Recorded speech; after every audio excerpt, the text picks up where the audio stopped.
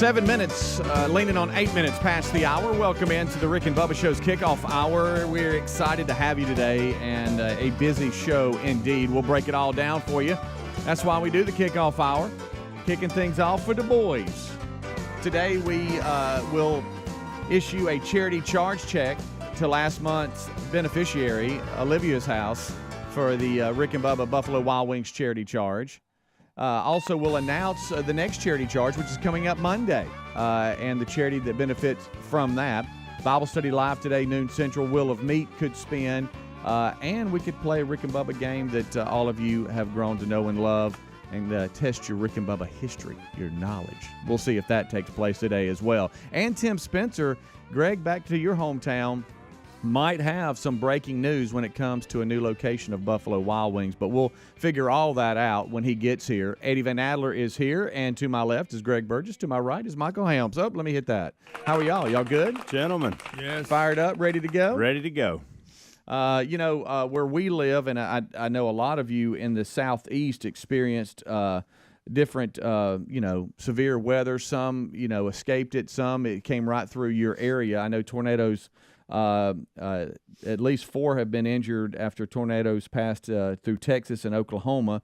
Tens of thousands without power, and then it hit New Orleans, where one reported died just outside the city, and search and rescue teams were deployed. Came right through New Orleans last night. And where we live, and the show's based out of, in the Birmingham metro, central Alabama area, Helena, where I live, was talked about a lot. Because I saw you in the Polygon. There was one, and whenever you're in the Polygon, you're like, okay, here we go. And so it's one of those things where you're like, all right, I kind of want to go to bed, but I'm also kind of responsible for my family too. Yeah. I don't want to be. I wasn't, and I feel bad about that. Yeah, because if something happens, it's like, Dad, hey, thanks, Yeah. But So I was like really, really tired, but I was like, okay, there's this one more system, and then I'm gone. And then it cranked up, and they issued a tornado warning for the county I live in, and it was tracking right towards our subdivision, and I had to go up and get boys. Hey, let's come on down. Yeah, get in a safe place. Have you tried? Y'all don't have a basement, or what is y'all safe place? We have Middle of the house, our laundry room. Yeah. It is the central, the innermost part of the house. It's protected by 3 walls, and I mean it's in the middle of the house. Okay. But have you tried to get a 6'3" and some change, 215-pound guy, 6'2", 240 guy? Kind of tight. 2 dogs, your wife, all in the laundry room. Don't forget about the 2 dogs. And I kept thinking about Span because I want to have a plan, and I don't want to wait till it happens and then try to get a plan. So I knew that was my plan, but I forgot one little thing, and that is in our laundry room. Look, love the new house. We've been there for about 2 years, so I guess I can stop calling it new. But the laundry room was one step down. We kind of had it like we liked it at the other house. It was a little bigger. This one here, you got your washer and your dryer, and then you got one of those little racks that you can hang your clothes on, and then slide some baskets underneath that, and that's it. So you need to kind of get all the hanging clothes out and the baskets out, and then you got plenty of room. But if you don't do that, you're piled up in there. That's part of your plan. Yeah, I know. And so last night I started throwing stuff around, and I'm like, we got to get in there. I noticed that shirt was wrinkled. You must have done it before. I know. And so we all pile up in there, and I got everything in there. And how'd the dogs do? Everybody did pretty good. For some reason, Terry felt like she had to put a rain. She's got these little. They're not sweaters, but they're like raincoats. They are, and it repels the rain and all that. And for cold weather, it's like it's a insulation for the back and underneath the legs and everything. And so she had to put that on them. And I did tell the boys one thing: hey, put some shoes on. Yeah. And they're like, "Why, Dad?" And I'm like, "Because if something happens and you have no shoes on," and we had the helmets and all that. Oh yeah. And then the Cove men started texting each other. We have a little texting group. Hey, y'all watching this? Yeah, we're watching. We're in our closet. Where are y'all? We're in the laundry room.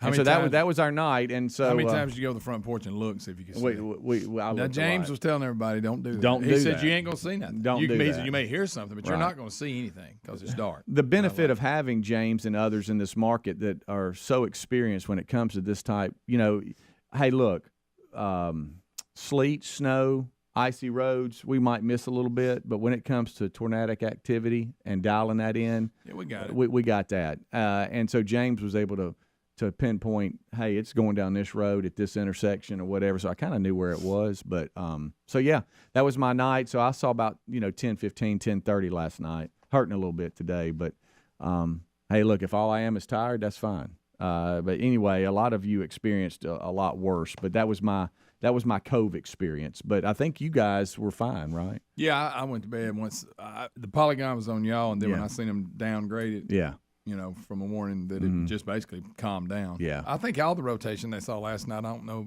and I'm talking about in our area, never touched the ground. No. They I think he was reporting no damage at the point. Now, sun comes up today, and you never know. Yeah, you got stuff blown up. But, yeah. I was pretty irresponsible. We all went to bed at about 9 o'clock. Well, Maddie fell asleep about 7:30. Caroline went out of town. Braden, I don't know when he went to bed. And Amanda and I were asleep at 9 o'clock. Matter of fact, when I got up this morning, I saw y'all's text, Bubba asking about you and then saying something about, Rick, are you on top of this? And so, I promise you he wasn't. Yeah. No. So I was irresponsible, but got some good sleep. Okay. Last night. So I like to sleep with a little rain and storm. Oh, now, you kidding me? This morning when I left, great timing.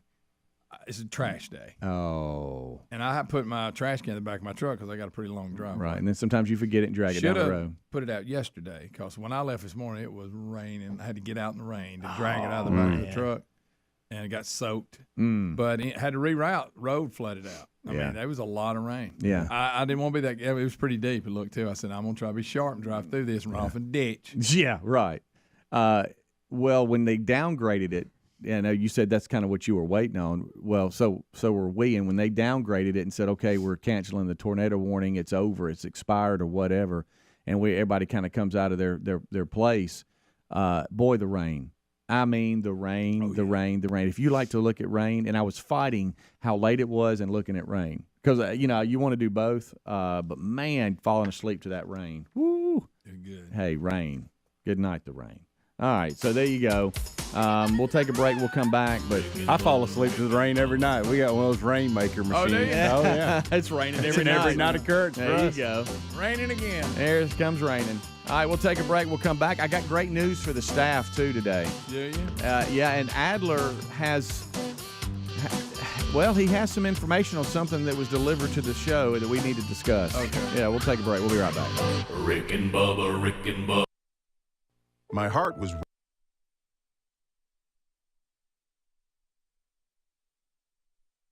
Look at that. No, I mean, it was hard. Unfortunately, I played it back and I saw it drop. Well, when it cut loose, it cut loose. Well, you can see Oliver out there looking. Yeah, Oliver Daddy. asked the day. He kept sticking his head in there trying to get in everybody's business. Yeah. We But probably stay out wondered there, what all the commotion was about. Guys, I have to go back this again. Boy, that thing I have to dropped. go back That this thing again. dropped. It did. I'm hard. And maybe it's just me. Do we have a video? But No, we decided we didn't want to there's see it video. in the break. I only want to see births that I'm forced to watch. I don't have a choice. Yeah, I agree. You know what I mean? If I can avoid watching a birth, I'm not going to watch it. You know what I mean? Well, it might I mean, be interesting, though, Rick. That I might be a good enjoyed one to watching after he was already born, and then just her messing with him. That was okay to watch. Yeah. But Okay, the I don't- actual act that's itself, that's sweet and mild. the act itself was violent. But I don't know if y'all know about this. This is part of. I mean, Hey, buddy, you know, sometimes you're a veterinarian. You walk up and an animal's in distress. You don't have a choice. Your wife's giving birth to your children. You don't have a choice. But I'm talking about as far as somebody saying that I choose to watch an animal drop a 126-pound something out of its rear end area. I don't want to see that. She did. I mean, I don't know why I would want to watch that. All right, how many people How were a little quick does taken it back? come out and hit the ground? Oh, it's fast. I mean, Once it cut, it took it a while to get, but once it broke center yeah. and gravity took over, Yeah, but I don't want to see the process from zero to the breaking worst center. was after. Yeah. it came out. That's when it really got good. Why would anybody want to watch that? Now they did change the angle there, but boy, the sound was still on, and I thought it was like somebody was dumping buckets of water. Oh, why would anybody want to see that? Big 5-gallon bucket. Why would anybody want to see that? I don't understand it. How much does all that weigh? A lot. Huh? Evidently. I'm going to tell you this. Oh, my gosh. Yo, there's But so what's much so stuff that funny- came out. Bob, I go back to you. Miracles are wonderful, but it doesn't mean they're not gross. Yeah, absolutely. I mean, it's a Some it's of the a- comments people were making, you can type in. Oh, great. I've never seen nothing so beautiful, so gross at the same time. And but the dumb ones were like, "Why'd they let it fall like that? A veterinarian should have been in there." And people were like, "Hey, idiot, what do you think they do in the wild?" That's the way they're born. It's also they start breathing. Yeah, That's they what probably I'm saying. there's probably a reason it's done that they way. let the nature do its thing. They don't get involved. I bet a lot of things that probably were pretty cool. We would be totally grossed out if we got to see them. I mean, and I go back to the 10 Commandments. The water closing, whopping out an army probably wasn't a pretty sight either, but it had to be done. Yeah. Jonah getting swallowed and spit out by the whale. I bet that was something. No, I bet that wasn't much fun either. I'm going to say that if I was there for the big trash talking thing from Elijah when he took out his knife and slayed all the priests of Baal right there in front of me. Yeah. I bet that wasn't a lot of fun to watch either. No. Because I don't know if you know that a lot of that was hand to hand. Yeah, it wasn't a firing squad. But anyway, He went right through them too. yeah, he did. So, but I will say this. This unfortunately brought up a conversation with Gary the Bulldozer Man this past weekend. Rick, you spent Easter with Gary? No, it was before Easter. Gary, raises goats. You know that, don't you? He raises a lot of stuff. He's got all kinds of things, chickens, and Mostly hate and discontent. goats. But here's what he said. You ain't gonna believe what happened over one of my nanny goats. Now, anytime he starts a sentence, You ain't gonna oh believe. my gosh, don't look, Bubba. Whatever you do, don't look. So anyway, behind you. But Well, look at there. So anyway, Put it back up, Ad. I don't see it. Oh, well, there she well, is. this ties into the story. Oh my gosh. So he said, "Hey, you ain't gonna believe what happened to me when my nanny goat." They got to be flexible, don't they? And I said, "Well, Gary, what happened?" He said, "Hey, Nanny goats. He said, it's the strangest thing you ever seen." And I said, Well, "Oh well. my gosh, if I could stop you from talking right now, I would." And he said, "Hey," he said, "one of them's been, There she comes. He said, "Now we got our little baby goats coming out now." I said, "Okay, Gary, thank you." He said, "You been watching that giraffe?" And I said, "I haven't. I don't really want to watch animals have birth. It's just maybe I'm strange, but if it's my own animal and I have to help, fine." Now you're getting what I was going to tell you about. He said, "I looked out there and I thought, what's wrong with that nanny goat?" He said, "I kept looking and I kept looking and I couldn't believe what my eyes seen." I said, "Gary, where's this going?" "Well, in Dallas, she's having trouble, birthing one. At one moment, he said, you wouldn't have believed it. He said, there's a head out one end, meh, and then her head going, meh, and you look and there's two heads out each end going, meh." And he said, it's like I couldn't believe what I was saying. It's a process, but a bit disturbing. Right. I got you. He said, it's like a two-headed goat. There's one on one end, one other, and they say, meh, meh. I bet. And I bet. And I said, well, Gary, what happened? Well, she looked like she's in distress. Pass the gravy, please. Rick and Bubba, Rick and Bubba. Ooh, it brings me to my knees. Rick and Bubba, Rick and Bubba. I can't. All right, 21 minutes past the hour. Thank you so much for tuning in to the Rick and Bubba Show's kickoff hour. Today, we present a charity charge check to Olivia's house. And it's a nice check, too. And we'll tell you more about Olivia's house. That was last month's beneficiary to the Rick and Bubba and Buffalo Wild Wings charity charge. So we'll do that today and enjoy. And this is what I wanted to tell the staff in case you've forgotten. Tim Spencer with Buffalo Wild Wings, And will be bringing some food. okay, that's what I was waiting to hear. And so that I mean, I like seeing Tim, I know. regardless. Yeah. But I like him better with food. That's right. That's right. And the next charity charge is coming up Monday at participating Buffalo Wild Wings. It's going to be benefiting Mission 44, which is a faith-based nonprofit that meets the needs of children and their families at Children's Hospital. They do some really special work, and they provide support to in all areas to the families of children fighting different illnesses at Children's Hospital. So another great charity. It's a win for everyone. You go out, you enjoy some great food at participating Buffalo Wild Wings. 10% of those food sales go to these charities each and every month. And I think we have another location of Buffalo Wild Wings to add to this list. But we'll wait for Tim Spencer to break that news today. So be looking forward to all that. And I noticed we're changing over here at our flagship. We're changing over our system, our operating system, from one to another. Yep. And so the new system, they send their crew here to make sure that the transition is smooth. And Corbin is the one that's been assigned to Rick and Bubba. And when I told him we had wings today, he really perked up. Okay. Yeah. You picked the right day to be here. Right. Now, he is from Phoenix, and so he's used to some good eating. Oh, yeah. But we break all food barriers. We'll eat wings in the morning. We do not save it for lunch or dinner. No. So nothing like wings at 7 o'clock. That's right. So we have that today. And speaking of food, we had something delivered yesterday, and I'm going to bring Adler up here. We had something delivered yesterday, and I wasn't sure what it was. I just saw the box had been opened, and it looked like something, food-wise was delivered. And I was talking to Adler, and Adler, what did you say it was, my friend? Guys, I think Bubba was here to receive it too. Yeah. And it was like a chest or something. Helmsy, did you see it? Yeah, I didn't even see it. Yeah, like a treasure chest? So Bubba came in and he said, like treasure. This is what he said. He said, "Who sent us the iguana meat?" And I said, "What are you talking about?" And he said, "There's a box of iguana meat." Iguana meat. That's what he said. Is it prepared? And I didn't know if he was like kidding. And I just said, "Hey, that was quick. Rick's story was yesterday." Like, did somebody hear the story on his vacation? Yeah. And then come, I didn't know. So I didn't know if he was kidding or he was serious about what was going on. Nonetheless, I think it's serious. Now it's in the freezer or refrigerator, but we have iguana meat. That's unbelievable. It's serious. Yeah. So, okay, Bob. Bubba just told me that we had an echo start on our program audio. I don't know what the deal is, but it's on everybody, is what Bubba just told me. Yeah. Hey, I'm echoing. Well, I mean, I'm looking good this morning, by the way. If it sounds good in my headphones, so it I does don't sound know. normal in my headphones too. Probably just our. Well, if it's an echo, it's twice the love. There you go. It's probably we should embrace hello. We should sing or do something. Yeah, like, hello. Corbin's echo. on it. Yeah.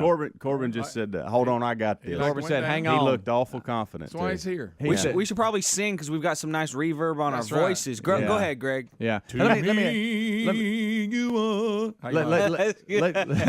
Let's just test real quick. I'm gonna bring you down, Adler, even though this has nothing to do with it. One in a million. Okay, there you go. And you don't have to email us. We now know. Yeah. Calm down. The first couple emails I'll give you. Yeah. Okay. Now we've addressed it. Right. All my buddies are texting me now saying we need to play with this echo. Blah, blah, blah, bling, blong. They said, unfortunately, it's so bad you can't really play with it. Oh, dang. I'd love to hear it. Yeah. And we can't stop talking because it's dead air. Right. Yeah, I know. Right. We're kind of in a pickle here. Right. And it might not be with our affiliates. It might just be our flagship. So we need to kind of move on.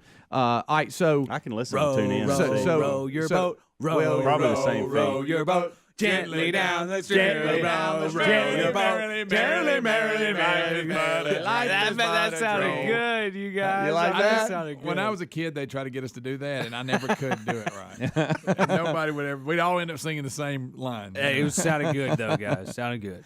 But have you ever on the board? Have y'all ever have y'all ever had iguana meat? I'll go get it out of the fridge. I want an iguana meat challenge. I want somebody to eat it. Please tell me it's already cooked. It's raw. No, it's not cooked, Greg. When I'm not eating it. Okay, well, see, I didn't know if it was like a jerky type That may deal. be. I don't know. I didn't know. I don't know. But it's not laying on a platter out of the oven I'm or talking off about the you know how grill. you buy like a turkey breast, Like a meat already- stick.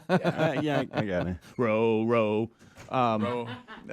Okay, so yeah, it's not. Dadgummit, it's not cooked. Iguana meat. Look at that. Hey, look at that. It looks I like almost said something.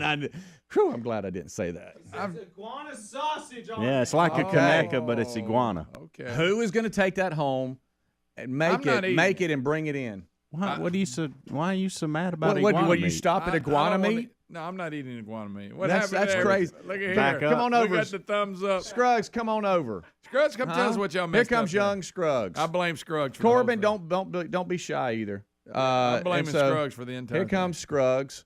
And he is Oh, I Scruggs. unplugged Please all don't that. worry I'm about that. sorry. Just talk to us. Scruggs, you want some iguana meat? All right. You want some iguana meat, Scruggs? I got Scruggs, you some. tried iguana meat? Scruggs, if we have an Can't echo beat again, it. you have to eat that iguana meat raw. Yep. Eat it raw? Raw. Yep, that's it. You got to Hopefully take a it's bite. cooked. Raw dog. Raw dog. It looks like hot dogs. Yeah. Yeah. It does. So what was it? Just our? It was just the local. Okay. So I and- bet you was. All right. So all the affiliates were fine. Yeah, you're fine on Okay. the affiliates. All right. I no bet you was really freaking other people out, going, "I don't hear an echo. What's going on?" What echo are they talking about? What are you talking about? No, it was just locally here. Okay. It came down twice. Okay. And so Well, two's better than one. two's better than one. Right. But Right. there's And a that, slight difference in when you get it off the satellite like an affiliate does versus when we get it in the building. right. But isn't that the design of the kickoff hour? We're kind of guinea pigs for Yeah, everything. that's true. And so we kind of working it out so the main show doesn't suffer. So Scruggs went to running. You should have seen Corbin dig out of here. Trying to find you. I saw him.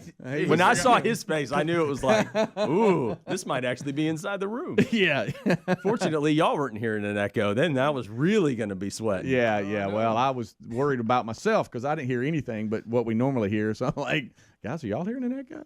All right, so that's sometimes that resolved. happens. We've got iguana meat in the freezer if you need that. Anybody need iguana meat? Yeah, and Eddie Van Adler has it in there if you need to kind of get a What do you look eat at it. with iguana meat? I don't What know. would be a And good side? do we know who sent it? Who was on the packaging? Adler or You treat or it like you Helms? do Conecuh sausage. Okay. Right.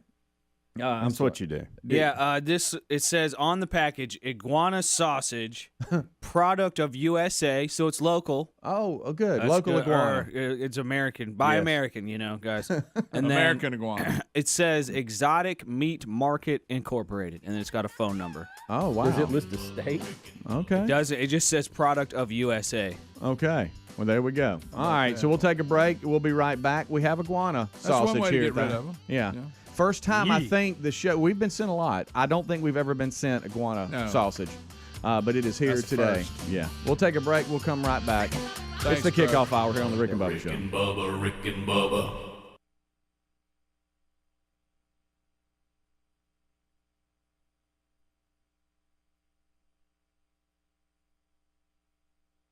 I had to get in there and help. I said, well, I bet that was To get in there and take the snap? he did more than that because he had to. He had to give a little. No. Had to get, well, sometimes they're hung up. Yeah. You got to help. And it was, but I mean, you look out there and there's two heads, both trying to get attention. Yeah. One trying. I mean, it's Somebody help! Help! I ain't never seen nothing like it. Help me. Yeah. Gary. You know, You can't have nothing.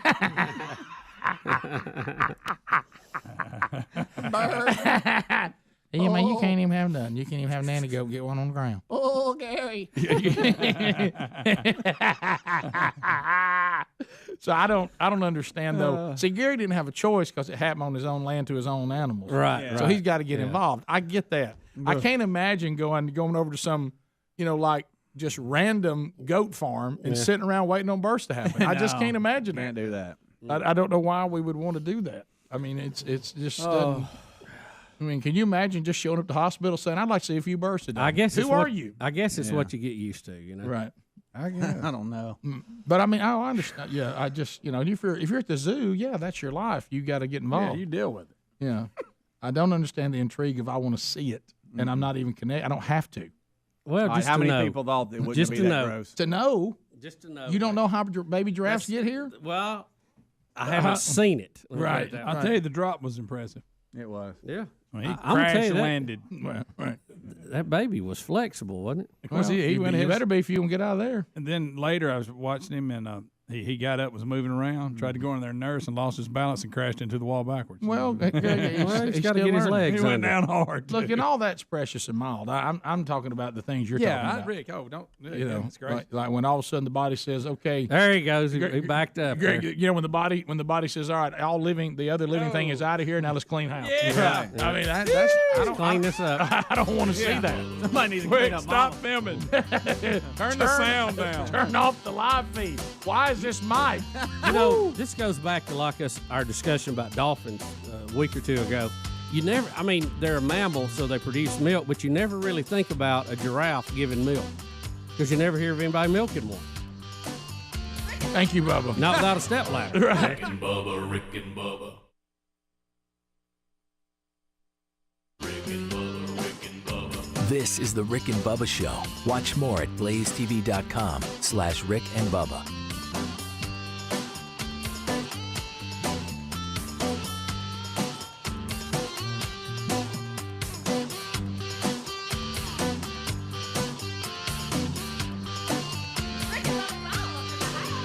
Rick and Bubba, Rick and Bubba.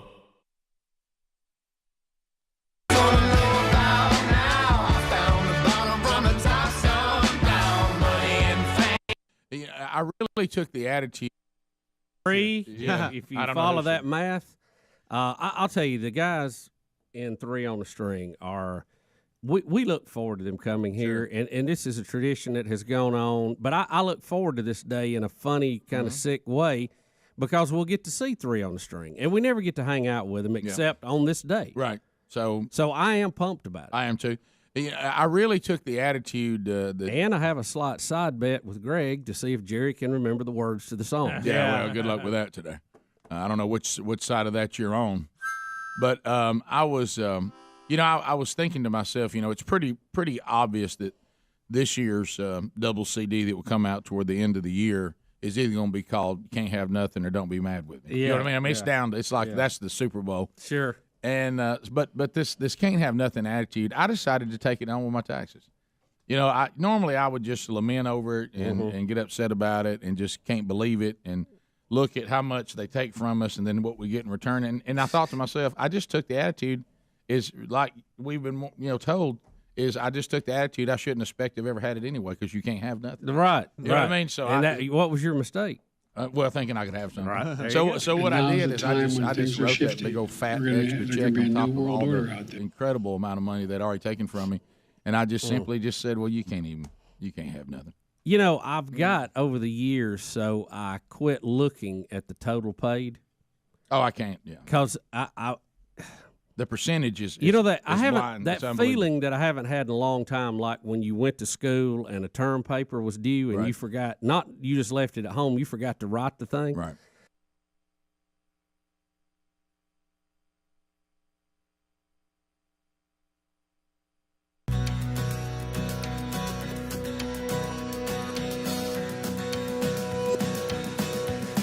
"25 minutes until top of the hour. Thank you so much for tuning in to the kickoff hour. We appreciate you making us part of your day. Once the severe weather passed and I went to bed, it was nice to know I was leaning back on my pillow. Oh, boy, what a good night's sleep I had, even though it wasn't much.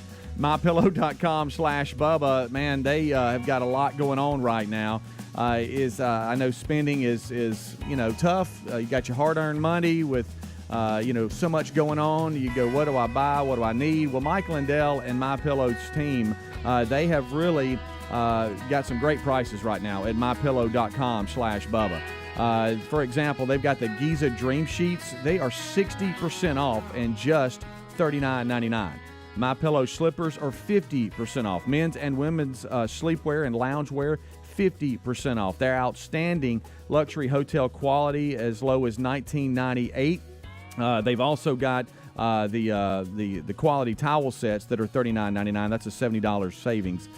They have got a lot going on at MyPillow.com with all their products. They come with a 60-day money-back guarantee and warranty. So go to MyPillow.com/Bubba for all of the savings. And no matter what you get, you got the Mike Lindell's best-selling book, What Are the Odds, for free with your purchase. So MyPillow.com/Bubba.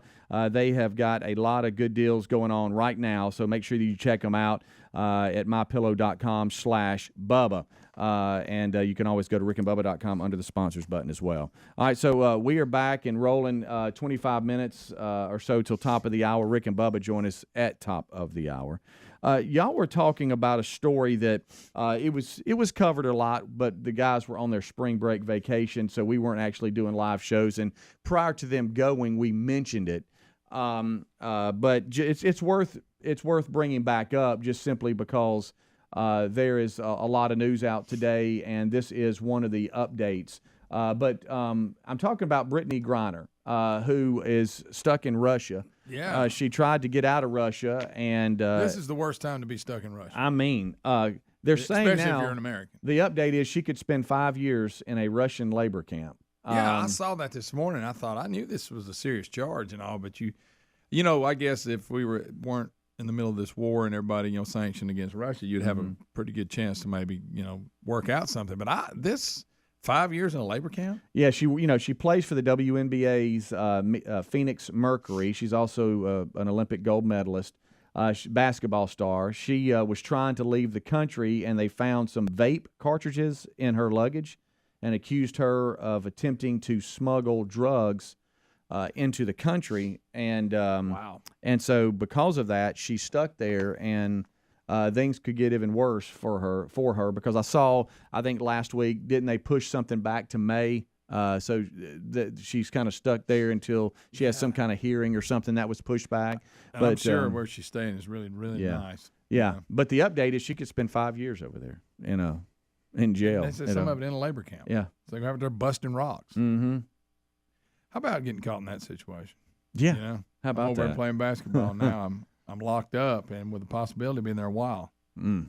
That's crazy. I'm surprised we haven't had more of an uproar on this for two reasons, because we do talk about race a lot in this country. You add in her sexual identity, I'm really surprised that we haven't had more of an uproar on this, just on those two factors alone. But I heard an agent who from Chattanooga actually didn't know there were NBA and WNBA agents in Chattanooga, and I actually heard him on a Patrick McEnroe, a tennis guy's podcast, speaking on this very issue and how the WNBA doesn't make a ton of money. Yeah. And the fact that they have to go overseas and play in these different countries, and Russia's one of the ones where you really get the jack. Like, you get a ton of – evidently women's basketball over there is a huge thing. Okay. Maybe not from a attendance at games and audience and a following, but from a money standpoint, it's where you go. Yeah. So – yeah, and this story is based today from a Russian law expert.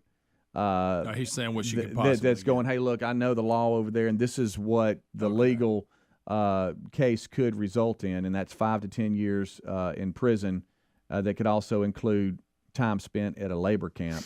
Now, there's another law expert that says, now, one thing that you can't, and I don't know if she's come out, because I don't know that she can even really hardly make a statement now, but they said one thing not to look past is that sometimes over there, when you've got a Russian regime like this, they'll plant things on you. And they're could it not maybe not even have been hers? Yeah, especially with the whole anti-American thing going on right now. I did hear somebody, and this might be not be right, but at one point people were saying, "Hey, why aren't we talking more about this?" And it's not getting that much attention. If she was an NBA star, it would be the #1 story across everything. And then I heard some people say that there are people on her legal team saying that they don't want people to talk about this and they don't want the attention because then she'll be leveraged. Russia will use her as a political prisoner and use her as leverage. So please don't talk about this. Don't make this a big story. I've heard that as well, too. So some people complaining it's not a story. Some people saying don't make it a story. I see that point that they're making. Yeah, I do too. Yeah. Do you realize that over here in the WNBA, she made right at $230,000?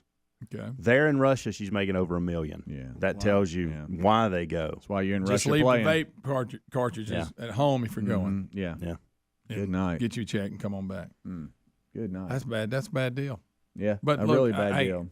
People complaining that if it was an NBA star, I get it. Yeah, you're well, right. If it's LeBron James over there, it's a whole different ball. And she's probably in that league equivalent to that. She is. Yeah. So it would be, but I don't see how that's offensive. That's just the way it is. The law professor, a little bit more on this, says that Russian authorities are known to plant drugs on people to arrest them under false pretenses if the regime wanted to get them in trouble. Now, that's not what has happened, but they said that needs to be on the table of discussion because you never know. Now, who knows? That and Brookside, Alabama. Right. You need to really make sure how fast you're going through there. And watch what they're going to do. They'll cuff you in a minute. Got to go. By the way, got to go past that. Guys, the stories go through there tomorrow. coming out of that. I know. Are unreal what they were doing. They would just start adding things. Yes, it's like, man, I was just going 8 miles over the speed limit. The next thing you know, you're handcuffed in jail. And you're like, wait a minute, what's going on here? But anyway, there's your update on Brittany Griner and her stuck in Russia. I saw some news on that last week about the handle that she's in, and then the video that came out of her getting arrested there at the airport. How about you at the airport thinking, all right, here I go, and then next thing you know, you're stuck. Yeah. And by the way, there's war going on. Everybody's putting sanctions against Russia, including America, so they're not going to want to be very cooperative at all. Right. You know, they don't want to, reach out and across the table and work a deal. Yeah. I saw this too, Helmsy. I actually printed it because I thought of you and Bubba. The Australian tennis star, just 25 years old, says she's retiring. Who is it? This Ash Barty. Ash Barty. Yeah, she's phenomenal too. Top-ranked women's player in the world has announced her retirement. Well, I will say this: that will help all the other players trying to win. Because she's awesome. Like she is. It's funny. She took some time out. So she grew up a tennis player. Obviously, you don't get to where she's at unless you've got a racket when you're 4 or 5 years old. She's always played tennis. Always been phenomenal at tennis. But an interesting story: she took a few years off. Probably, I don't know, 6-8 years ago. And I want to say played, I don't know if it's rugby or cricket or she played another sport. And she's just one of these people that's just an extremely good athlete. Anything she does, she's good at. And she, not long after she came back on the tennis tour, she started winning again. And so she has been one of those that she's in the hunt every single time there's a major or a big tournament. I'm really surprised that this is going on. Didn't know. Yeah, it says she says, I've been thinking about retirement for a long time, and I've had a lot of incredible moments in my career that have been pivotal moments for me, but I am retiring and stepping away from the sport. Just 25 years old. How about that? And on top of her game, don't forget that. This would be like Federer or Nadal stopping at 30. Mm-hmm. I mean, I know. This is a big deal. So she's always handled media, and she's done it the right way. She's a joy to follow and listen to, talk about the game, and watch her play. She gets after it.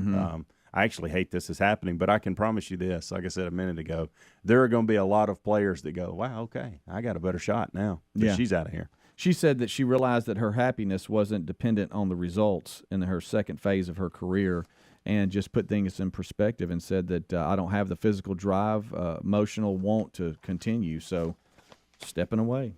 25 years old. I just thought about you when we were. Well, she's, like she got burned out. That's why she left the sport to begin with. Right. And then had a new energy about it and came back, won 3 majors. What else you going to do? I mean, even though you're just 25, I mean, I guess you move on. We'll take a break. We'll be right back. It's the kickoff hour on the Rick and Bubba Show. Don't go anywhere. Rick and Bubba, Rick and Bubba. And you went, boy, that's just a bad feeling. Yeah.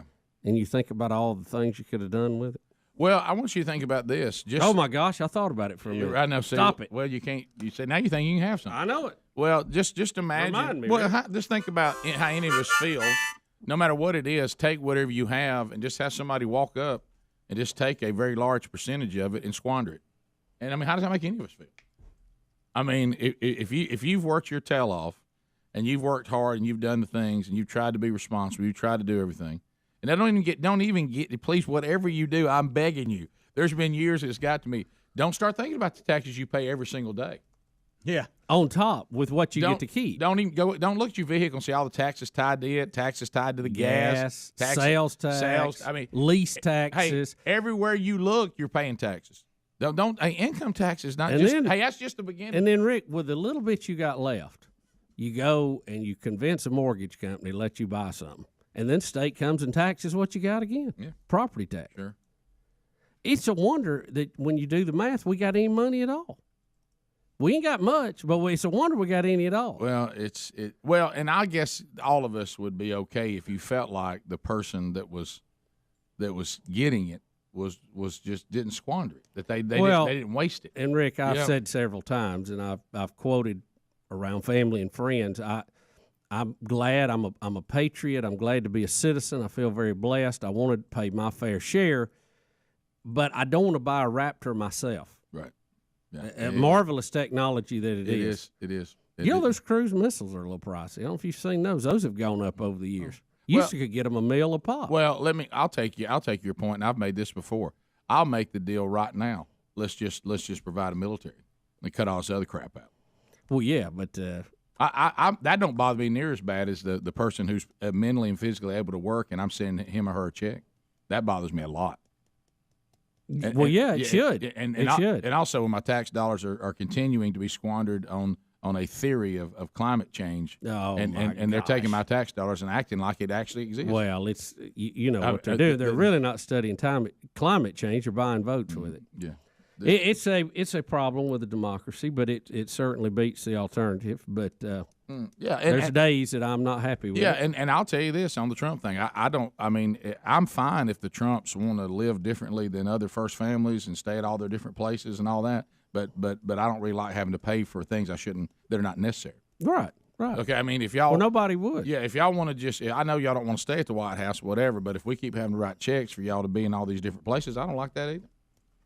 I mean, when you're serving as the president, that's a different deal. Or let's be equal. Let's not be bothered when a Democrat does it, because he's doing the same thing. Well, I'm not up on all the expenditures, so I can't comment on it. I really don't know the things that he writes, the things you're referring to. The things he does privately is fine, but everywhere they go, they got to have Secret Service and staff. That's standard with all of them. Yeah, and like I said, I don't care if the president plays golf, but he in one of his speeches he talked about where he's running all over the place and he wouldn't have time for that. He's doing the same thing. We'll be back. Rick and Bubba. The amazing three on the string coming up in the next hour. I started getting several emails about these alligator stories yesterday. Animal stories. Now, I have the theory, and the show has adopted it, that animals are attacking at an alarming rate and starting to behave in ways that are unprecedented. I believe one of these stories will make that point again. Well, Rick, in Mount Pleasant, South Carolina, a young lady had fallen asleep watching TV. She heard a racket on her back porch, thought someone was trying to break into the house. She barricaded herself in the bedroom and called 911. And when the noise quit, she went outside to investigate and found a 10-foot alligator on her back porch. 10-foot porch. The problem, or what's more interesting, the back porch is a second-story porch. So this thing, an alligator went up steps. It went up steps, went through a screen door, and made itself at home on the back porch. Wouldn't you think to yourself, if there were an alligator area, would you not think to yourself, well, look, just get up on the porch? I mean, you're off the ground. Right. I mean, alligator's not going to take the time to go up a flight of steps. That's just too complicated for something that slithers on its belly and doesn't do as well on land as it does in the water. Look how aggressive he is, too. And that son of a gun went right up those steps. You know why? Because there's a more commitment than ever from animals to kill humans, I'm telling you. Well, Rick, they say, too, that they brought in animal control to try to get rid of it, and they were saying, look, if this had been a 5-footer, we could have grabbed him, but they were trying to coach him back down the stairs, and they had a problem. They couldn't get him out. 9 minutes until top of the hour. Yes, sir, it's the kickoff hour, and we are rolling. Main show starts right after top of the hour with one Rick and Bubba, and they're here, ready to go. Everybody fired up. Buffalo Wild Wings will be in the house today.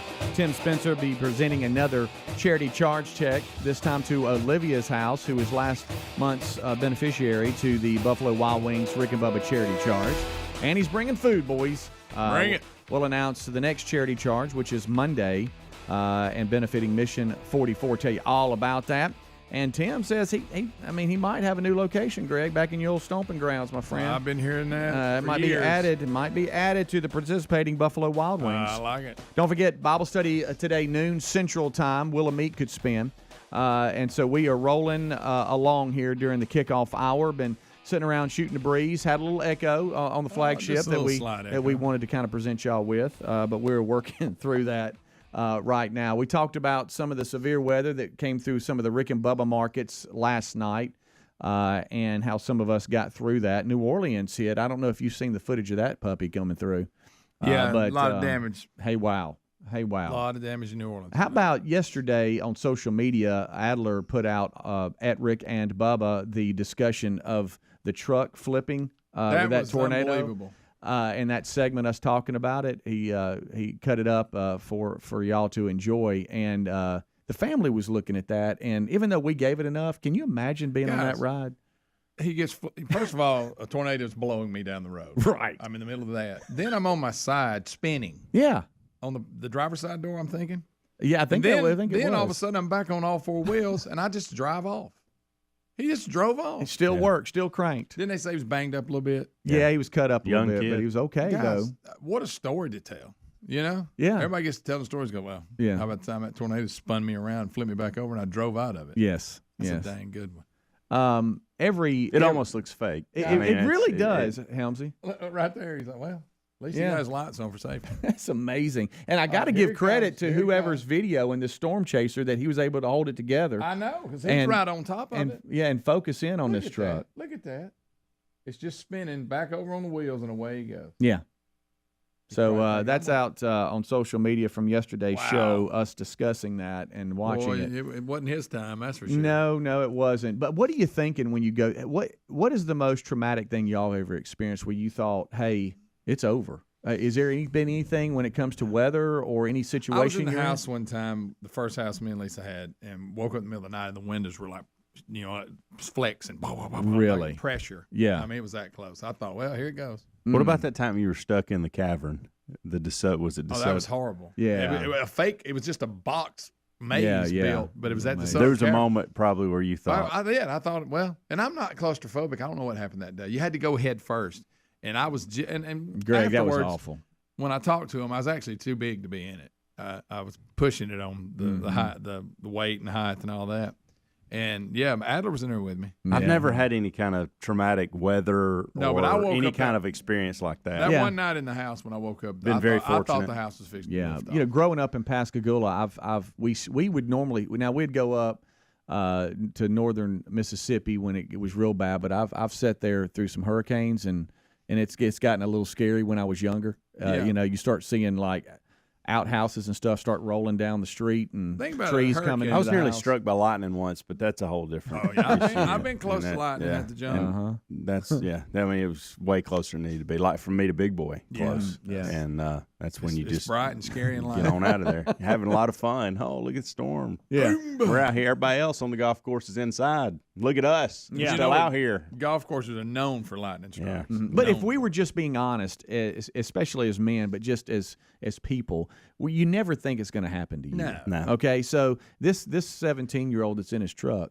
I wanna know where he was at. He's coming along and he's probably thinking, I'm fine. And next thing he knows, he is spinning around like a top and in a tornado. What's going through his mind? Flips him on the side, spins him around, flips him back on the wheels, and he drives off. That was crazy.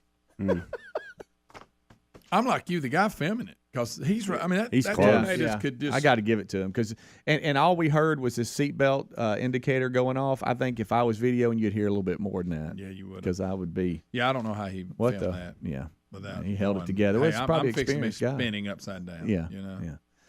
Now, I was that under- would have been some footage. Yeah. I was under a tractor one time. I thought it was over. Under a tractor. Under a tractor. Yes. I was, What happened? I was pulling up trees with a buddy of mine. We were on his ranch, and so I was going in front of the tractor, and he was pulling up the tractor and had a lift on it, you know, a forklift or whatever on the front.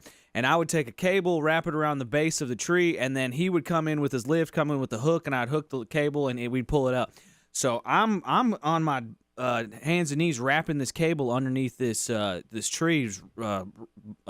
What's the trunk? That's what it's called. There you go. And he's pulling the tractor up behind me. His foot slips off the clutch, and it just goes. And so he's like, "Whoa!" And he doesn't have time to get his foot on the brake and everything. Y'all, the fender or whatever, the front grate thing hits me in the back of the head of the tractor. And I'm like, "What in the?" And I realize the tractor's coming over me. I mean, it's coming over me. It's taking out the tree.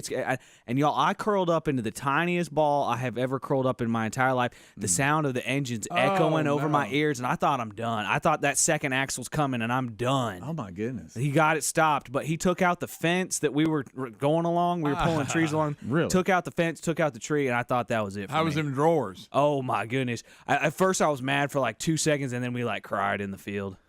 I was a kid, so I felt okay about it. Yeah. I was like, Well, then that was scary. But think about it, Adler. You survived it, so you're like the excitement of surviving, and then the reality of, hey, it was almost over. Yeah. At first, I was like mad for like a split second. He was like, "Oh, I'm so sorry." Is that how you did it? Yeah, I'm so sorry. When you brought that up, I forgot when I got wedged between the building and that truck that time. That could have been. That could have ended still bad, messed Greg. up. Yeah, that was that was bad, Greg. I know. Yeah, it really could. I've got two. One is when and you kids, you shouldn't do this. When I started climbing the water tower in Nashville. Oh yeah. And it was we wanted to broadcast from where someone went up and they painted more Rick and Bubba. Yeah, I got a picture of it. And I got up there and the ladder was loose and rusted out. And you were way up. And it kind of started giving a little bit, and I kind of got locked up. That one, because I realized, okay, this is a funny Did they have bit. to talk you down? Yes. Listen, Actually, I've seen some people listeners freeze that up climbed and up on top of a building was like, hey, man, just one step at a time. Yeah, I was like, it you was gotta get serious talked business. down.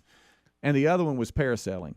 When they forgot to unclip something, and when you they looked like a rock skipping across the water, dragging us through the water, and I was getting tangled up in all the cables. Yeah, that could have been And it was bad. starting to pull my leg. I thought, well, my leg's coming off. There it is, right of the socket. You know, I think about the bad decisions that we made, and this one I never felt unsafe, but this could have went terribly wrong. And that's when I jumped on a train when I was a junior, senior in high school. Jumped on. Is the it that train. one that comes by the restaurants in Gadsden? Yes, and I rode it across the river. Okay, like miles. Oh yeah, and then had some friends pick me up. You jumped on it about meters. Matter of fact, no, Greg, you're right. You're all over this. I know exactly you're all what over you're this. You've done it. I haven't done it. Listen, But I thought about it. I'm gonna bring it home. I was with Lee Marker and Kurt Yancey, guys. How did you get off? Did it? I told them, I said, meet me at Big B Drugs, which is way on down. But we didn't have phones and What stuff if it would then. have got going real fast and you couldn't have jumped off? Well, Greg, that's what I'm talking about. It could have ended really bad. What if he'd have kicked it in gear? Now you'd end up. Who knows? North Carolina. Wow. That was really stupid. Yeah. Really, really Don't do stupid. that, So kid. Jeff That could have Bell. ended horribly. Rick and Bubba, Rick and Bubba. 10 feet worth of gator, guys. That's on your back porch. That's a lot of Your mouth second, right there. Your second level back porch. Now they say that alligators wandering up to homes in the Low Country is not a complete. They have that quite a bit with the abundance of marsh in the area. But said climbing a story high staircase is a little bit different. But they say it is spring. It's the time of the year when male gators roam looking for mates. What they think when I moved So into on a nice little. On the back porch, we've got a frisky gator. Yes, we do. I still don't understand. I guess it must be the laws. How come we can't just swamp people them? You walk out there like they do on the swamp people, and you shoot them in the head. Well, I don't know. Maybe they don't want to mess up their nice porch. I don't know. That's a good question. That's how they handle it on swamp people. Look, if I got that gnawed at my back door, I have to take care of it. I don't know what the deal is. Well, you the only thing is, even when you shoot them in the head, there's only one location. They're hard to. Yeah, you got to get them right behind the ears. I mean, you're basically fighting a dinosaur. Yeah. Oh yeah, absolutely. That's modern day dinosaur. 10 feet of it. That's a big gator. I like in the story where they say, "Well, alligators are normally not aggressive by nature." What? Wait a minute. How many movies have you seen where the alligator ate somebody? It's Wait a minute. crocodile. They say. Who declares that they're normally not aggressive by nature? Well, they don't have a very good resume. Well, yeah. I mean, and why would teams use them as their mascot if they're not aggressive? Tell that to the person with half an arm. Yeah. Tell that to the deer that's being drug off into the deep. Yeah. What was that golfer that lost his hand?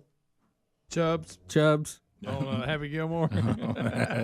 Look at this. There's another story here that we're showing. There's two alligator stories. There's one that out of Louisiana, an alligator emerged from a street drain that was close to an elementary school. Just came up out of the drain. I'm worried that guy's tape ain't very good. You see that Yeah, slip we- off, and we- I got my hands on it. Is this the one they're hauling off? That Yeah, this See, is that this tail's is, what this you is gotta the- watch This is out for. Louisiana here. So you had two stories. Yeah, this is the one South that came Carolina, up out of the Louisiana. drain. Yeah. So we got one in Louisiana coming out of the drain deal at the street. Right. And then we got a 10-footer that went up a flight of steps and was hanging out on somebody's very nice back porch. Correct. Yeah. Yeah. About that, friends. Guys, does that the change? way they just casually throw that thing up in the truck? I don't know about that. Imagine if your tennis ball's bouncing down the road and it goes in one of the drains and you go to get it and they're staring at you. I have to say, baby, she's gone.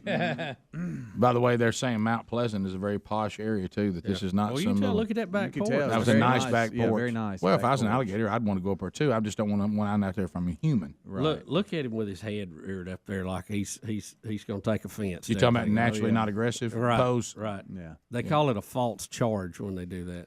I don't want. But tennis- again, But I mean, I would feel the need to put a Benelli 12 gauge in his mouth. I mean, I really would. I just couldn't have that on the back porch, y'all. Like, you just can't have that. well, what about That's the, a big nay. what about the next time you try to say something that no longer stands? Yeah. Honey, what are you so worried about going on the back porch? It's the back porch. What's going to happen on the back porch? Well, a 10-foot gator could be out there. Could you ever go out there now without checking the area out? Oh, no. Walk out there at night or something? No. Walking out on my back porch that is a story off the ground should not be a life and death situation. No. I mean, I just You definitely at turn the light on. He's about to break that pot with his tail. right. And what gets me Look at it. I like that pose right there with his head up. He almost looks like a dog fixing to fetch something. Am I the only one that thinks that our mode of attack on gators, we bring electrical tape? I mean, all we do is somebody jumps on their back and somebody gets out electrical tape. But and you here we saw go. that guy holding it, and old Andy had that tape out, and it kept slipping off. You know, I'm like, I need a little better deal than that. And Rick, you being the animal expert, though, you know that their power's not opening. It's Oh, I clamping know, but down. that tail's So- still bad. Oh, yeah, you don't want that tail slapping you. That's for sure. I just don't know. Electrical tape between me and how many pounds of pressure? Yeah, I think they should have named him. You know, and Boots. You ever notice that first guy tried to put the tape on, didn't stick real good. Yeah, he's got it. Yeah. Yeah, see, I don't want. Look, I don't want electrical tape standing between me and the gator's mouth. Do y'all? No, not really. I understand it'll work, and I know the pressure's not there, but still. I got all that. Luckily, they backed it up with a rope. It looks like. Does that help a little bit? Yeah, maybe an aircraft cable. All right, somebody I hadn't heard this story. Y'all are 28-foot gators. Anybody heard this in Florida? 28 feet. Gracious Come on, guys. Come on now. Does that work? Getting deep. Is that Weekly Getting World deep. News? Yeah, that's. The amazing three on the string coming up right after this. Hang in there. Rick and Bubba. Place. And welcome back, Bill Bubba Bussy. How about you? All right, now, so it is tax day. Oh, it is. And Rick, we're going to make somebody's day with $100. $100. The biggest check right now that somebody has to write to the government Today. is $1.4 million, and we'll help that tax burden with $100. So that will be going on now. We have in the studio right now, as our tradition on tax day, the amazing three on the string, America's Treasure. They've been around for how many years now, guys? So many, 45 years or so. They have been doing this. They now have basically they have four people to make three now, which is also part of it. But Andy McGinnis is an original, so he is back and has been back with the band for a while. So Andy McGinnis, Brad Ryan, Jerry Ryan, and Bobby Horton all make up three on the string, and I realize that's four people. So anyway, here they are, ladies and gentlemen. Put your hands together to celebrate Tax Day with us. Kind of warming up and kind of getting their feet under them. Here they are with the Midnight Special, three on the string. Here we go. Well, you wake up in the morning, which is early if you're going on the Rick and Bubba show. Yes, it is. Rick and Bubba's in Ohio. Rick and Bubba. Pass the gravy, please. Rick and Bubba. Ooh, it brings me to my knees. 6 minutes past the hour. How about it? Rick and Bubba show. Brand new hour starting now. We start this hour, and we have been doing this since the attack on America way back in 2001. We, of course, remember it as 9/11. So we begin starting this hour. We'll do it again today with the national anthem.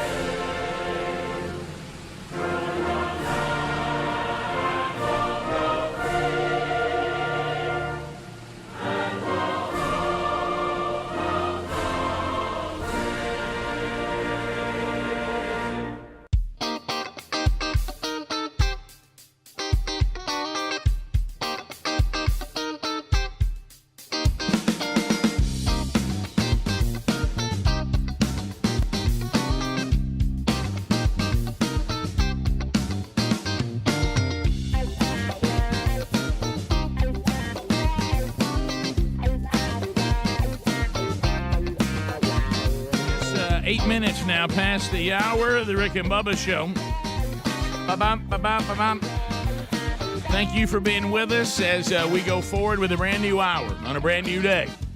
Big Boy is looking at us with his reassuring face here in the No Name Studio. Hello, Big Boy. The kickoff hour is complete. Speedy, the real Greg Burgess, Helmsy, and Eddie Van Adler providing that for you again today. So they're with us as we get ready to move forward. Charity charge with Buffalo Wild Wings today. We'll be passing another check to another great charity. So look for that today on the program. And then we'll tell you about another opportunity coming up next Monday for you to go out and participate as well. We'll unpack the stories of the day. The Wheel of Meat's still in play. There's Speedy's head. Wheel of Meat's still in play. And also we have as well an opportunity, maybe today or tomorrow, one of the days this week, that we may play the giant game of Rick and Bubba knowledge. So finding out how much you know about Rick and Bubba history, and coming off a best of week, you should be fresh on a couple items. So all that's missing is to bring him in here. We talk, of course, of the Silver Tongue one, the man with a golden voice, professional lunch eaters man of the year, the inventor of pizza and a cup, Shakespeare's worst nightmare, and the master of the King's English. Ladies and gentlemen, put your hands together for Bill Bubba Bussey!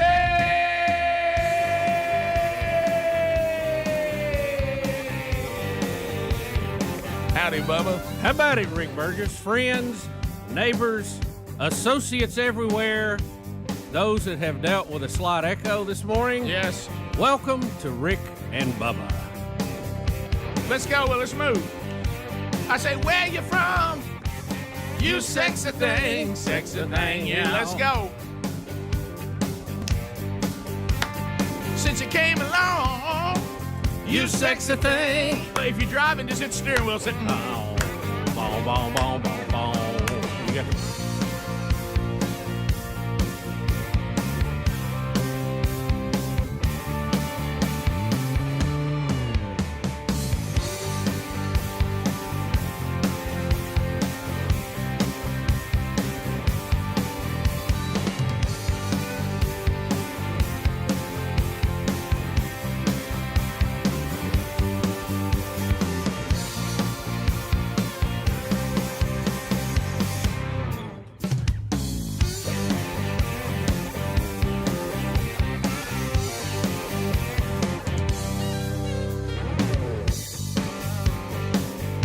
sexy thing, you.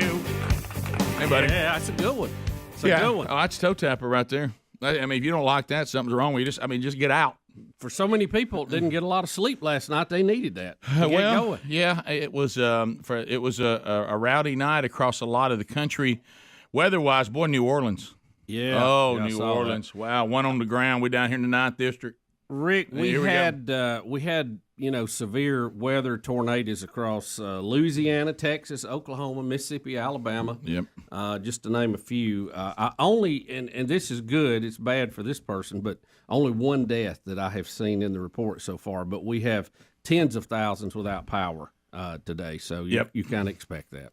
Yeah, a lot of that going on, and then of course, as you said, and I know it does not diminish anybody who has problems. Once again, very, very thankful of all the things that we've learned, that storms like this can rip through such a large area, and there be so little death. Yeah, yeah. So that's the warnings are good. It's reassuring. They go overboard, and I'm all right with that. I know people sometimes get tired of it and miss their favorite TV show, but I'm thankful that we didn't have any damage. And if you ever have one come blowing through your neighborhood, you have a much better appreciation of the warning systems that we do have in place. If you're all over the country, you don't get the opportunity that we get. But if James Spann is you hear him on the show, obviously all over the country, but those of us that actually live in the market that he has worked for years, and we get to see him in action during all this, My favorite thing is that James Spann, he is transparent and he's thinking out loud the whole time. Yes. I mean, yes. the entire time he's doing, he's thinking out loud. Well, Rick, he's in front of that camera a long time. Yeah, but they're going to drop the warning right there, and that's the right thing. That's what we need to do. That's what we need to do. People need to be able to get out of a closet right now and take their helmet off, and that's right there. I mean, we're doing this, but I mean, honestly, I'm just going to tell y'all. I mean, I don't see it. I don't see it. I don't think it's there. But you're doing the right thing. But I mean, we need to do this. That they're dropping the warning. That's what we should have done. You know, I think he was also mad about there's some area that doesn't have radar. Did you say that? Oh, he got real mad. He wasn't happy about that. Demopolis, Alabama. Yeah, York. Not the coverage he wanted. No, he's upset about that. No. Of course, those radar sites, I imagine, a little pricey. But I shouldn't do what I do. I text him and said, going to bed, listening for sirens. Okay. And I shouldn't do that. I've got to do that. that. There's something I've got to do today, and I know you can do it. Where I live, flash floods are not a big issue for me. I live on a little hill. Yep. I've got to program my radio so it does not wake me up every time a flash flood warning comes on in the middle of the night. Yeah, I took that one off too because I don't live up as high as you, Bubba, because you can't hide it. But I live on a kind of a ridge. Let me tell you, if it's flooding in my neighborhood, we got a real problem. Oh yeah, you're looking for an ark. If it's flooding Bubba's house, then you go back and say, now he did put a rainbow up. but the you just flip through to check it. But I'm on, like, as you know, I'm on a crest, so really, if water's coming, it just goes on by me and keeps on going. Keep flying. Yeah, and so I don't worry about flash flooding either, because unless I'm driving, of course. Right, right. Well, if you're in there, you have to go in those areas, and there are some areas around here that flood. But you're right. I took the flash flood warning off mine for the exact same reason. Well, I need to do mine because after about the third time it went off in the middle of the night, I was, really debating about stepping on the thing. Because and I don't need to do that. Yeah, my area didn't have any issues with wind or tornadoes, but buddy, we had the rain. Yeah. Well, we where I live, the city was in the polygon, and so I had to make a decision. Hey, we kind of got to get in our area. We got to get in our safe space, whatever. But talking about Spann and how reassuring he is, he was like, "No, this one's tracking 13, and that's a highway, county road where I live area." And I'm like, well, if it's doing that, then we're going to be all right. So I was kind of feeling a little brave. I did check on you, though. You did. Thank you, buddy. Yeah, I saw your text this morning, buddy. Yeah, I checked on you, too. No reply. I knew you know what? I was asleep with the helmet on.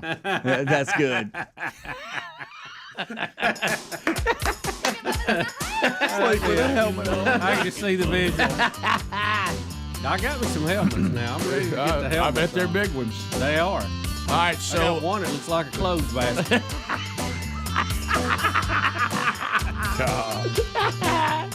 All right, we'll be back. 15 minutes past the hour.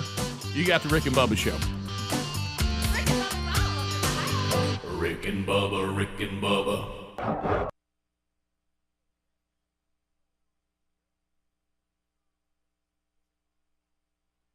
To the table, you see the same old thing. There it is on the table, a knife, a fork, and a pan. Say anything about it, and you in trouble with a man. Let the midnight special shine a light on me. Let the midnight special shine the ever-loving light on me.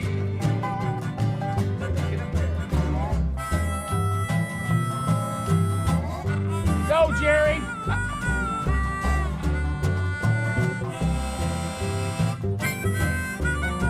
Well, if you ever go to Houston, yeah, you better walk right. Oh, you better not stagger, and you better not fight. Yeah, the sheriff will arrest you, and he'll take you down. Let's do what he says.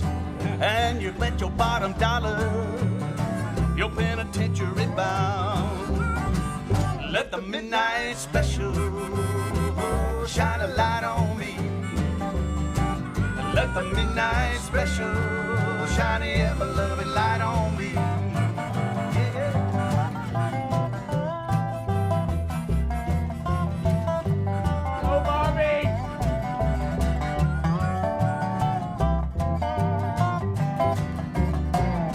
Want to come, Miss Rosie?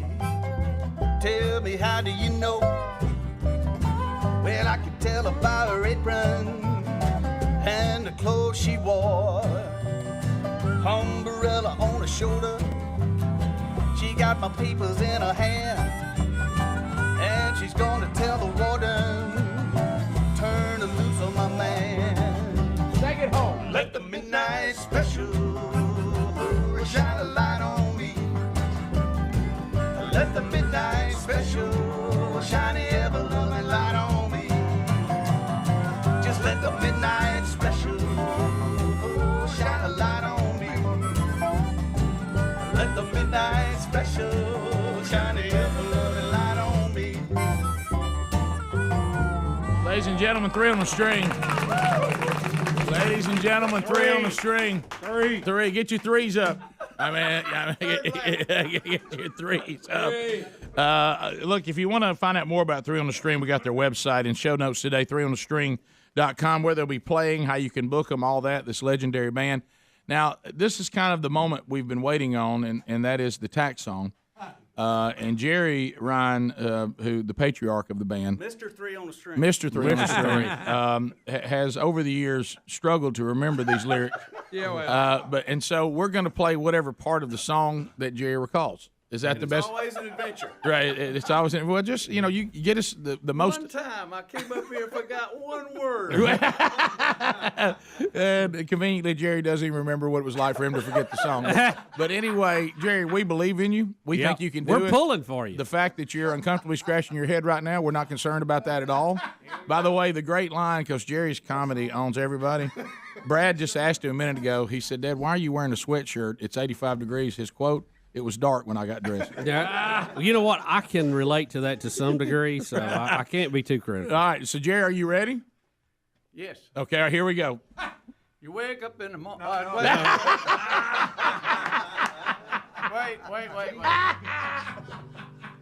I pay another man to do my taxes, because that's one more deduction I can take. Yes. But when they bring the W-2s around, they take from a third to a half of everything you I know. make. It's sickening. I'm just as patriotic as the next man. Yes. And you know I love that red, white, and blue. And I'm going to help to pay this rising cost of freedom. Yeah. But I'll be danged if I'm going to change my point of view. That's right, Jerry. I hear you. Every time them bureaucrats run out of money, Come on. Congress sucks it to the working man. I don't think it's one bit funny when they take so much of my money and they do things with it I don't understand. I don't understand. And I don't know why they think they gotta squeeze us. I don't know. But I'll tell you just exactly where I stand. Take it home, 3. I believe if 10% is good enough for Jesus, Everybody sing. it ought to be enough for Uncle Sam. Rick and Bubba. Pass the gravy, please. Rick and Bubba. 21 minutes past the hour of the Rick and Bubba Show. Thank y'all for being with us. Wednesday Bible study is back today, so that'll be back live on the YouTube channel at noon Central, 1 o'clock Eastern, as we continue to walk through the book of Genesis. We're about to make our way into the Abraham narrative now, so we're going to finish up on 12 and go into 13, or 11 and 12. Anyway, somewhere in there. So that'll be going today. You can also watch it on your own time or listen to it on your own time, audio only, as Adler and Helmsley will archive that and put that out on all of our social media platforms, and we do that every Wednesday if we're all here. So that is back today. Bubba, you know, as long as we've been doing this show, that the show is a stream of consciousness. We talk about the industry we're in. We talk about our lives. We talk about stories. We talk about everything. Yep. And you and I are unable, if something's going on in the studio, to ignore it. I mean, we can't do it. It just even. And there's some guy named Corbin that's in here messing around in the studio. I like Corbin, though. He's very nice. I'm just now meeting Corbin. Honestly, yeah. I don't know that I like him yet because we just met. Well, he's been nice. Yeah, he seems nice. I didn't have anything. I had to run in and scream echo at him earlier. Right. I didn't find sometimes you meet people, and he probably had this he may have had this reaction to me. When you meet someone and you're kind of repulsed at the beginning, you're like, well, I'm a little repulsed. I don't know if I like this person. I didn't feel that with him. The minute I saw him, I kind of thought, I think I'll like this guy. I don't know what he's doing here. But I know Greg. I think he's putting in the Zeta Stone. Yeah, the old Zeta Stone. Well, I know that I saw yesterday. I left the studio, went to a lunch, then came back, and when I came back, and Greg has his long day, but it's not Tuesday. No. Okay. No, And so when I came back, and Speedy and Greg were still here. Yeah. And I thought, boy. Well, they were deep in training when I left. I didn't even say bye. I just kind of snuck Well, you can't. out. You know why? Because you could get pulled into it. You don't want to break that distraction. You don't want to be that distraction. Yeah, because I'm already upset. I'm already upset with focus. Randy Chase already, the corporate program director, because he drugged me into a meeting I shouldn't have been in. And I The other day. Yeah, and I was sitting And there. I think he started realizing it about 2 minutes in. And so I thought I was really going to be involved in all this, and all of a sudden I realized, what, am I still pushing the same button? Well, why am I in this meeting? Yeah, Well, same button. I felt like for us it was just a hey, just so you guys know. Right. You know. Well, you got stuck in it too. That looked good on yeah, it was. I was enjoying listening to it. Were you enjoying watching me struggle? Yeah, even more than the meeting. Yeah. So Corbin, who are you, and what are you doing here? Hey, Corbin. Hey, Corbin, how you doing, buddy? All right, I'm on the spot here. Yeah. Okay. I'm from RCS, which is installing Zeta Stone, as you call it. Yeah. Right, yeah. Bubba's already named it Zeta Stone. So bad news for you. That's going to stick. I figured it would. So what is it really? It's an automation software that you are upgrading to from your previous automation. And it's software. called just Zeta? It's just Zeta. Okay. Yep. All right. So yeah, not Rosetta. Not Rosetta. Not Zeta. Not Zeta. Or Zeta. Zeta. Yep. Okay. They haven't changed it on the board for you, Rick. Oh, they sure have. By the way, I I noticed. sure like the name Zeta Stone better. I noticed on my first button push on the new system. Whoa. Yeah, I mean, it's tight now. It's got a lot of energy. It came alive. But back when when we were hot rocking DJs. Yeah, back in the day. See, radio has gotten to the point now where they allow things to go on that we would have never allowed. Messy, sloppy board work. Gaps and dead air, and it felt good for that to be tight. We'll be right back. Boom. Yep. Yeah, and so I like that because it's supposed to be tight. It has to be. That's That's how radio is always should have been. Right. Yeah. But over time, you have older software, older computers that don't really work with what you're working with. So right now, you're upgrading to your Cadillac right now. Okay. Now, so is this the Cadillac, Corbin? That's what we want to know, because I know that last system we had. I've told Rick for 100 years that thing I wasn't a fan of it. Can I tell you about the old system we had? Bubba had made a commitment not to cuss anymore, and that system kept him from achieving it. Yeah. People thought I just come out of the Navy. Yeah. So this is this the Cadillac? This is what I like to call it, the Cadillac. But Okay. some people like to say it's even a Tesla. But Okay. Oh boy, I don't know, but you're getting crazy. Careful. Watch out. We're good with that. Can I give Corbin some credit here? He got through yesterday afternoon while trying to tell the two of us, and I'm looking at Greg, on how to work this thing. And I was flying cover just because I think we need to all know what we do. And Greg, though, I think he's dialed in. But Corbin, his patience on Corbin's talking got to he us- does very patient with me because I'm the least technical person. No, I in thought this you picked room. it up pretty good. We hired a guy from the power company. this is what I heard. I heard this story yeah. yesterday. And let me tell you the problem with him. Greg it's a new term I'll come with, and I think you're going to love it. Greg is what I call a negative attitude Calvinist. He's predestined to be negative. You know what I mean? He's already upset about it. Before I'm he's extremely aware. They're just gullible. That's the problem. So the negative attitude is predestined to be on top of it. You know what I mean? There's nothing. And he has road Tourette. on top of that. So yeah. how was working with Greg? Did he have a good attitude? Oh yeah, he was ready. He jumped right on in. I think he's going to pick it up really well, and He just doesn't know you that well I just like yet. the way he did it. Yeah. I will say this: it Give him is 3 days. showing us signs of efficiency Stop. that we like. Don't mojo. Up to this I'd tell you this to- point. I'd tell you to knock on wood if there was any. Right. Up to this Even point. Corbin don't want you saying that No, I today. said up to this point. Up to this point, today after the show, we're going to delve off into production, doing commercials. Haven't done that yet. Yeah. Oh, Corbin. Yeah, I know. It's So now where are you based out of? I am based out of Phoenix, Arizona. So you've never heard of this show, probably. No, this is the first time. Well, I've been here now for 3 weeks, So the first time I heard about it was 2 Mondays ago. Wow. So count your blessings. Yeah. And it takes some time. I know. Yeah. I know. Remember I talked about that reaction of things when you first.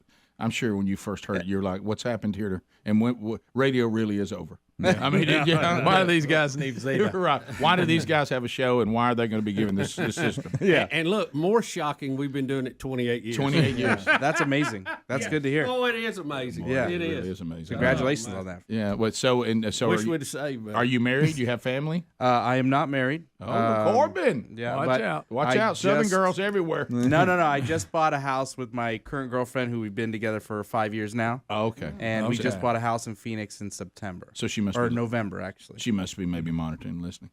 Probably. Right. She's always listening. Okay. All right, but I don't know if you missed this. He's going on week 3 here. Has 1 left, so that's a month away. Whoa! And then he'll go back and then he won't know where they'll send him again. So. Oh, really? So they're going to send you all over installing these? Oh, yeah. I install it all over the country. Like, I've been not just with Summit. I've been with, multiple places in Houston, in Knoxville. And then I do remote work as well. So yeah, I'll we're work on from home. other stations. Yeah, you can mention other companies because we deal with them too. Is this your first time in Birmingham? This is my first time in Birmingham. Yep. Well, and Alabama severe weather was. Yeah, I started to say how many tornado warnings have you had? in 3 yesterday was the first one I've ever been in. Well, congratulations. Yeah, that's the way to come to Bama during tornado season. Yeah. But hey, good news, no drought. Did you see him? He heard the bad news. He's running in there to get your work. Thanks, Corbin. Thank you. Welcome to Alabama and welcome to Team Rick and Bubba. There he goes. Look, he's going in there to be sure it's ready to go. Yeah. Did you see him move on that bed music? Yeah. Oh, yeah. I wish some of our guests would do that. I was about to say the same thing. We'll be back. More Rick and Bubba coming up right after this. Rick and Bubba, Rick and Bubba.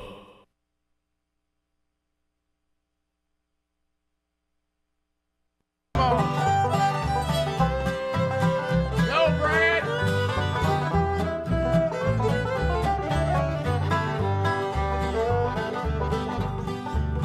You know all them folks we keep on sending off to Congress? Oh, yeah. They think that all they're supposed to do is spend and spend. Second, Jerry. But it's hard to run a family, much less a country. Yep. With more money going out than coming in. Well, that makes sense. And the debt just keeps on getting bigger. Oh, my God. And we all gonna have to pay, so we can't laugh. That's right. Because one day you'll just look down at your paycheck. We're already there, Jerry. You'll figure out, well, now they're taking half. Oh, wait, he's on the roll. Every time the bureaucrats run out of money, Here we go. Congress socks it to the working. Sock it to me, sock it to me, sock it to me. I don't think it's one bit funny. Nope. When they take so much of my money and to do things with it, I don't understand. I don't understand. I don't know why they think they gotta squeeze us. But I'll tell you just exactly where I stand. I believe if 10% is good enough for Jesus, Yes.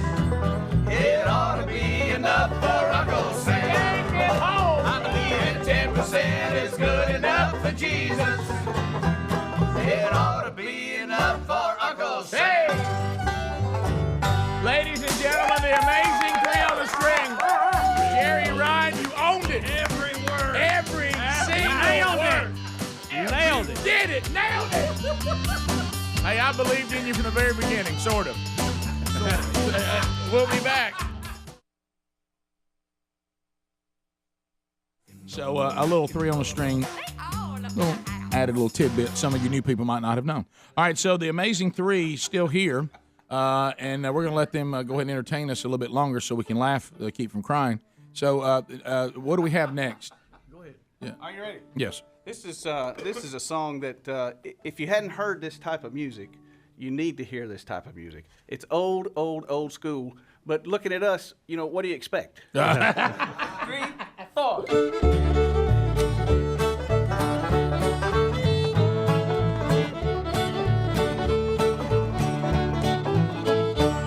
There's a happy time of waiting, all the people congregating. Hand me down my collar and my tie. Put the horses to the buggy and away we're gonna chug it to the singing on the 4th of July.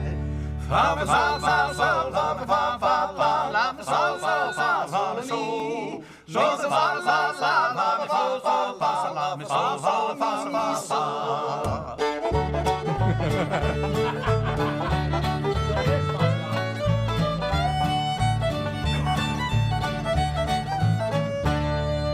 the fossil laws are ringing, see the lemonade a swinging, lots of soda pop and candy bars to buy.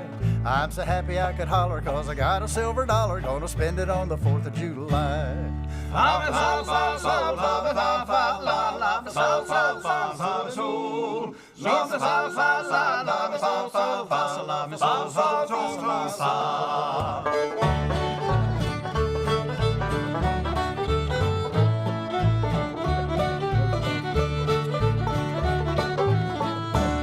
There's a tree that's mighty shady, and I'll sing me old lady, and I'll pick me out a girl a passing by. If I can get her in the buggy, I can get a little huggy at the singing on the 4th of July. Hey! Take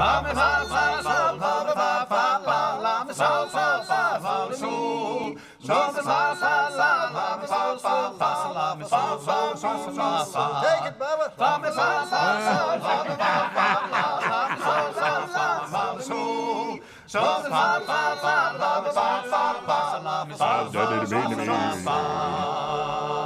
Okay, so we didn't know our part. Hey. Are we fa-fa or which one are we?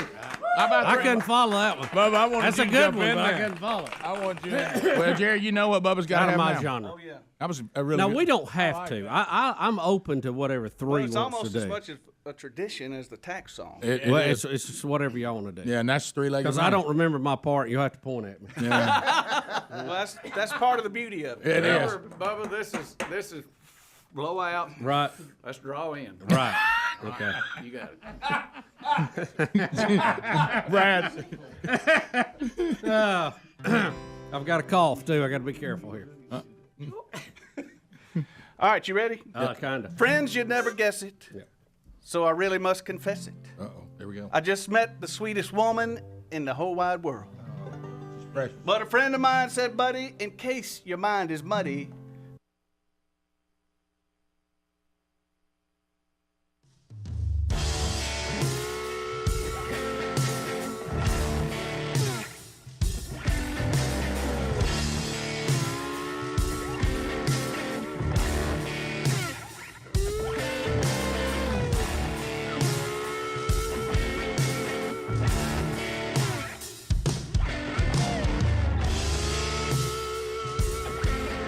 It is 35 minutes now past the hour of the Rick and Bubba Show. All right, so let's remind you, and I didn't know this until we started partnering with goodrx.com/Bubba.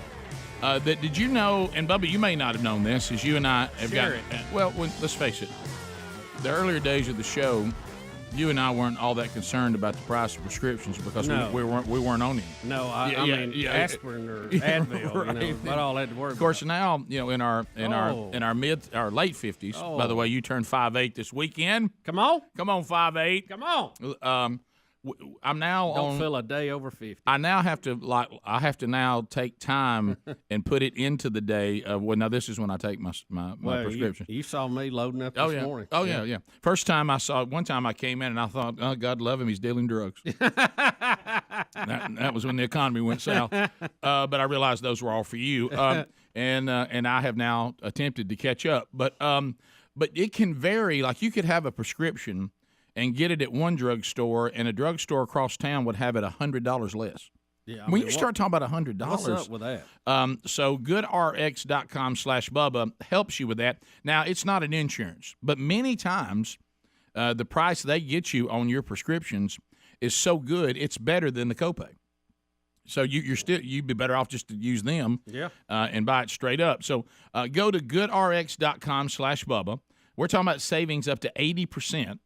And they also search to try to find a pharmacy that's near where you live.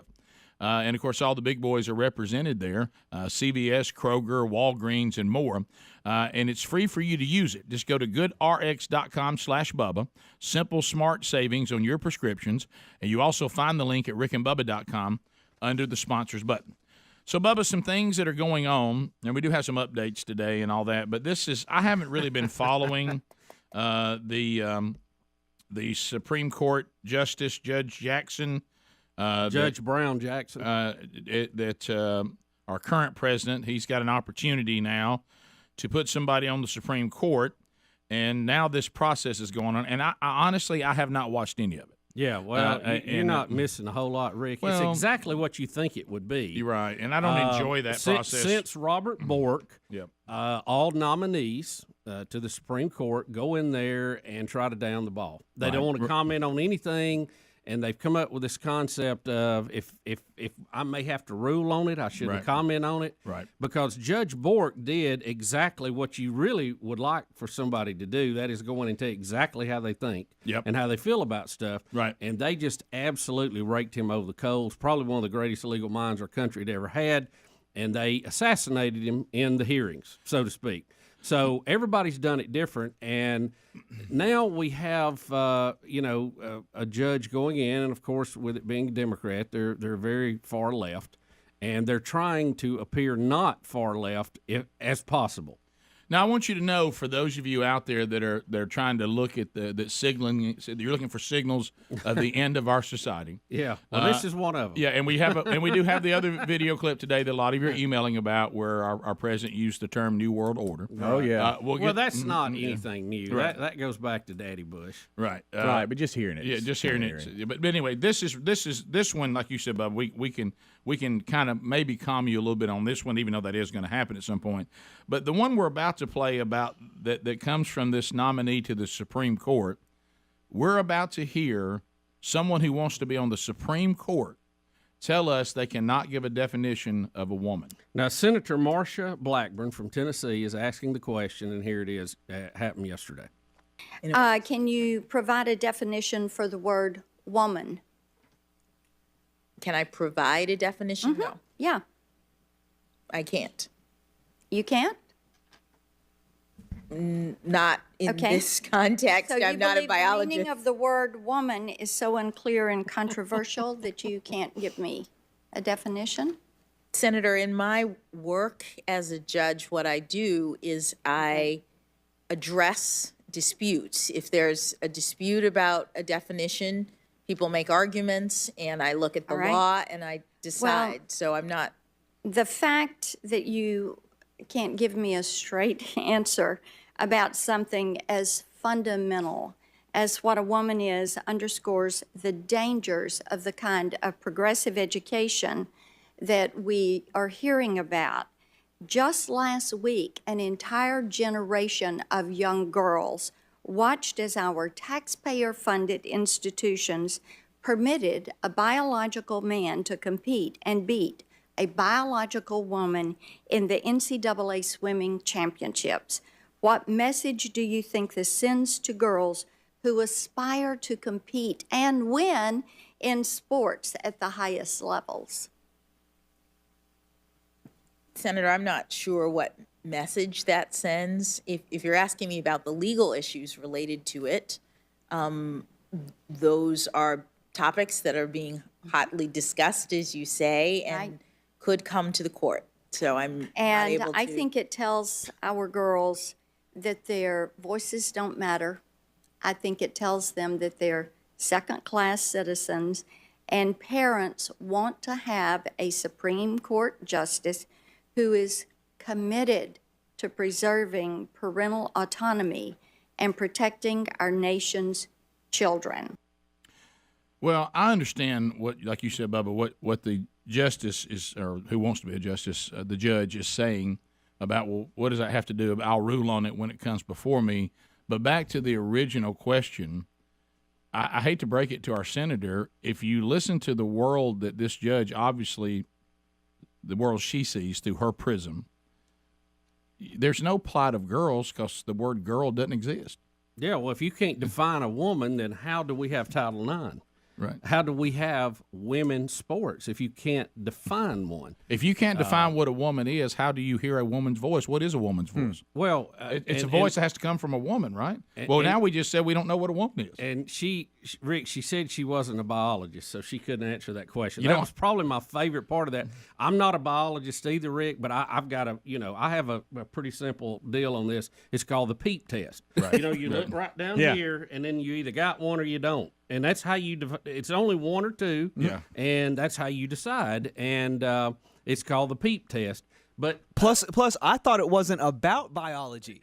Right. No, it's about choice. Yeah, right. Yeah. I thought it was. I just said biologist. What? Well, what she should have said if she was a good leftist is, well, when you get into the world of biology, obviously biology has defined male and female, but I personally think a person can define that for themselves.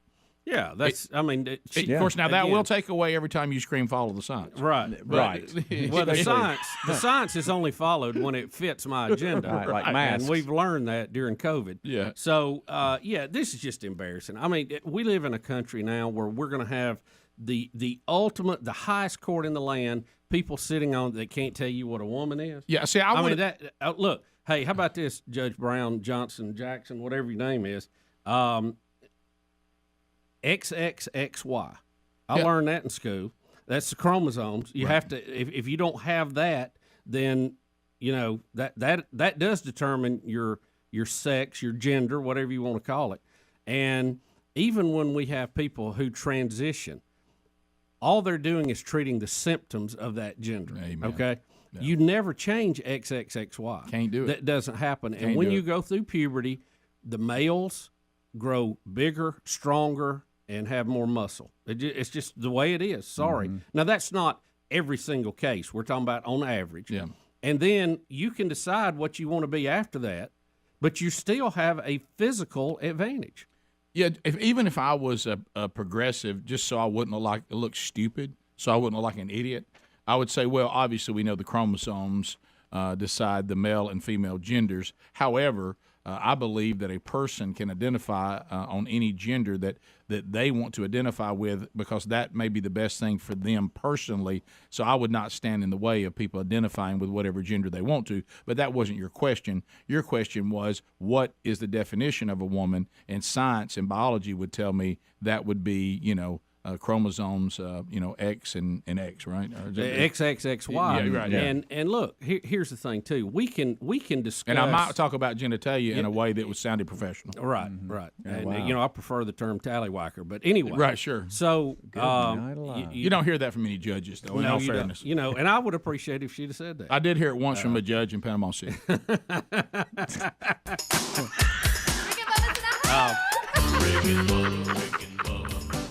Oh my goodness gracious!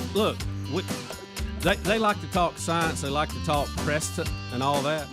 For hundreds, if not thousands of years, when you were confused about your gender, it was called gender dysphoria. Okay, Yep. It was a problem that they treated, and you had compassion. You and got help. You didn't change society to accommodate a disease. We'll be back. Rick and Bubba.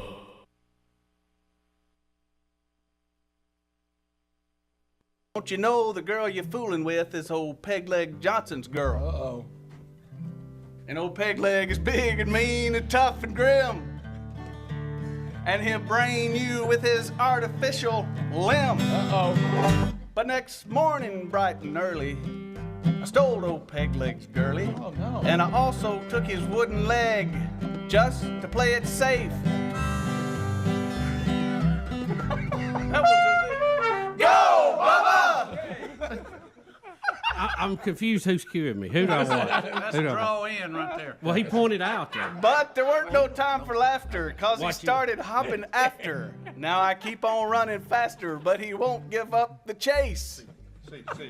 Now I'm running across the country far and wide.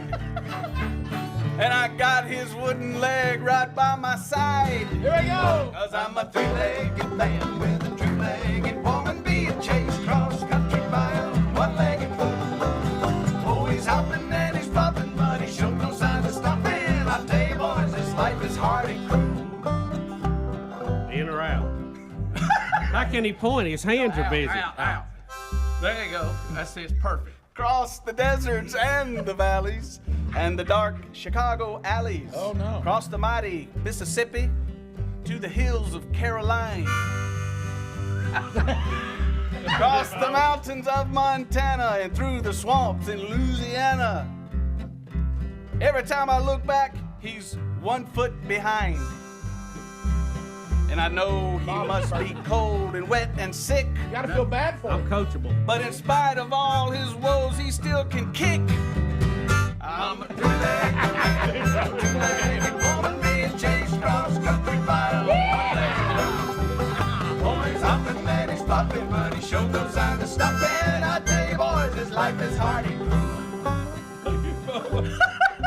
Now he's ragged and he's filthy. Well, he feels terrible. Feeling kind of guilty. Oh, it's horrible.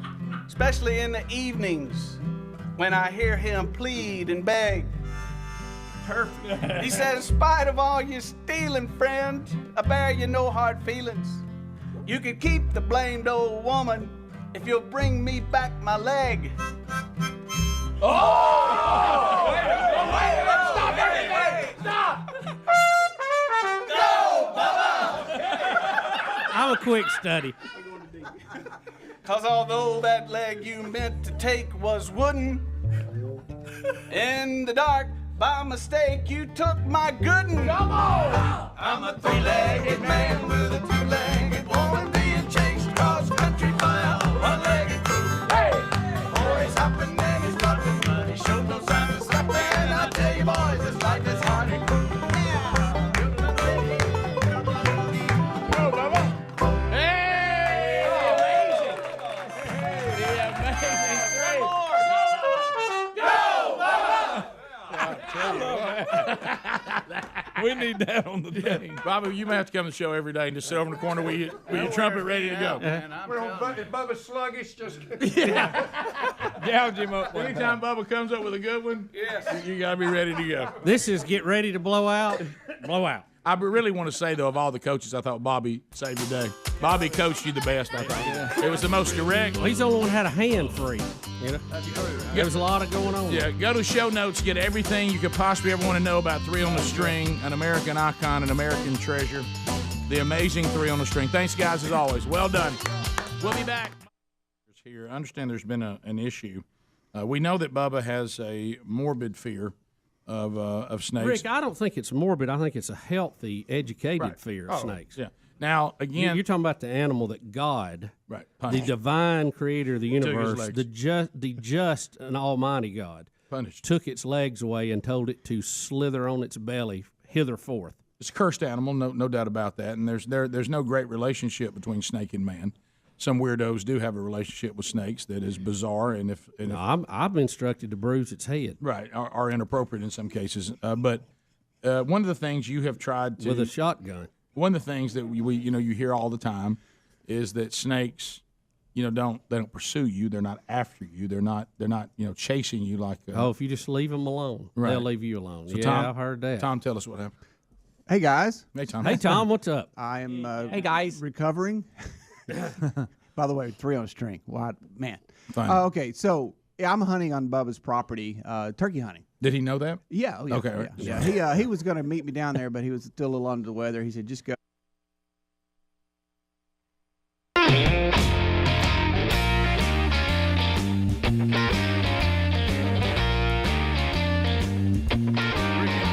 Thank you for being with us as we make our way back. All right, so we'll finish up with the process of vetting out Judge Jackson, who is been nominated by Biden to be the next Supreme Court justice. We got out of the gate roaring with a question from Senator Marsha Blackburn. Can you provide a definition of the word woman? This person who wants to be on the Supreme Court says no, can't do it. Rick, I mean, how hard can that be? Oh my goodness! So Rick, I hate a test, but I believe I can answer that one. Right. It's I just so I wouldn't come across looking like I don't have walking around sense, and then you can give your your progressive view on when you believe people should be able to identify any way they want to. You can do all that, but follow the science. But yeah, and then you can't. Well, remember we showed the video.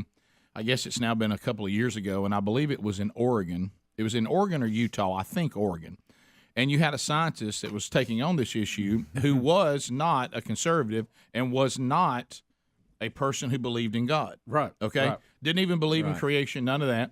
And said, but as a scientist, I must inform everybody in the room, there are only two genders. It got booed off stage. Remember Booed, that? and they got out and walked out. Now, this same bunch, when it came to this ongoing bizarroness, and we had it yesterday with Saki again with COVID. This follow the science thing. So, but you can't say follow the science in category A and then say I reject science in category B. I mean, it's either follow the science or not. Well, I mean, they have their version of science that supports their political agenda. So that's not really science at all, is it? No, it isn't. So what it means is It's follow my political preference. Yep. Or my moral preference. All right, here we go. So Lindsey Graham gets elevated on a completely different topic. This first one is not when he walks out. We got the second one. But you need this one to kind of see where we were going when he started getting elevated and getting upset. So here he is questioning Judge Brown Jackson. Did you ever accuse in one of your habeas petitions the government of acting as war criminals for holding the detainees? The holding of the detainees by our government, that we were acting as war criminals? Senator, I don't remember that accusation, but I will say that... Do you believe that's true? That America was acting as war criminals in holding these detainees? Senator, the Supreme Court held that the executive branch has the authority to detain people who are designated as enemy combatants for the duration of the hostilities. And what I was doing in the context of the habeas petitions at this very early stage in the process was making allegations to preserve issues on behalf of my clients.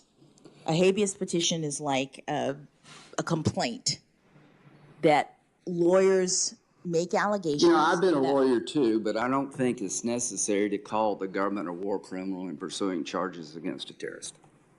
I just think that's too far. I don't know why he chose those words. That's just too far. But we are where we are. All right, so now he's starting to get mad. So now, in the second, Here we go. He's matter of fact, ramping up. He's doing that thing where he's so mad he's almost about to cry. Right. Okay. So now he's going to get so I elevated. get that weight there. He's going to get so elevated he's going to walk. So here's the second one. Since 9/11, nearly 1,000 convicted in the United States on terrorism charges. Since 2009, with the beginning of the Obama administration, the recidivism rate of Guantanamo detainees released is 5%. So this is Dick Durbin fact-checking him on what he just said about Gitmo. Yeah, okay. That's what that was. Okay. So back at it here. Mr. Chairman, according to the Director of National Intelligence, it's 31%. Somebody is wrong here. If you're going to talk about what I said, I'm going to respond to what you said. If we close Gitmo and move them to Colorado, do you support indefinite detention under the law of war for these detainees? I would just say I'm giving the facts. And The answer is no. I want to make sure that it's clear. The 31% you referred to goes back to the year 2009? 2000. What does it matter when it goes back to? We had them and they got loose and they started killing people. Well, I could just say that... if you're one of the people killed in 2005, does it matter to you when we release them? Suggest that a president of your own party released him in... I'm suggesting the creating that system has danger. failed miserably, and advocates to change this system, like she was advocating, would destroy our ability to protect this country. We're at war. We're not fighting a crime. This is not some passage of time event. As long as they're dangerous, I hope they all die in jail if they're going to go back and kill Americans. It won't bother me one bit if 39 of them die in prison. That's a better outcome than letting them go. And if it costs $500 million to keep them in jail, keep them in jail, because they're going to go back to the fight. Look at the friggin' Afghan government. It's made up of former detainees at Gitmo. This whole thing by the left about this war ain't working. Let me also note that Larry Thompson... And he's leaving. And there goes. He's dropping the mic Dropping and he's the mic, headed out. and he is out. He's real mad. Well, I can tell you there's really a better answer to that. Don't bring them in to begin with. Yep. You know what I mean? Yeah, sure.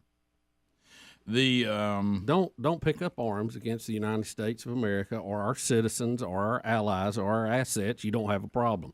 You can go and herd goats or do whatever you do all day long. Right. Did you throw herd goats in there? Whatever. Yeah. Whatever you do in Afghanistan to pass your time or make money or whatever. Right. I think there's a lot of goat herding. I do too. Yeah.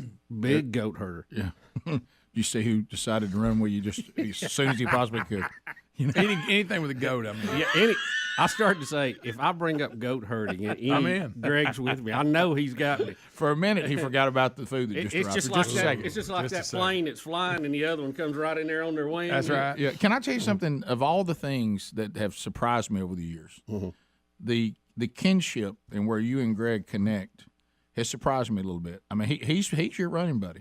I mean, he'll run. Well, on some topics. Yeah, he runs with Yeah. you. You know, but and I mean, then some topics we're about as far apart as you can, like music purity and all yeah, that. but that don't. That's just. But That's I tell- okay. but That's I- not a big stick. but to watch I mean, you- you're clearly wrong. But that's yeah, to watch you two where y'all come together over food though. Oh yeah, and go Well, herding. you know who I had to push out of the way to Oh, get yeah. food. Oh, in there. let me You know tell who you something. already was there. Let me tell you something. I already had a camp. You set talk up. about somebody that takes advantage of the fact that they're not a co-host. They're just kind of I add assets here and there, meaning I can leave the mic if I Right, need to. sure. Right. And he uses that to his advantage against you. I mean to get in there and Well, get. I don't see it as a disadvantage. I see him as kind of taking the top off the defense. That's it. And then I'm open for the button hook over the middle. There you go. So what you're saying is he gets all the containers open. He runs the skinny post, and I curl right in there, right past the linebacker. There it is. That is a great analogy, by the way. That is so good. But it is good. And today, all right, Helms, is yours a navy blue shirt? Because I told Bubba, I said, I think we're 5 black shirts today. So yours This is the same shirt we had you yesterday. guys had on yesterday. Yeah, Bubba and I both had that on yesterday. When I looked I've on, lost my Rick and Bubba shirt somewhere. I don't know where. Well, that good news, we're getting some new we're getting ones some today, by the way. All right. I looked on the TV and it all looked black, but now that I'm here, I realize it's not. So I told Bubba, I said, You may be colorblind. I said, Men in black. I said, if Adler's got a black shirt on, we're going all 6 today. But I see now yours is blue, so you're good. Adler's got his Harley shirt on because he's a biker. Yeah, he's a biker. When's the last time you was on that bike? What year is it? Can't put a car seat on it. That's right. You got a can't. baby now. People frown on that. Yeah. You try to strap You'll them get in. some looks. Yeah. You can't go to McWayne Center in that one. No, you can't. Top of the hour. Rick and Bubba, Rick and Bubba.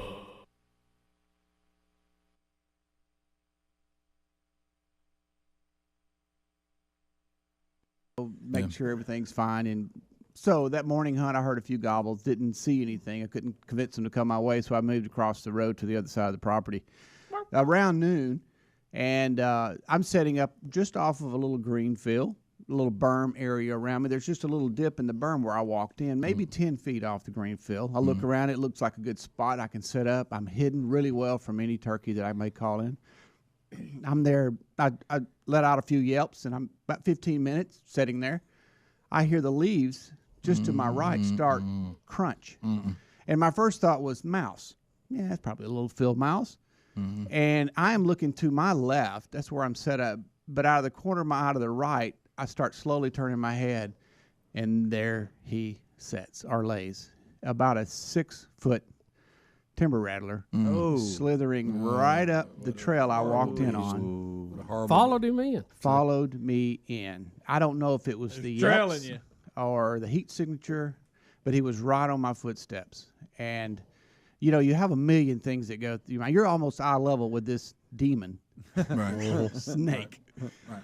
And I don't know how I did it. You know how if you're sitting on your rear end with your knees up, how hard it is to get up. Right. In one move, I was up and the gun had swung around, and as soon as the red dot crossed that evil head, I squeezed that trigger. Boom. And then it took a moment to come to myself because I'm thinking this. And by the way, he wasn't looking at me until I started to move, and that head swung around and he eyeballed me, and I'm thinking, no, you don't. Then he went. They was using them pits to put that infrared on you, wasn't he? I'm thinking my barrel couldn't have been more than 2 feet from his head. That's how clear. Maybe 3 when I pulled the trigger. Ooh. There's a picture of him there. You're showing pictures now. I had to use my gun as a reference to how big that guy was. Mm-hmm. But that shook me up. I had to make myself hunt again. I bet. Bubba's done. Yeah, Bubba. Bubba, that'll do it for turkey hunting. I really thought Turkey season is Bubba, good. Bubba won't even walk in the woods. He's done. I started not to show him the picture. I really did. I'm going, this is going to ruin the rest of the season for him. Next time See, Bubba look goes, how he's hid in there. Yeah, that's where you can see where I plowed the ground with a little bit of bird shot. Yeah. Yeah. So Next time Bubba goes in the woods, after the next hard freeze. Yep. Well, I usually have my snake boots on, but Yeah, I'll probably stay in the vehicle. I had snake boots, but I mean, again, Wouldn't done you much good He wouldn't have sitting done down. me any good on the ground, and He would have struck you right in the body. And at first, I'm front thinking, loader this, on my this can't tractor be to take happening. care of it. Yeah, I wasn't sure. It's almost like a dream. You look over, and this is not real. Yeah. somebody set me up. All right, who's pulling the string? Did you ever Yeah. hear his evil rattle? Oh yeah. So when I shoot him, about 5 seconds after I shoot him, all of a sudden I hear that rattle fire up. He's not moving except that tail stiffens up and it starts shaking. And for about 10 seconds, it's just going on. And I started to shoot his rattler off just to make it be quiet. That evil freaked rattle. out by it. That evil rattle. Rick, it doesn't have a head and it's rattling. I know. Okay, Sure. keep that in mind. Bubba, you been And to there's no head on it and it's rattling. You been to the property since this happened? No, I have not.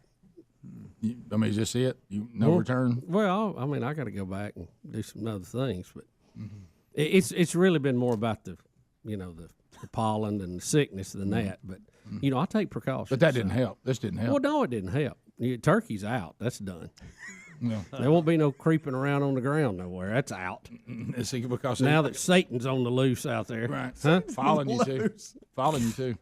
Oh, They followed Tom. Sure it did. Tracked him with that infrared in pits. Right. Well, they'll follow you. I don't know if he was coming to the Yelp or the heat signature, or he followed me right in that little. There's just a little opening in the berm where I walked in. He came right. Well, Tom, under I don't that. think snakes are known for calling them up, are they? I mean, they're not big. I don't know if he's thinking auditory about device a hen, creatures. eggs. I don't know enough. I'm new to the turkey thing. Could be some eggs. He had that infrared going. He was watching Tom. Coyotes He will probably come saw to his you. footprint. Coyotes will come to that. Well, yeah, turkey they time. got ears. They can hear. You ever seen a snake ear, Rick? I feel that's a pretty fair fight, though. Well, it asked Eve a question. It must have been waiting on one. Yeah. It's waiting on an answer. Right? Hey, may I had ears back then. Who knows? I fed him a few BBs. So He's putting out that old evil tongue. Well, the tragedy of it all is that snake died of lead poisoning Yep. and lack of a head. How about you didn't even have to think about it, just spinal reaction? Honest, my first thought, and this is the hunter, my first thought was knife. Don't give up your position. What? And for a split Put second. that thought you don't away. have too much goes There's through. plenty of land to hunt on. Yep. And then it was like, what are you thinking? Blow its head off. Yeah. And again, I've tried to relive it. How do I get from a sitting position, knee high, to standing up, swinging around, and shooting within a heartbeat? Yeah. Adrenaline, I guess. It was. I think I would have let him pass. Well, thanks for getting rid of that evil beast, Tom. That's right. Greg, I wish you go get you about 3 more. Yeah. Oh, Bubba. Yeah, I messed up once. I won't do that again. I hope one didn't follow you to the office today. I know it. I'm about to go look under my desk now. Can't always get Trump update. what you want. Incredible. Really amazing. Don't be But stupid. if you try something, you might find Deal or no you deal. get what you need. I don't wear a toupee. It's my hair. Executive order time again from President Trump. Oh. He's going to sign what he's calling a double-barreled executive order today. He's got a pen and a phone, Rick. This one's called double-barreled. Old double barrel. He's going to clamp down on guest worker visas and require agencies to buy more goods and services from U.S. companies and workers. It's called the Buy American, Hire American Executive Order. And it said a couple of his senior advisors briefed the reporters on the order yesterday. And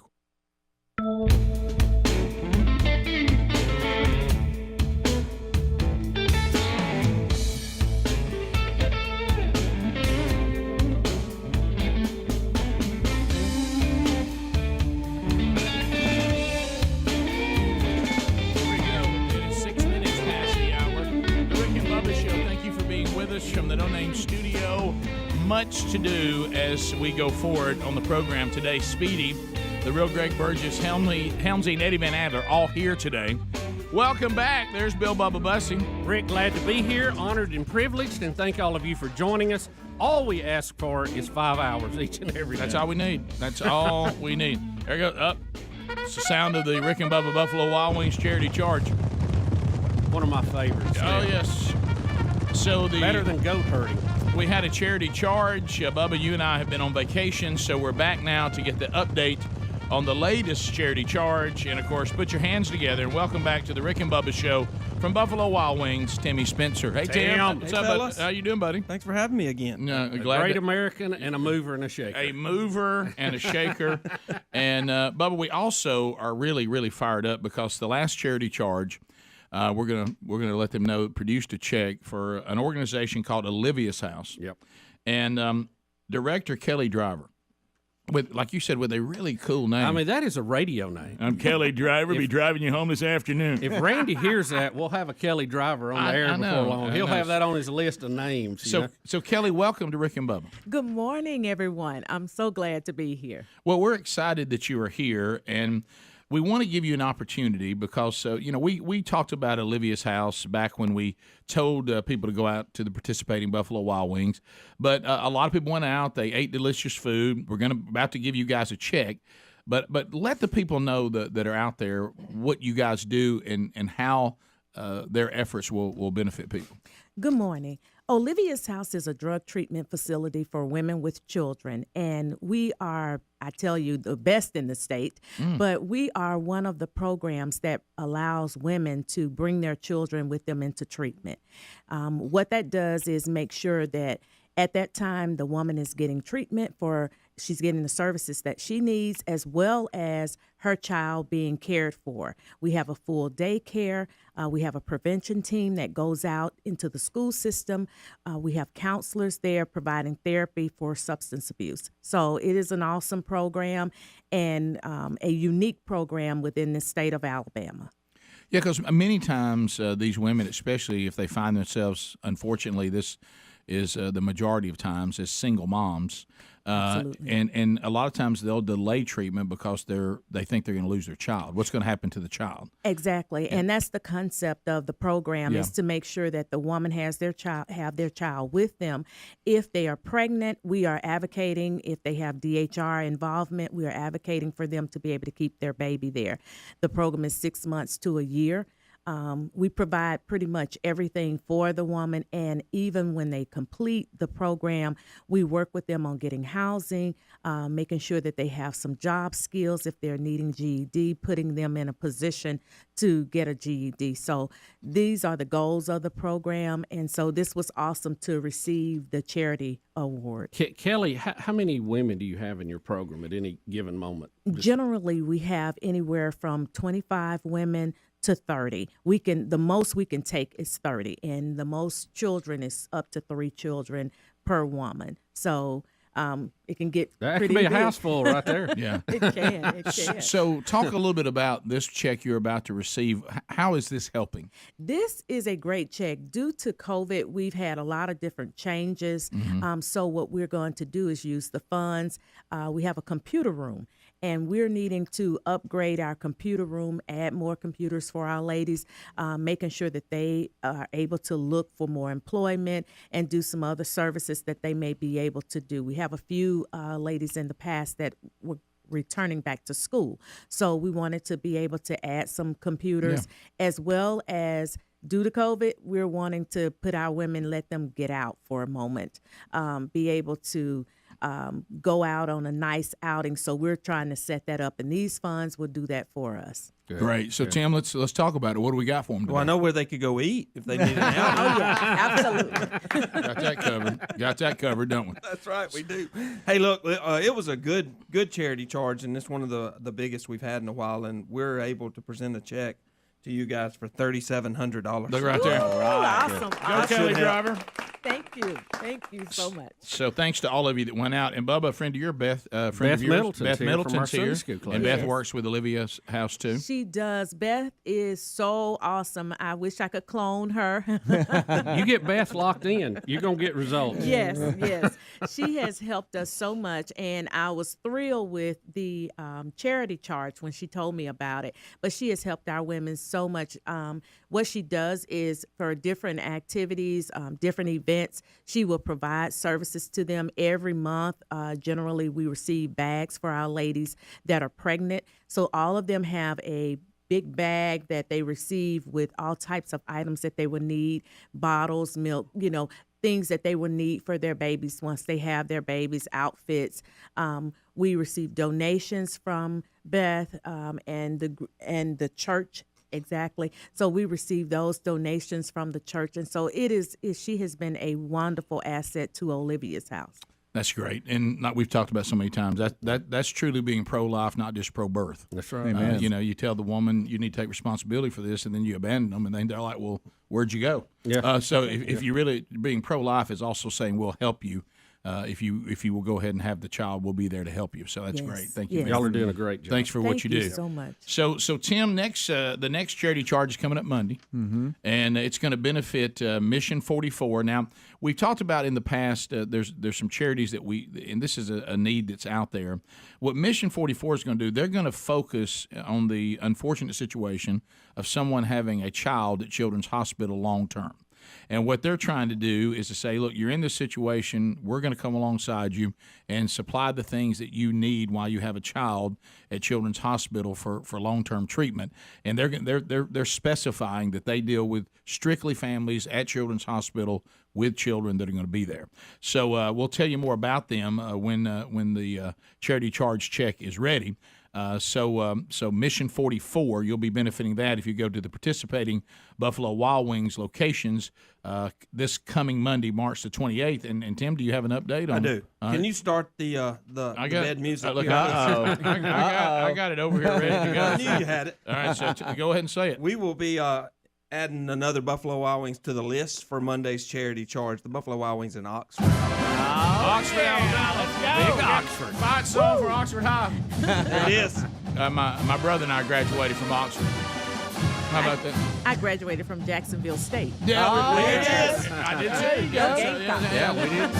So go Big O. So you're talking about it's open Monday? It opens Monday morning at 11 a.m. Now, did you get Rick's jersey to put on the wall yet? I'm here, and it's coming down the line. Yeah, It's getting closer, I think. Yeah, the only one I could find, I tried to find because it needs to be authentic. Yeah, an 075 from Oxford High. I'd prefer the home one, Rick. I couldn't find the home one. I got the road white. All I could find is the road white. We'll take whichever It's one got you some get us. tears on there, and it's got some broken hearts all over it. So broken dreams of other teams. Yeah. All that. Yeah, quarterbacks that decided they didn't want to play anymore. So That's so good. So I will get that to you. I found it, so I just need to. That's awesome. I'll hand it off to you. We'll get it put up for you. Yeah, so that'll be good. So Oxford, Front and Alabama. center. Oxford, Alabama. But what's cool is we can tell all the people over in our home county, that you've got a Buffalo Wild Wings that's participating on Monday. So That's go right. out. We're in the middle of training right now this week, and we'll open Monday morning. That's a good way big to news. start Do you, it right there, do you let me need tell any test eaters over We there? do. We could ride over and maybe help out with that. I mean, we won't get a full reading until you guys. It's got to have the approval stamp, right? And this location, because it's near Atlanta, near Birmingham, near Perfect, and so those of you that don't have one near you that travel I-20.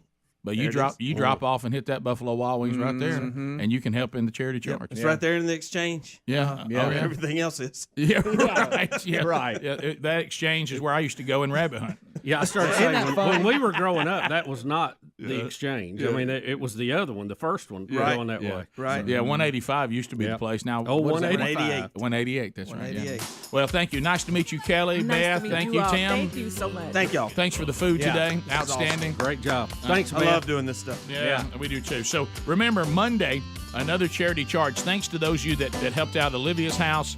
Mission 44 could use your help. And Oxford, that location added on Monday's Rick and Bubba Buffalo Wild Wings charity charge. We'll be right back. Rick and Bubba, Rick and Bubba.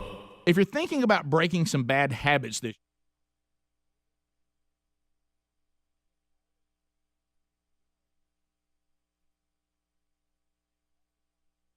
they won't identify themselves.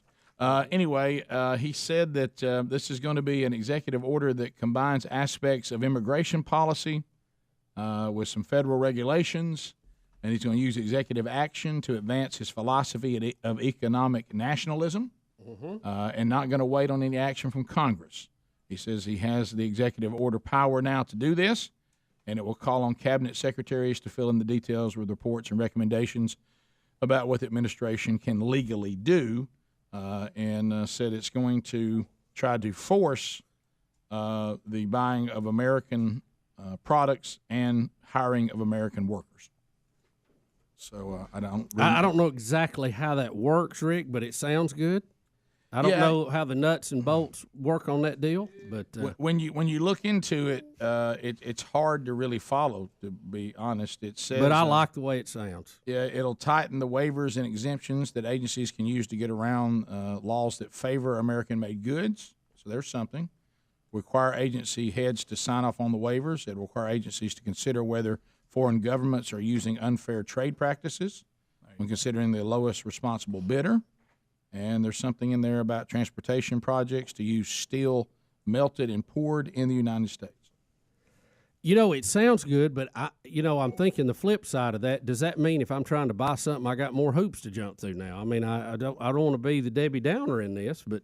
Well, yeah, and anytime we get into this kind of stuff, and look, we look red, white, and blue, patriotic, and all that, but we're free market people. Yep. And now I'm not talking. I do believe in fair trade. And some of that language is in here. Right. Where, I don't want an American company to be at an unfair advantage. Right.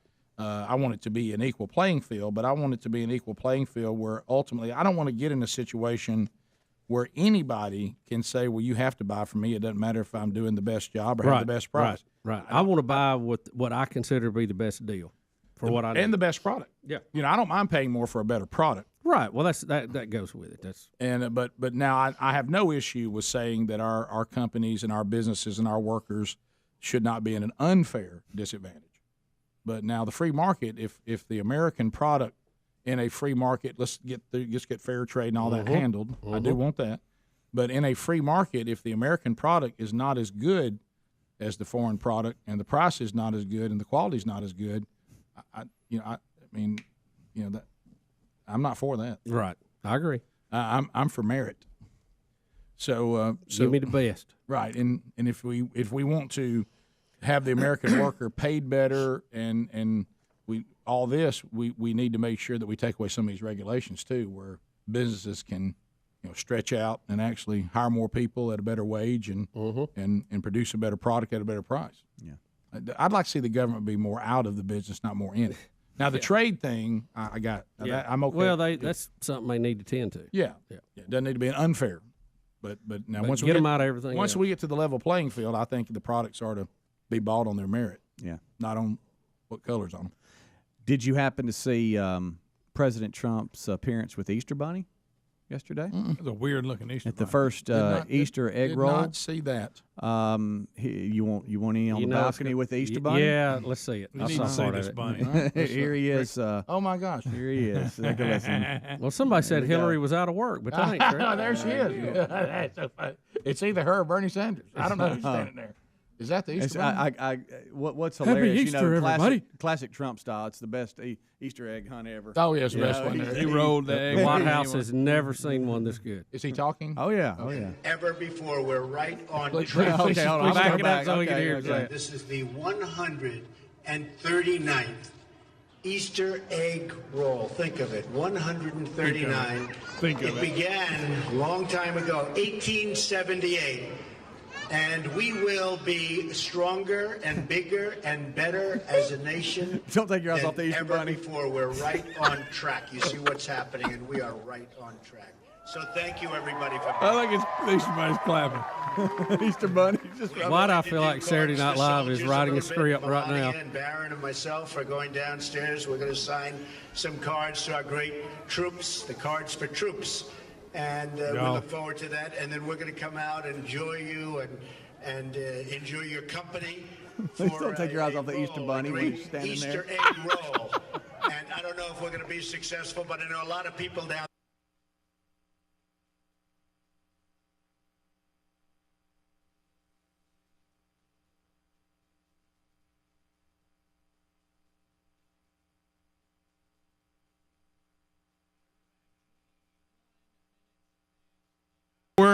Thank you guys for being with us today, and thanks to all of you that continue to participate in the Rick and Bubba Buffalo Wild Wings charity charge. Bubba, an opportunity has presented itself here. I mean, Kelly Driver said, "What about the wheel?" Kelly Driver wants to spin the wheel. So we can take care of that. We can make that dream come true, Kelly. Wheel of meat's got me yearning. Here we go. Whoa, come on, give it It is the wonderful Wheel of Meat, and that baby has just been illuminated. And special guest Kelly Driver is standing by, ready to spin that wheel on behalf of listeners all over the country. As you dial in, we'll put you on hold. The wheel is brought to you by our friends at harryanddavid.com. That's where the meat comes from, a $50 gift card for delicious meat. We also have beautiful bouquets of roses on the wheel from 1-800-Flowers.com. We've got a cord budding. We've got Rick and Bubba prizes out of the Rick and Bubba store. Bubba, we got a spatula that when this order is gone, it's gone. That's it. It's on the wheel. We got BuzzBox coffee. We got Blaze TV. People keep asking me, is that real? And I said, it's absolutely real. Yeah, the bottom line is this. The people who make these have decided they need to place their attention in NCAA college sports, right? And we're not a big enough client for them to want to keep fooling with us. I mean, that really is. It was a very quality product. Yeah, but, it was. So anyway, they're just saying that they're not going to handle. Right. They're not going to make them. They're making other things. They're going to do other stuff. So, and we may find another vendor at some point, but right now it's just not out there. I started to tell everybody they were made in the Ukraine and they were busy building bullets. Now, well, that's funny, by the way. I never. And I found myself looking forward to starting with a new vendor and them telling us we keep misspelling spatula. Yeah, you have to go through that. Again. Yeah, I don't want to go through that again. So, Kelly Driver, do you know what to do? Okay. All right. So she is standing by and she's ready. They must say, "Wow, what a wheel!" We'll cue you. We'll let you know. If they don't say, "Wow, what a wheel," you don't spin it. Okay. All right. So here we go. All right. Let me go to the phones, get them set up. It's our first time to do that today. Let's go to Killen, Alabama, where we have Corey standing by. Corey, what do you say to Kelly Driver to get that wheel spun? Wow, what a wheel! All right, Kelly, let her rip. There she goes. All right, there's Rock and Roll City, loud and clear. There it is. Oh yeah! T-shirt, wear it! Congratulations to you, Corey. You've won your choice of a Rick and Bubba T-shirt. We're going to put you on hold, and you need to tell us what Rick and Bubba T-shirt you want. Are you familiar with them at all? Do you know which ones are available? Yes, sir. Okay. All right, and tell us your size, and then the store will ship it right to you. Okay. Let's get a go for Corey. Oh, we got to get a go for Corey. Appreciate it, guys. Yeah, thank you. Go!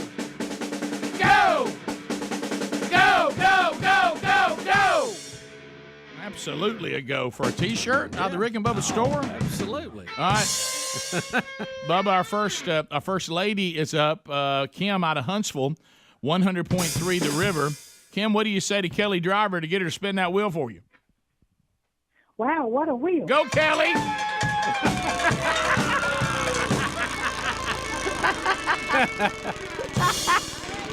I love that enthusiasm about the wheel, don't you? Yes, absolutely. Kim, Kelly with the perfect radio name. Oh, Kim. Oh, Pip-it. It's Pip-it, Kim. I'm so sorry. I just no win for you, Kim. You've been eaten by Pip-it.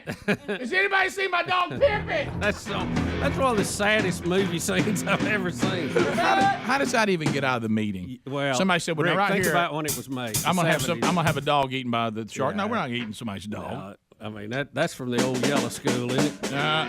Let's go to Tuscaloosa, a roadcade, where Sheila is standing by. Sheila, what do you say to Kelly Driver? Wow, what a wheel! Let it rip, Kelly!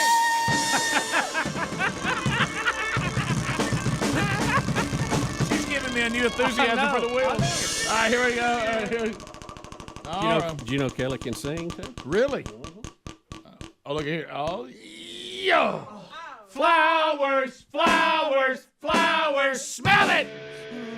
Well, Sheila, congratulations. Would you like 24 red roses, or would you like assorted roses?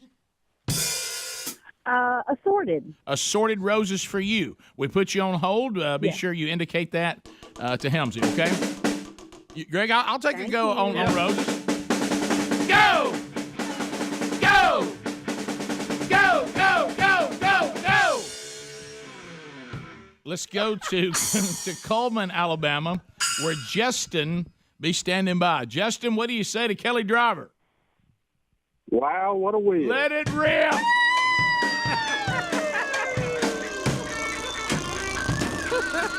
Oh, my goodness. All right, the wheel is spinning. see what happens here for Justin. Yo, meat. And meat it is, my friend.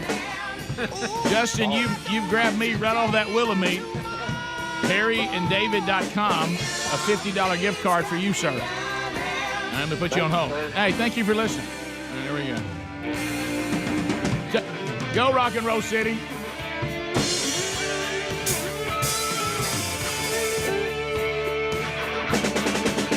Listen to Rock and Roll City going. To Gulf Shores. The Bubba. mini concert will be coming up in the break, I'm sure. That's right. Mike in Gulf Shores, Alabama, sunny 105. What do you say to Kelly Driver? Wow, what a wheel. Attaboy, Mike.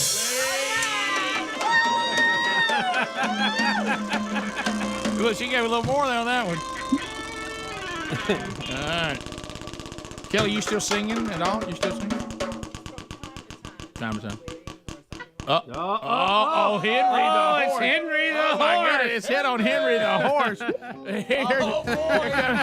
happening? Oh, Kelly, you're not ready. You don't for know this. what you've unleashed. You don't know what's happened now. It's landed on Henry the. Oh, there he comes! Right out of the pasture. A little muddy, but he's here. He is here. Hey, Henry. Hey guys, Henry. just on behalf of me and a couple other people, I need to apologize to Bubba. Oh. That was, we didn't know. Sorry. And, our bad. Henry, what did you do? Well, that was me that you saw in the pasture the other day, Bubba. That was my fault. And, I'm ashamed. But you know what they say. Dynamite comes in small packages. What a horse! Woo! Of course. What a horse. There he goes. Let's give it up for Kelly Driver. Congratulations to the winners. And thank you, Henry the horse, the not so modest Henry the horse. It is springtime. Yeah, boy, isn't it ever? All right, we'll take a break. We'll be back. 866-WE-BE-BIG. You got the Rick and Bubba Show. Thanks for being with us. Rick and Bubba, Rick and Bubba. All right, Greg, can you hear me? Yeah. Okay, here we go, buddy. We got to give the people a concert for Rock and Roll City, brother. Let me not block your face. That'd be good. Okay, here we go. Do you want to start it? You want to start us out or what? We'll take off. You jump in. Okay, go.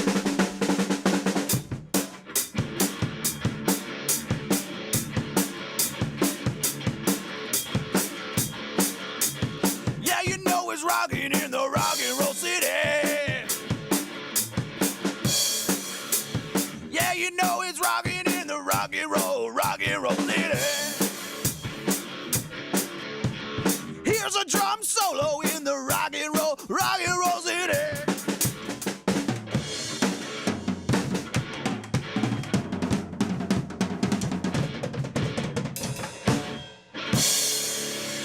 Welcome to the city, Rock and Roll City.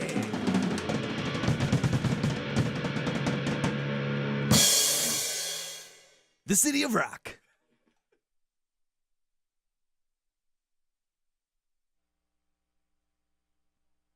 They're going to be successful. I've seen those kids, and they're highly, highly competitive. That I can tell you. What in the world? I just want to thank First Lady Melania Trump. She's really worked hard on this. Everybody's clapping. With his glasses on. Today, time to make it perfect, and we wanted to keep it just right. So I want to just ask her to speak. But before she speaks, I want to let's hear that. congratulate her on this wonderful, wonderful Today, day. I'm very proud of myself. A lot of people, and they're going to have a great time. So Melania, thank you very much, and Barron, thank you very much for being here. Thank you very much. And then there's the Easter Bunny sitting there. Yeah, No, the Easter Bunny. I'm big sorry. glasses on. He's trying to be serious. By the way, y'all keep in mind, it's better than what we could have had. No, Okay, just keep that in no mind. question about that. No question. I have to keep telling myself that a lot. Good. We have, we started noticing on the big screens here in the studio them showing a montage of greatest, freakouts of coaches when they've had enough and they draw lines and, your famous, come after me, I'm 40, and, just some of the legends over the years. That we Come love. after me. I'm a man. I'm 40. And coaches losing their mind. They had enough. Of course, we got to see a lot of Bobby Knight in the montage. And, oh, yeah. And we were all asking each other, why are they showing these, years of coaches coming apart in press conferences or being asked questions? And we think it's tied to the Grizzlies, who they have a young coach who feels like the officiating for his team is different than the veteran team and the veteran coach, and he's tired of it. Mm-hmm. And I mean, his final statement, I think you'll like a lot. Yeah. So we'll. And he's very, very animated. What's his name? It's David Fisdale, the Grizzlies head coach, and they're playing the Spurs, and they lost game 2. And as Rick said, he feels like his team is not getting any respect from the officiating. And all of the coaches and stuff that we're seeing, and even some of the play, we can't hear the audio. We can only see it. So we're only assuming this. But this is one of the lead stories on ESPN. This is after the game, him talking to the press. Kawhi shot more free throws than our whole team. Explain it to me.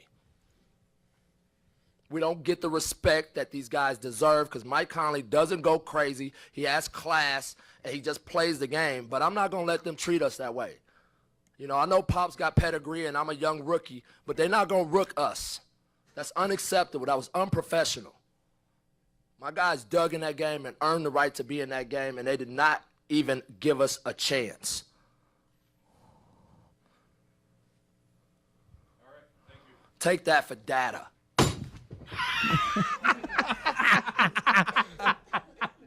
How much you think that'll cost him? That little ramp. Take that for data. I love one of his handlers.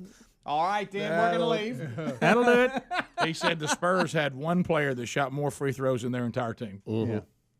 They're not going to rook us. But I know Pop's got pedigree. So I didn't Why see shot more free throws than our whole team. Explain it to me. We don't get the respect that these guys deserve because Mike Conley doesn't go crazy. He has class, and he just plays the game. But I'm not going to let them treat us that way. I know Pop's got pedigree, and I'm a young rookie, but they're not going to rook us. That's unacceptable. That was unprofessional. My guys dug in that game and earned the right to be in that game, and they did not even give us a chance. All right, thank you. Take that for data. So, was the original question? Pass the gravy, please. 35 minutes now past the hour of the Rick and Bubba Show. Willamette, put up for another week. So we'll catch it again next week. Don't forget Wednesday Bible study back today. It'll be back live on our YouTube channel at noon Central, 1 o'clock Eastern. We'll continue to walk through Genesis. The archive will be there on all of our social media platforms. You'll see links there, audio or video, whichever one you prefer. So go listen to it or watch it on your own time. Rick and Bubba University, the podcast back tomorrow. We'll record it, then it'll come out this weekend, and Chandler Cox will be our guest. So that ought to be an interesting run there. Bubba, tell him to bring his scissors because me and you both need a haircut. That's right. I do need a haircut, by the way. I should cut my hair while we were talking to you. Mm-hmm. Let's go. That's funny. Somebody just said, and I hadn't thought about this either, that Adler playing the guitar in Rock and Roll City, what he's playing sounds like Mad Max, the guy that was on the front of the truck with a guitar, and it was blaring. Did you ever see that, Adler? Yes. Mad Max? Yeah, I like that one. And the guy's on the front. He's and on that reboot. And he's got the giant speakers behind him, and he's playing out there in front of the truck. All right, so I want to take you and see an exchange that was sent to me. Now, I was actually talking to Beth that was with Olivia's house a minute ago, and she talked about the first time she ever heard the show about 21 years ago. Wow. Well, we forget that even though we've been on the air for 28 years, there are still people that are hearing the show for the very first time. Yeah, well, which is weird. Yeah, it's a big country, Rick. Yeah, and a lot of people country. moving around and coming into the loop, out of the loop, and we used to talk about that a lot more. But we really do need to keep bringing people into the loop every day. So, you're going to like this story then. So there's a guy whose name is John, and he has discovered the show. You know, there's all kinds of different ways to get here through themanchurch.com. All right. And he's on fire about it, and they're doing it in Russellville, Arkansas. Okay, and he's all in, and they're doing a great job there. As a matter of fact, the shirt I'm wearing right now, he gave me. Their men there made their own man church shirts, and they sent me one. So it was really cool. So anyway, it was awkward when he walked up with it on in front of the guys that do all the merch for the man church there in Arkansas. But anyway, they were like, where'd that shirt come from? That we're selling. I said, that's fine. Everybody can make their own shirts. That's great. And I like it. It looks good. So anyway, his family knows nothing about this show. Nothing. He's learning as he goes. He's catching up. The best of shows, he said, did him a lot of work. So how shocking was it to him? Very. But here it comes. So then he says, I had a weird exchange, a text from my wife I would like to share with you. And he sent it to me. Oh. All right, so here is her text to him. You know how they say it's easier for someone to convert you to their side than for you to convert someone to yours, like how you're supposed to be equally yoked. Yes. And he sends back, you mean like from a spiritual standpoint? She says, I mean that my original thought, that's where my original thought came from, but I said that to begin the process of telling you that I did something this morning. Uh-oh. And he's like, oh, no. And then he goes, well, what is it? And she says, I can't believe that I was as weak as I was, and I'm supposed to be stronger than this and able to hold firm. And he says, wow, now I'm really getting concerned. Can't talk about it. I'm too ashamed, but I guess I'll tell you. I just can't. I'm not ready to say it out loud. I listen to the Rick and Bubba show. Wow. Thank you for that. Yeah, so here's the spiritual leader now bringing his wife in. Mm. And she was resistant, and she thought that this was not for her. Well, I understand that. There's days I think that myself. And so she confessed to him that without him even being there, she dialed over to this show on her own. Wow. And that's a listened to big move. Yeah, and it's also a man doing his job. Yeah. Oh, yeah. Yeah. I was a little curious about Corbin, our Zeta Stone engineer. Yeah, right, yeah. Now that he's been here, in a couple of hours, Right. you still hanging with us, Corbin? You good? Corbin, you good and everybody? Mm-hmm. Good. Do you think, what do you think is more difficult out there? Have you told any of your friends how weird it is here yet? Yeah. Corbin. Here comes Corbin. Here comes Corbin. Corbin, do you think... and those of you that didn't hear last hour, Corbin's here doing some work for a company. We have a new, what would you call a new automation system? A new automation system that plays the commercials and all that. Zeta Stone. Zeta Stone, and it's not Zeta Stone, but it is Zeta, isn't it right? Zeta. Okay, Zeta. I'm sorry, that's a sorority. But anyway, you've never been exposed to the show either. And do you think you would listen to it because you can when you go back. I mean, there's all kinds of ways to hear the show. Yeah, you guys are on iHeartRadio, right? Yep, absolutely. So I definitely can listen to that. Yeah. Do you think you would? It's one thing to say I can, but what I'm wondering is early. Like, what do you normally listen to? Yeah, you've talked to the person before that says I need to change, but then you go, we'd like for you to want to change. I mean, it's. Here's the thing: I'm always up so early, and I'm actually already online doing work, so I don't even listen to the radio or That's not what I'm asking you. That is not what I'm asking you. What if it was different? You're killing our industry. I am acceptable to change. There you go. There you go. Well, see, where you at on podcasts? You listen to many podcasts? I don't anymore. I said he was on a podcast at one time. Yeah, I used to do a podcast out of Phoenix when I was with iHeartRadio because I worked for iHeart for 16 years. Yeah, we all have things. So when you were listening to the radio, what did you listen to? When I listened to the radio, well, I programmed talk radio, so I programmed a radio station in Phoenix that primarily did like Rush Limbaugh and Sean Hannity. So I listened to that, even though I had to work for it. That was basically the only reason I listened to it. And those are two icons in our industry, right. And but I must point out, neither one of them had a giant wheel of meat. No. And I actually really liked the fact that you guys had live music going on, of course, at the same time. You won't find another. Could you hear it? Yeah. Could you hear it? There's soundproof in there. What do you think about our big boy?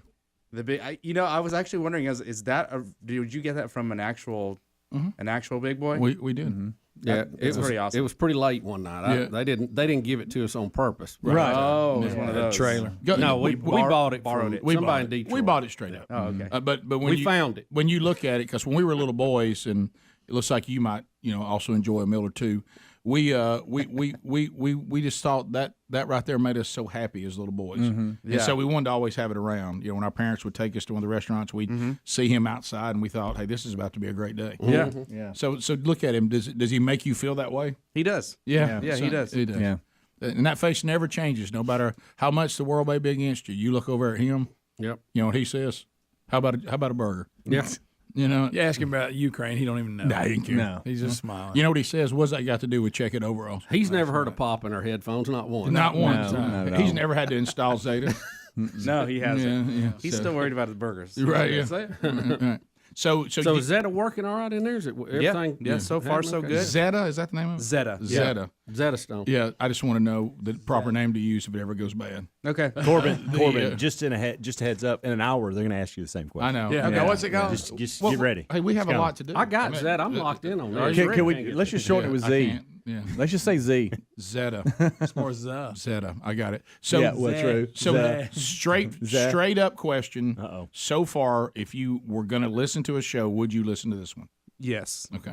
That's what I wanted. Good to know. answer. That was it. Good answer. Because this guy's wife, see, she said she wasn't going to listen, and she couldn't believe her husband was listening to this. And then before she knew it, I mean, we just before you know, we're on you. I mean, we'll pull you in. Yeah, we'll pull you in. You thinking, no way, I'm listening to this. Next thing you know, Can you believe we're even on the air? Oh yeah. Okay. Because we're on the air now. Right now. Yes. There we are. All right, I'm about to play that music. Oh, that's really. Okay. Yeah. Yes. All right, I'm about to play that music. Watch him. Watch him. Ready? There he goes. There he goes. He's running back. Thanks, Corbin. All right, look at We'll Corbin check go. in with you Corbin's again on. next hour. Look, Corbin. next hour, Corbin. I mean, he's got to feel like. Did you get some chicken? Yeah. Did you get chicken? You get enough to eat? I mean, just the food alone. I mean, it's got to give you hope in radio again. And when I say radio, I just mean content. Yeah. All right, so we'll be back. More Rick and Bubba coming up right after this. Rick and Bubba, Rick and Bubba.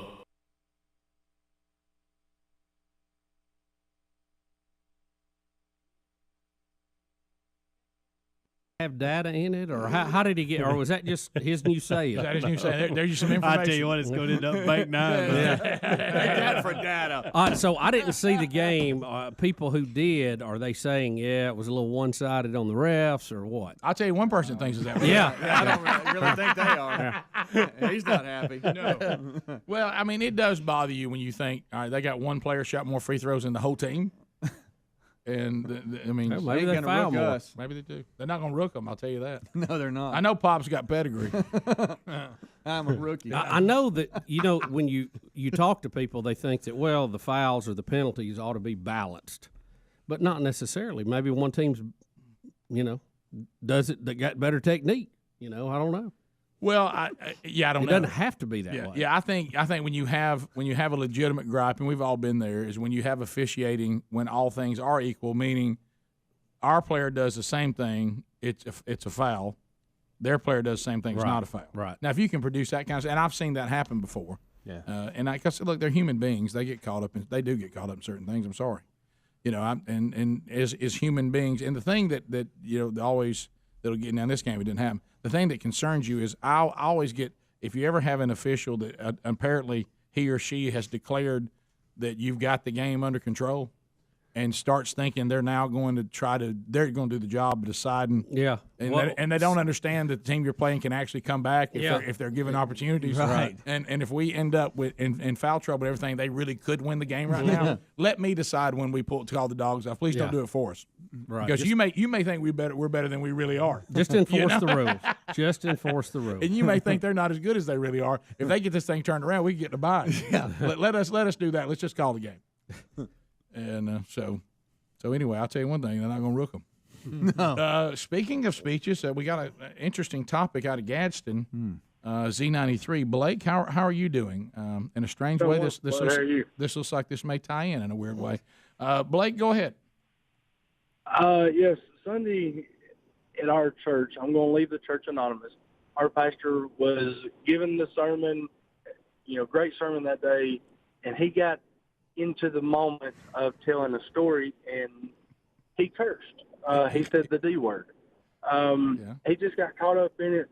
Personally, me, I know there might be a little stink about it within the church. Really? I'd like to hear how it was used. I do too.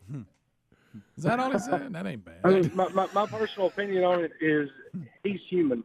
We're not there for him. We go to church, especially on Easter Sunday. We go to church any day. Church is inside of us, but we go to church to enjoy each other. Yeah, I got you. Let me pause. We still don't know what he Corporate said. got all that. I didn't know what he said. Yeah. All right, so tell me how it was used. You don't have Turn to say, your D Bibles to this. You don't have to. Yeah, because that's if the guy gets a bear. If he says people are dying and going to hell, and frankly, I think some of y'all don't give a blank. I don't have a problem with it. No, sir, it wasn't. He was referencing to He was what? He was referencing to a funeral that he had done, and the lady, I don't know if it was his mom, grandma, a lady came up to him and said, "Here, just read Proverbs, and don't say another D word." Okay. And he got caught up in the moment. He was quoting. He was quoting what somebody else That's said. not bad. I cut it some slack. It ain't like he dropped an F-bomb. Yeah, I mean, look. Right. Yeah, That would have been rough. I actually have audio of him if y'all want it. No, you do not. Yes, I do. Let's hear it. For data. Oh, dang it. Anyway, yeah, well, I understand, and I understand how some people would. He probably meant to leave that out of the story, but I mean, it's just I tell you what's funny is somebody sent me. You're talking about funny things heard at funerals, especially if it's a celebration. And I had one here that I thought was quite humorous. Somebody said they were at a funeral, and this person that was speaking on the person's behalf had worked with the person, and this person who's giving the eulogy was a person that was in a higher position than this person, and they were discussing this wonderful person, and the person doing the eulogy for his friend said, "I valued his counsel," and this may be something that one day you'll even say about me. When I asked for it and when I didn't ask for it. I like that. So there you go. Yeah, well, I understand how the pastor could get carried away, but like I say, he didn't say something profane or nasty or, it was just... he was reporting a story that happened to him.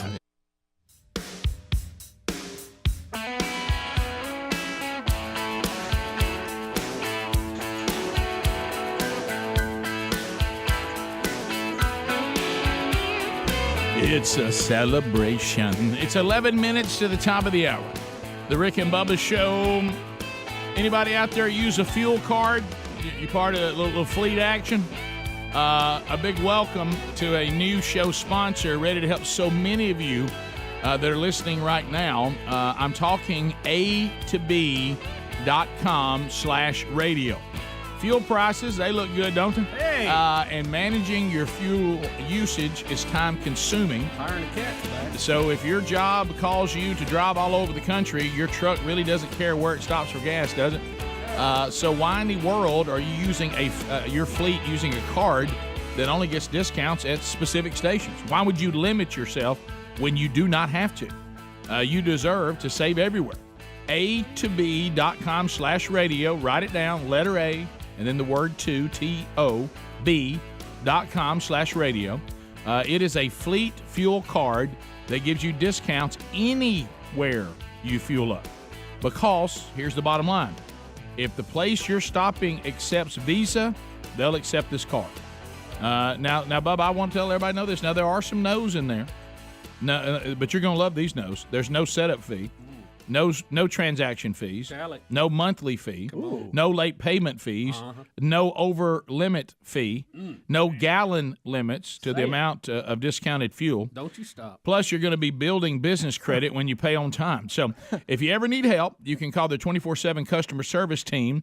They'll meet every need you have. In today's world, don't you think you deserve to save every single time you stop to fill that thing up? So join us today. Apply. The letter A, the word 2, T-O, A2B.com/radio. There's no credit check. For a limited time, you'll get a $50 credit, too, when you use their zero fee card.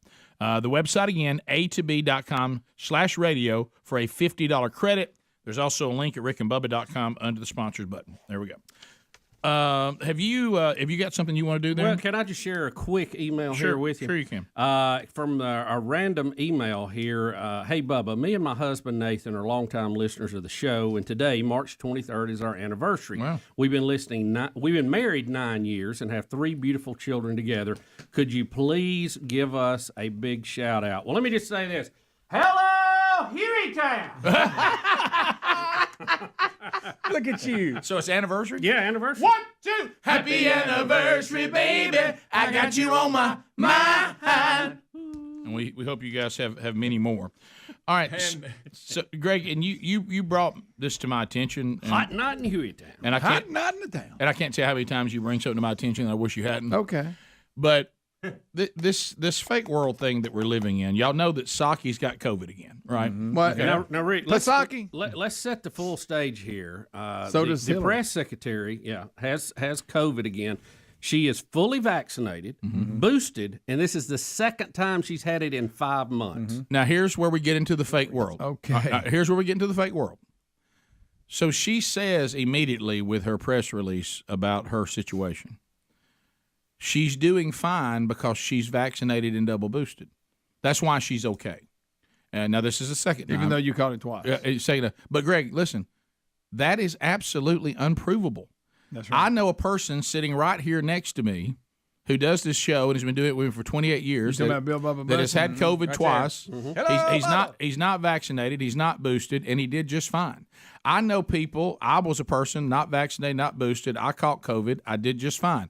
There are people that have tested positive for COVID that do just fine that are vaccinated and unvaccinated. Yep. The vaccination is not a she said it. It's like that time I tell you I've got COVID again, but because of that vaccine, I'm doing fine.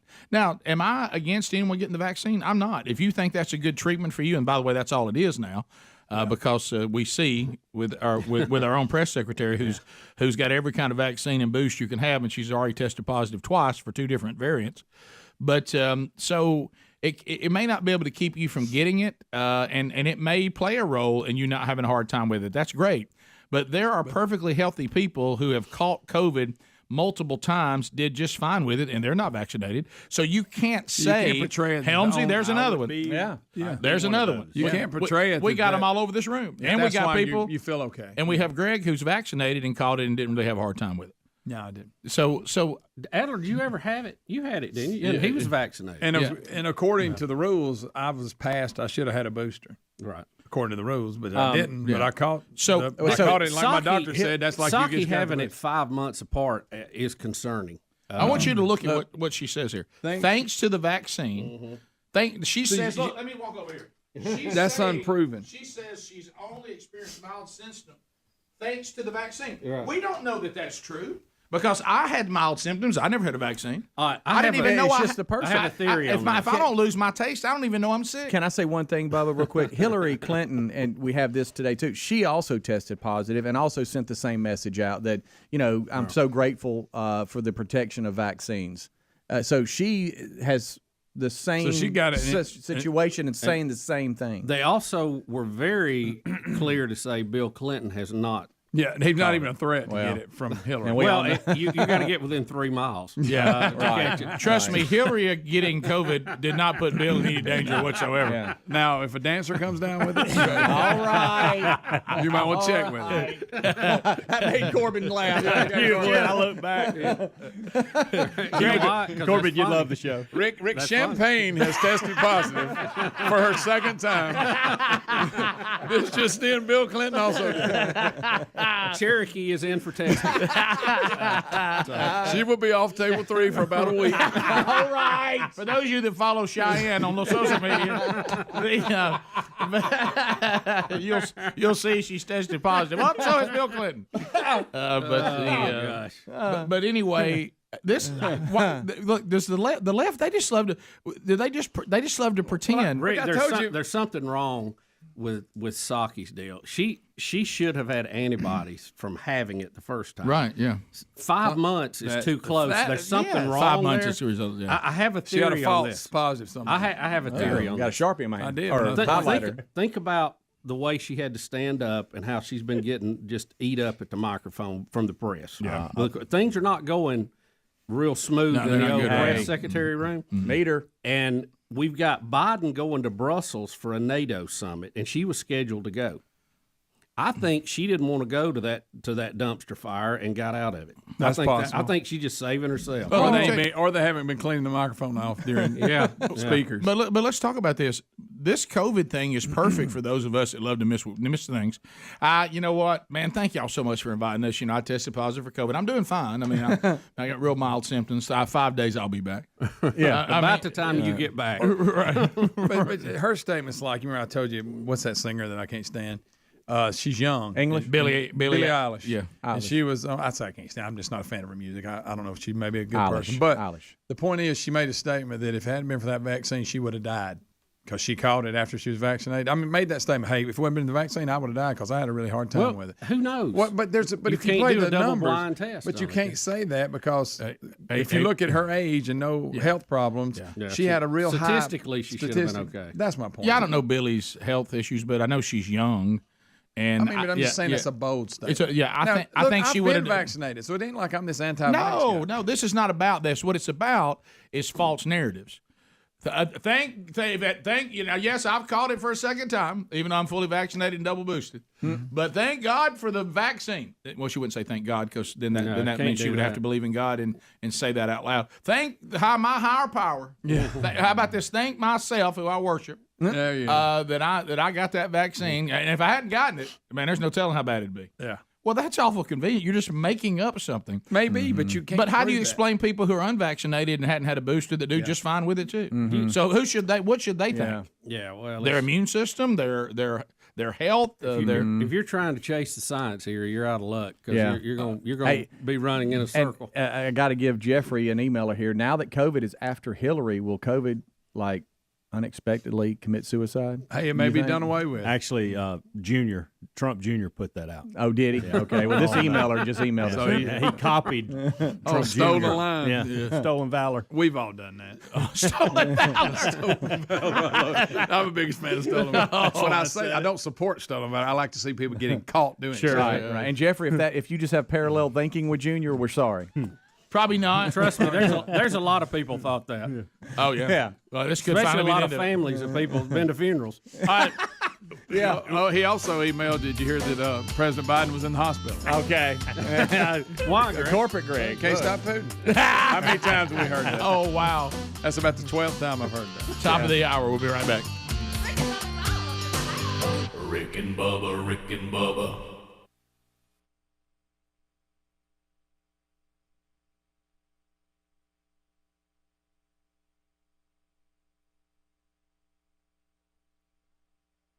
Yeah, I'll cut in some slack. Yeah. Book your tickets there, and we'll see you on an upcoming Rick and Bubba show. All right, so we've seen this Major League Baseball thing where they have the running of the presidents. We've had the running of the sausages. Yep. All these different mascots with really large heads and little small legs, and they run, and it's funny. And when it gets around Easter time, the Easter Bunny will leap from the stands, pummeling some of the presidents. One year he knocked down a group of presidents. Oh, I know. Oh, Yeah, it was like a bowling ball. And he comes off the dugout and just, I'm talking about all out. And the latest one, I don't know which team this is, but the Bunny Skies, man. Yeah, Teddy Roosevelt really takes a pop here. Oh, yeah. And so we'll let ESPN set it up for you. Here we go. Game yesterday, the mascots invaded the president's race. Teddy Roosevelt was running free. He thought he made it through. And then what in the Sam Hill? Here comes an Easter Bunny. Oh, wow. The flying off the top rail. David, that looks dangerous. Does that not look dangerous? Good form, Somebody's though. Get the mom. head out front.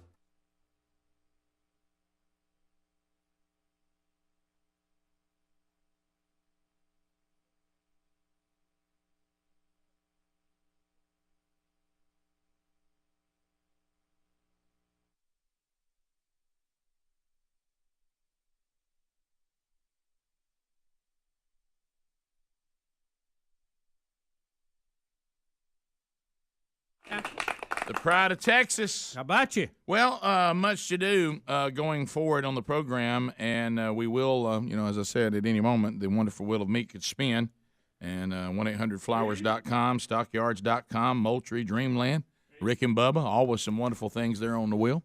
And you could win those, or you could hit some of the potential pitfalls. I actually, we have a responsibility here, and I think oftentimes we forget it, or maybe we just don't want to wrap our mind around it, that when we're doing this program, people actually hear it. Now, I know that something, because we're in here cutting up amongst ourselves, and if everybody wants to come along for the ride, they're more than welcome. But we tend to do the show on and off the air, regardless of Mike's hot or not. Mm-hmm. And if we could put together, a sound bank of things that went on in the breaks, it would be something. But anyway, so I was, I guess it was Easter last Sunday, and we were all trying to move, and we ended up, Sherry and I riding separate, and we had 2 cars, and it was Easter, and it's very crowded, and Sherry wants to go home and get get lunch ready, and she bolts out of there, and somebody's got to go to the bathroom, and I'm waiting on them, and now it's getting a little traffic out there. Services are coming in, one going out, one coming in, and then suddenly, I encountered this family with this little boy, and they said, are you Rick from Rick and Bubba? And I never know whether that's going to be good or bad. Yeah. Yeah, and I said, "Well, yes, good to meet you guys, and glad you guys are here today." And suddenly the little boy just screamed at the top of his lungs, "Pip it!" and to which the parents looked at me and as if, "Would you help us with this? You make him stop. Do you see what you've done?" They said he just screams "Pip it" throughout in the car, around the house, but he would sit down on it too. Rick, I encourage all children to yell "Pip it." I mean, hey, look, especially at school. Right when he was about to go out, they just about had the door shut one time. He gave me one more for the road. Oh yeah, that's funny. He loved and so funny. Yeah, some of the weird things we do. I apologize when your kids have picked up habitual habits here that from some of us, and so yeah, but I mean. And he wasn't. He had it. He down owned to, it. Huh? There was no whispering it. Oh, yeah, that's the way it should be. And you know how little boys can. They can bring somebody up. they They can. can be loud. Yeah. He was just screaming "Pip it," and they said they had to do everything they could to keep him from screaming it during the service. But well, maybe not. Right. Just to recap yesterday's show too, because we got busy there at the end. It was tax day. I had a great time yesterday. So good to see 3 of you. Oh, the amazing 3, the American treasure. Yeah, and our winner yesterday came in early and came in hard. Had to write a check for $1.4 million yesterday. Millerinos. And so they are the recipient, Rick, of a $100 check from us as a thank you. Yeah, Speedy has emailed that person. We don't know whether they would want to come on the air and talk about why they had to pay the 1.4, but they get the check either way. Yes, so maybe we'll have an update on that. My curiosity is sky high, and I know yours is too. But a lot of times they don't care to do that. That's fine. We'll see how that goes. Also, some breaking news right out of the gate this morning, Rick. Aaron Hernandez, the former New England Patriot, former Florida Gator, who is serving a life sentence, has apparently committed suicide in prison. Yeah. I saw that. And isn't that a sad story? Yeah, right as the kickoff hour was wrapping up, that kind of started coming along. And if you have a news app or whatever, it came across the phone there. And I'm like, well, there he was, the guy that, what was it, his $40 million deal he was about to sign? He had a $40 million contract on the table when he was removed from society due to murdering somebody. I just, I know he probably in his mind had a good reason for that, but I just don't think that. That's just a terrible decision, and now it has led to his ultimate demise. And what is it saying underneath there? Hernandez was acquitted? That was of the second charge. Yeah, of the second one. Okay, that was the second charge. Here's what's fun. Well, there's so many of them. Here's what's ironic, because I was looking back, I can't remember it. He got convicted of killing a guy's actually a friend of his.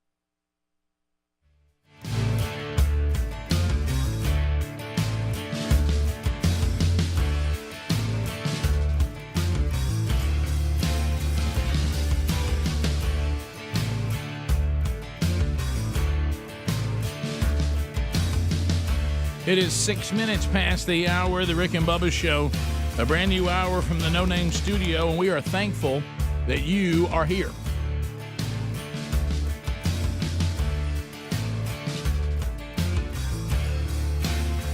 So So as we make our way back, we got Speedy, the real Greg Burgess, Helmsy, and Eddie Van Adler all here. Join me in welcoming back for a brand new hour. There's Bill Bubba Bussy. Rick, glad to be here, and thank all of you for joining us and, quite frankly, giving us a job because we're not qualified to do much else. No, that's true. So, Bubba, we I know the kickoff hour touched on it, but you have the actual email. This is a little segment we call Gifts in the Mail. Gifts in the Mail. We need some theme music for that. What would be a good one? Gifts in the Mail. Yeah, we need to think about that.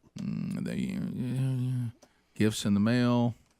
Let me work on that. Yeah, either mail or gifts. Something to do with mails or something to do with maybe speaking my baby wrote me a letter, but that one won't work. What about gifts in the mail? Adler, gifts in the mail. Signed, sealed, delivered, I'm yours. Adler, what do you think? To the tune of Pants on the Ground. Yeah. Signed, sealed, delivered, I'm yours. Oh, that's good. Yeah, that is good. It has to do with mail, I think, a little bit. It does. What's the other one? It's using a mail analogy. Something about a post office Mr. Postman stops me in. Mr. You got a letter, Mr. No, there's a Mr. Postman. Mr. Postman, wait in, see if you get a letter from me. Stop. Oh, yeah. Wait a minute, Mr. Postman. Wait. That might be it. Remember that Y'all one? like that I one? need something a little Fat peppy. Daddy's got mailman. Well, anyway, Rick, we get. I'm sorry. What's that song that's like no such number, boom, boom, boom, no such zone? What about Blue's Clues Mail Time? Oh, do we want that though? Oh, I like that. I like that. Do you like that one? It's got potential. You know, I just need something a little peppy. So tell us what it is, Bubba. Well, Rick, we received. No, set it up like you're going to start it. Yeah. Oh, the whole We're testing the music. I'm testing it. Okay, All right, you tell me. So, Bubba, what are we doing now? Rick, it's time for Gifts in the Mail. I like this. How you like that? Like a fool, I went to stay too long.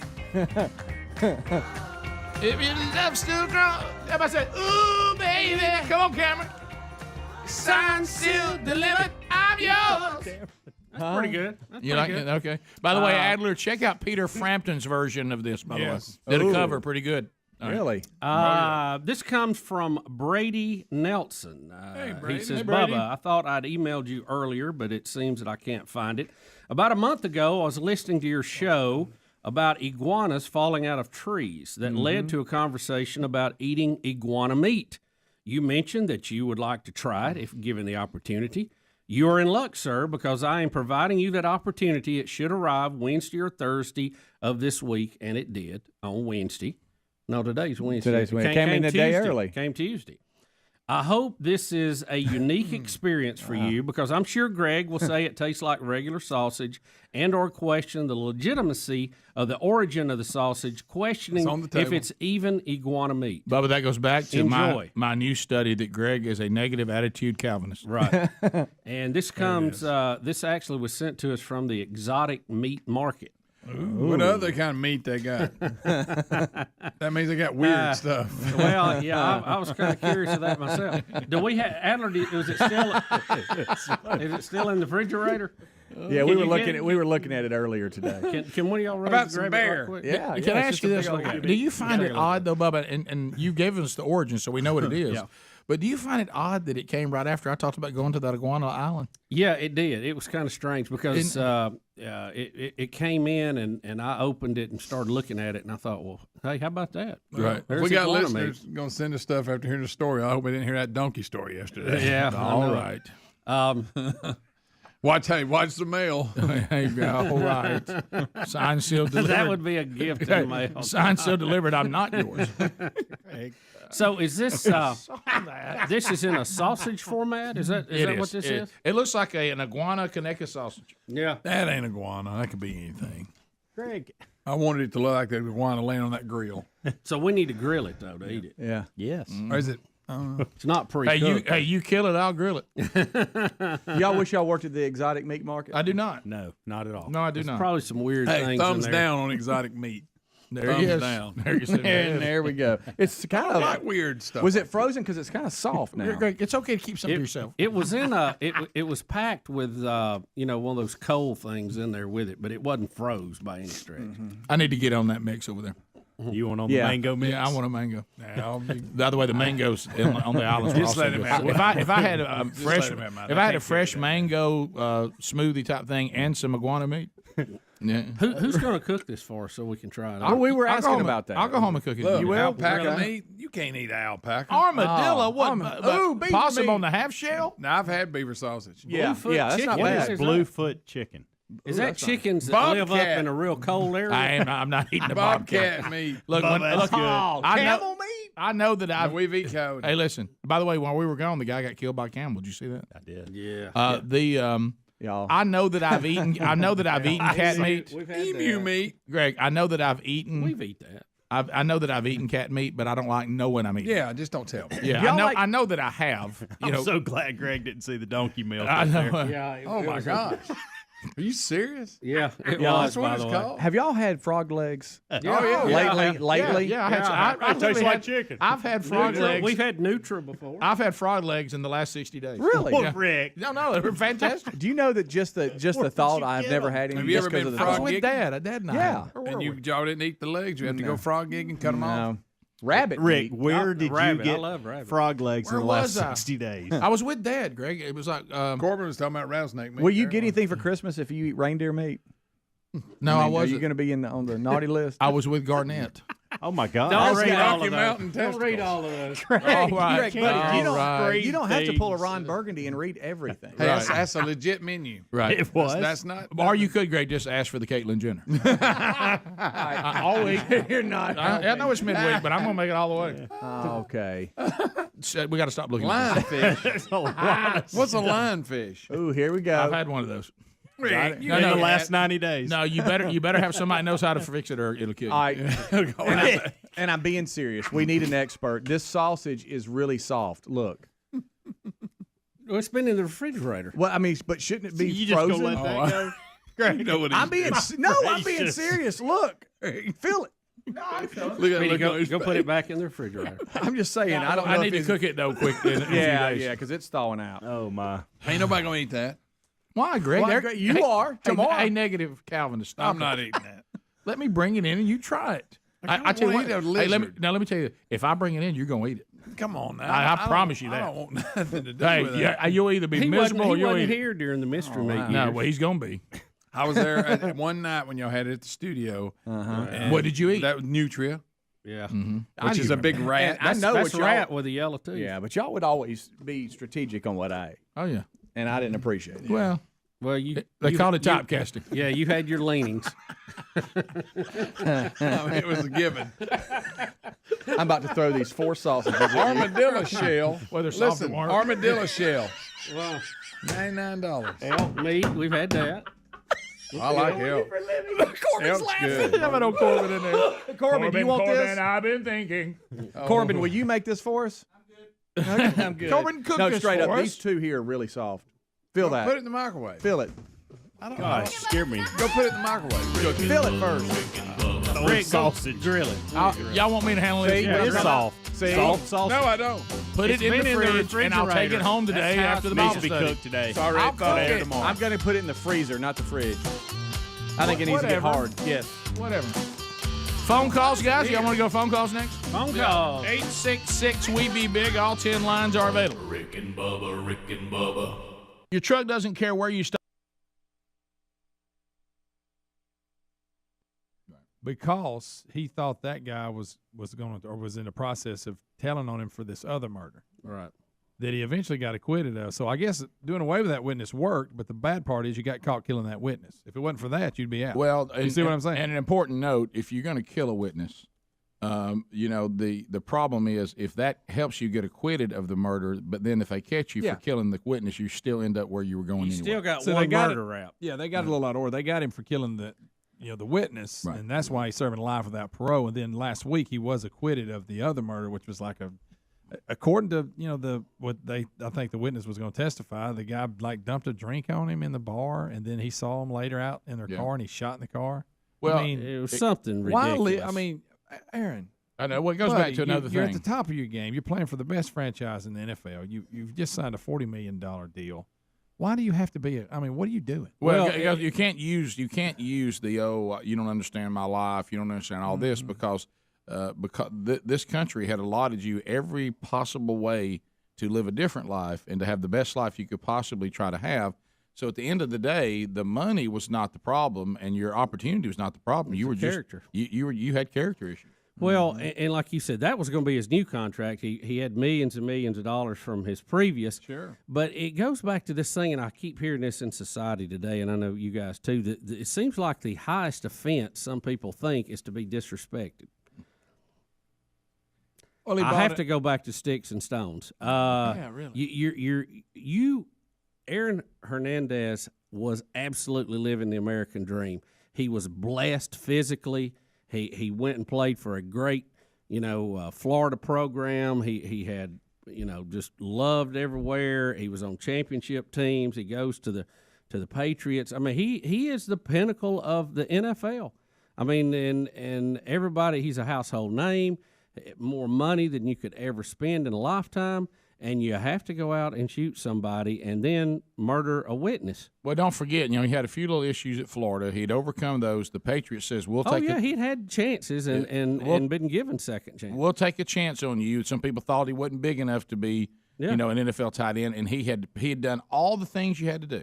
He'd proven everything and got the deal. He got, don't get me wrong, he was paid pretty well beginning, but nothing like he was about to be paid. Right. He had earned and proven he could play at that level, be a contributor to the best franchise in the league, $40 million contract. And as Greg said perfectly, when you're in the NFL, we don't even ask you to be a great person. Just don't kill people. Yeah. You can even There's a lot of things you can do and still play. Yeah. Just don't kill people. We'll rehab you, let you come back. We'll give you many chances, except murdering people. Now, murdering people, you're pretty much done after that. So facing what he thought was a no-hope situation. Apparently, the reports are he killed himself in jail. Once again, there we were. I was involved in a practice yesterday afternoon. Here come the headlines. Oh, I know. I mean, and you're like, here we go again. More crazy shooters. Now, once again, we will. I don't know why we do what we do with this, not wanting to declare that this could have some sort of terrorist tie-in. I will tell you this: I'm not an investigator, but I think the name Corey Ali Muhammad. There's that age we always 39. look for. 39. Yep. And shouting that Allah Akbar, or what is it? Ali Allah Akbar. Ali Akbar, whatever that is, they shout, and says we do have someone saying, who's investigating it, Jerry Dyer, the Fresno police chief. Now, Jerry, I love you, buddy. I'm sure you're a fine guy, but you're saying that a man named Corey Ali Muhammad, 39, screaming Ali Akbar. And he wants to kill as many white people as he possibly can. Now, the chief of police in Fresno tells us this has nothing to do with terrorism. I'm sure. Hey, Chief. I'm sure the chief's a great investigator. I'm not doubting his I don't know, investigative abilities, but I don't know, Big Jer. I think he may be so close to the forest he can't see the trees on this one. Maybe that is. The definition of terrorism is people with the name Corey Ali Muhammad 39 hollering that saying out as he's killing and says, "I want to kill more white people." Yeah, that's. I think that falls under terrorism, hate crime, murder, and about 8 other things. I will also say that the headdress he chose to wear tends to lend itself over to terrorism world. Uh-oh.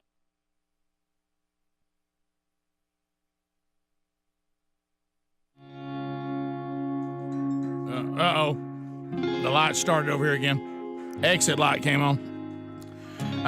20 minutes past the hour of the Rick and Bubba Show. 866-WE-BE-BIG is our number.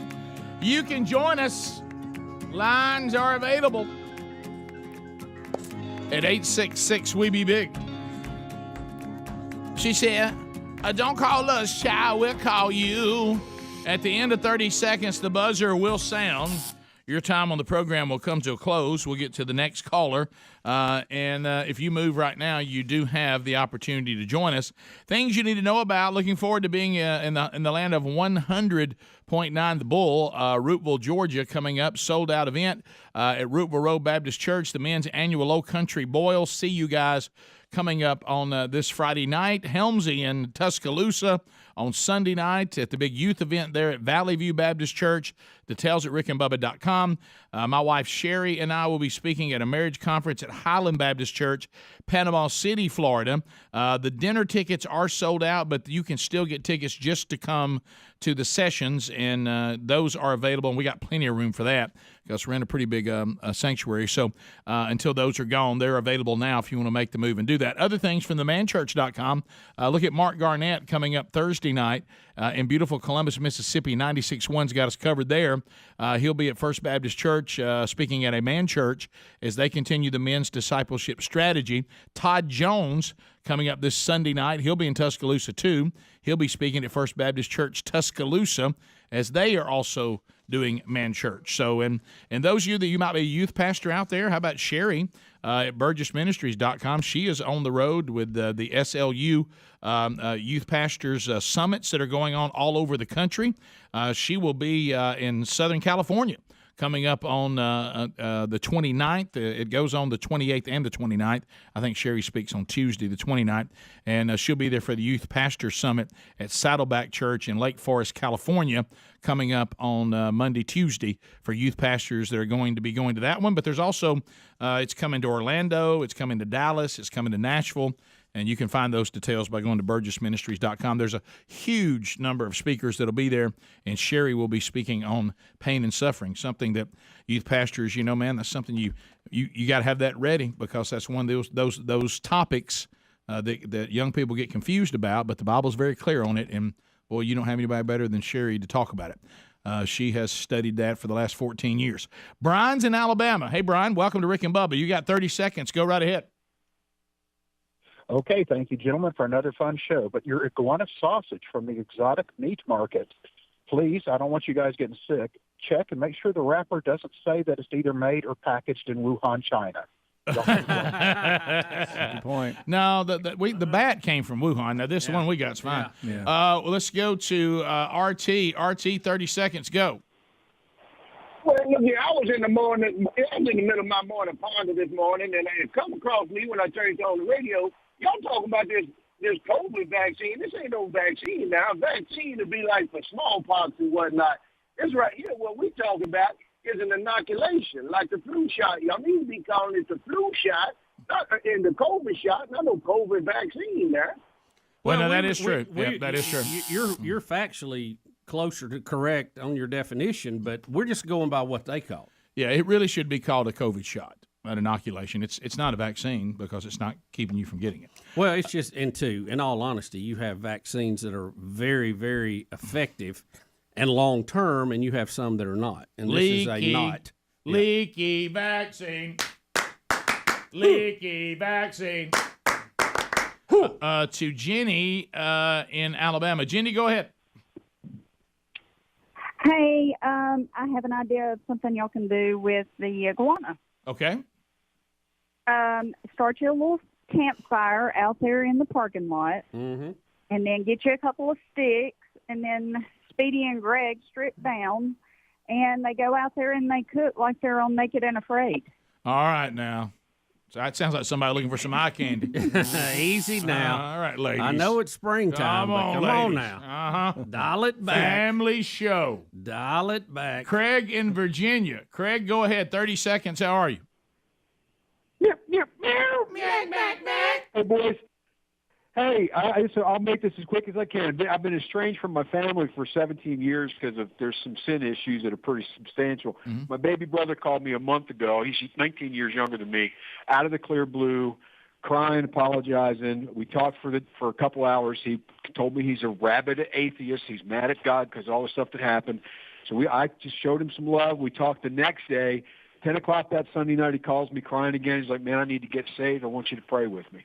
Hey, I man. wanted to share that with you guys. Wow. Yeah, man, it was a good day. Well, I think that's also, turnaround, isn't and it's encouraging me today that all these prayers you pray and at some point you got to trust them to God. And now they may still resist it, but God is the one that saves people. We certainly don't. And we're you got to leave. It's always working. At some point you have to leave I'm trying to win an argument, and I'm hoping that the Holy Spirit will convict you. Mm-hmm. So that's awesome, man. That's an encouraging word for a lot of us. Trust me.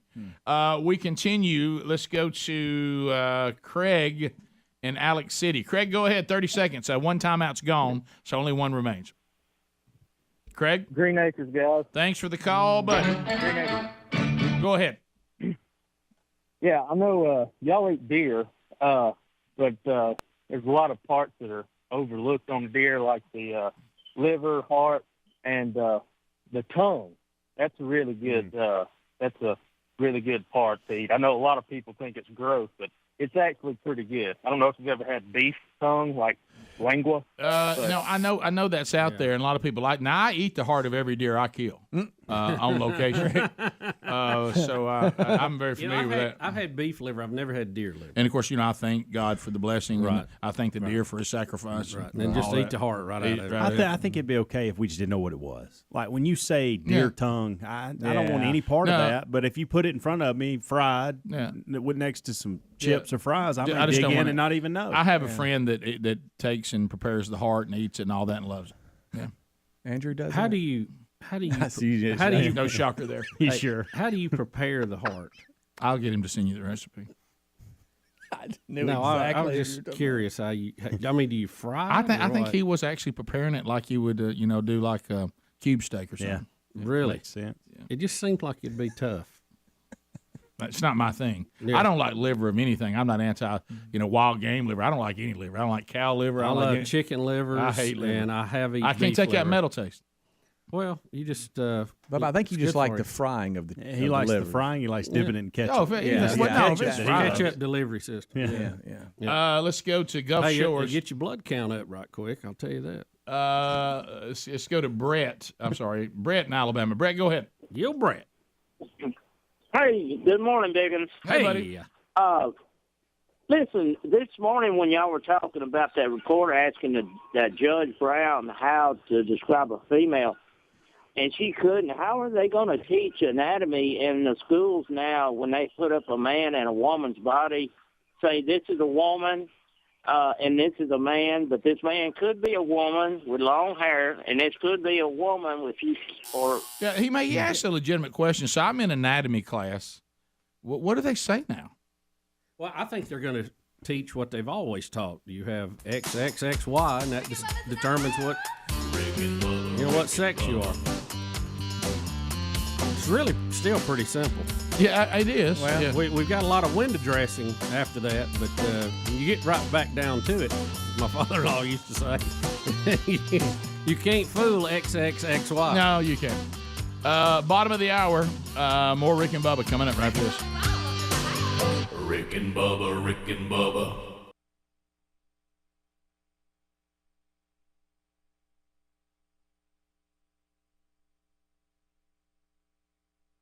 I mean, let's see that picture again. This is either that or he's going to be, he's got his shirt on that says pro-black with the power sign. Now, I understand that it may be that we can't decide what he's more of, a racist or a terrorist, but it's all kind of it's all in there. And this may be more Nation of Islam. I got you, but at the end of the day, someone who is Islamic with a name change that is a name change that represents being in some form of Islam, shouting Ali Akbar and killing white people. I'm just going to tell you, I don't think that anybody's going to be upset if we tend to at least entertain the idea that it was somewhat of a terrorist act. I think it probably terrorized everybody. We? If you're white in Fresno, would this terrorize you? I think it would me. Yeah. I mean, I'm just saying. Well, do you see the people that were killed in this? You had a utility worker who was sitting in a truck. He worked for Pacific Gas and Electric. He was sitting in the passenger side. He just simply walked up and shot him without warning. Sure. The driver, who happened to be Latino, sped off to the police department for help, but the worker, 34-year-old white male, died anyway. Then he shot at another person and missed.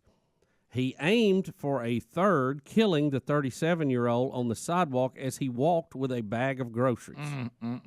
The final victim, 58, was gunned down in the parking lot of a charity building. He said that when the police arrived, he told them, "I'm the guy you're looking for. I did it. I shot them." Along the way, he spared the lives of 2 Latina women who were in a car with a child. Well, thank you. I'm glad he was big-hearted there. Yeah.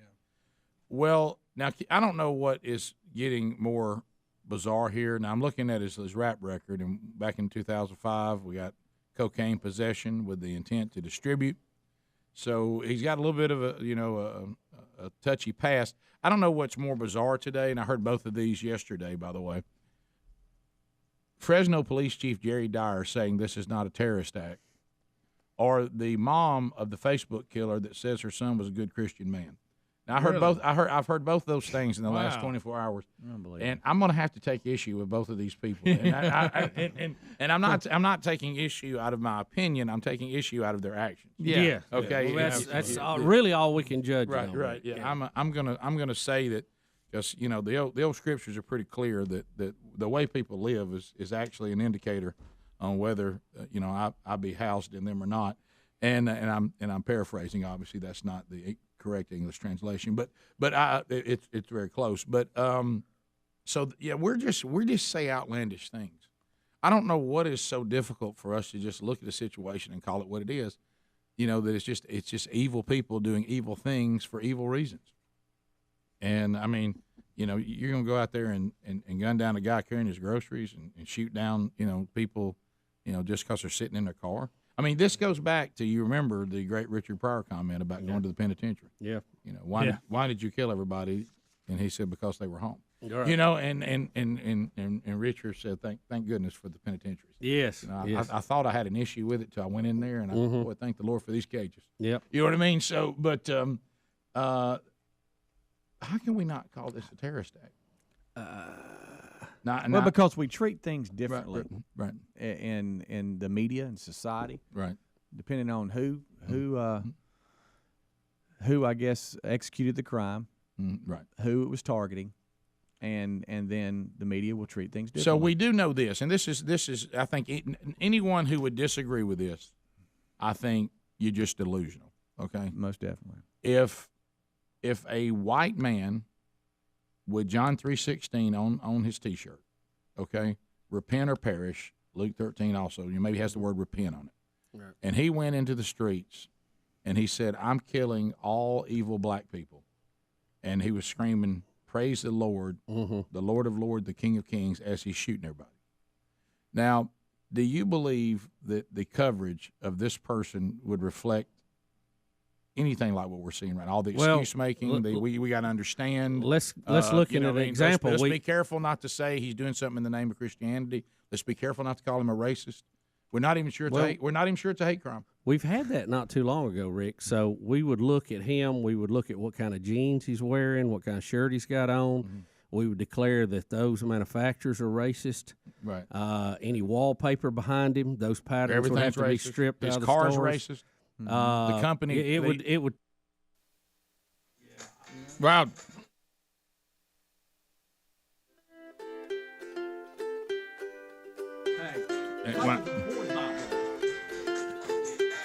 Probably 35 minutes past the hour of the Rick and Bubba Show. 866 We Be Big is our number. And we'll get more of your phone calls before the day is done. HelloFresh.com/Bubba. HelloFresh.com/Bubba. Go there now. Have you, when it comes to, have you been checking the inflation there at the old grocery store? Wow. Yeah, about 10% more than we've been paying on everything. Some more than that. But with HelloFresh.com/Bubba, you're not really buying things. You ever go there and get caught in the middle of the grocery store and you're trying to plan out what you're going to do for the week and the meals you're going to pick, and then, well, with that meal I need that, and then I want to do that, and I want to try something new. Well, then I need to, what am I going to try? And sometimes you get things you didn't need, and you got too much of something, not enough of something else. Well, with HelloFresh.com/Bubba, their chefs have 50 menu items and available to you every week. You go there, you go ahead and pick out the meals that you want, and if you're trying to do better, stay inside a certain calorie count, they can do that for you. And you have that's hard because you're trying to figure out what to make. Well, just go pick from their menu. Maybe you just want great food. They've got family favorites. They've got everything you can think of. So HelloFresh.com/Bubba. Go there, get your menu and your market items, select them for the week. You can cancel anytime. You can skip a week. You can change the days, whatever. Go to HelloFresh.com, and if you use our URL right now and go there and use the code Bubba, we're going to get you 16 meals for free plus 3 free gifts. The meals come with a recipe card that's easy to follow, all the ingredients you need in the bag, and then you just prepare the meals. So do that now. We can get you 16 free meals and 3 free gifts if you go to HelloFresh.com/Bubba, use the code Bubba. That link is also found at rickandbubba.com under the sponsors button. Bubba, we have an update on a story that has been out there for a while. Y'all remember Stormy Daniels? I'd forgotten about Stormy Daniels, but we do have an update on this. It's a Rick I didn't and think Bubba I'd ever be news updating this. update. It's a Rick and Bubba news update. It's a Rick and Bubba news update.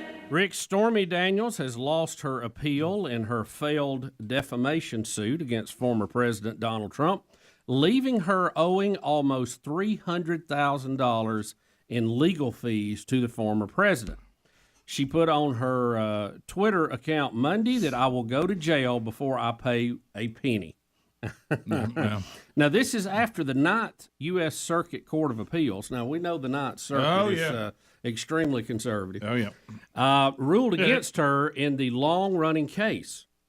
Trump hailed the ruling by the appeals court, which he often bashed as president, calling it a total and complete victory and vindication for me. And he was very excited about that. Now, here's if you remember what happened, she filed a lawsuit against President Trump for defamation. Right. And the case got thrown out. And then he countersued for legal fees, which he had to defend himself, which is about $300,000. Trump won that case. She appealed that ruling and lost again. So she's running out of options here. And no matter what you think of the parties, this thing where people can just sue you and you have to come up with hundreds of thousands of dollars in defense lawyers to defend yourself in court, because the people who file it have no skin in the game. I mean, if they win, they win. If they lose, they walk away. But when you have things like this, it's going to make people think twice before they file foolish lawsuits.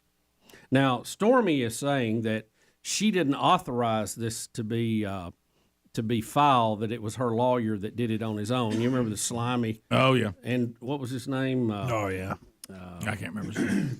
And he's in jail for something now, too. So when it's Andretti, not Andretti, but something like that. It wasn't Scaramucci, wasn't that? That was somebody else. No, that was the Mooch. That's the Mooch. Okay, yeah. sorry. What was his name? Gosh, I can see his face. Michael Avenatti. Avenatti, yeah, that's Avenatti, it. Yeah. And he was a fine, upstanding citizen. You could tell that just listening to it. Wasn't he?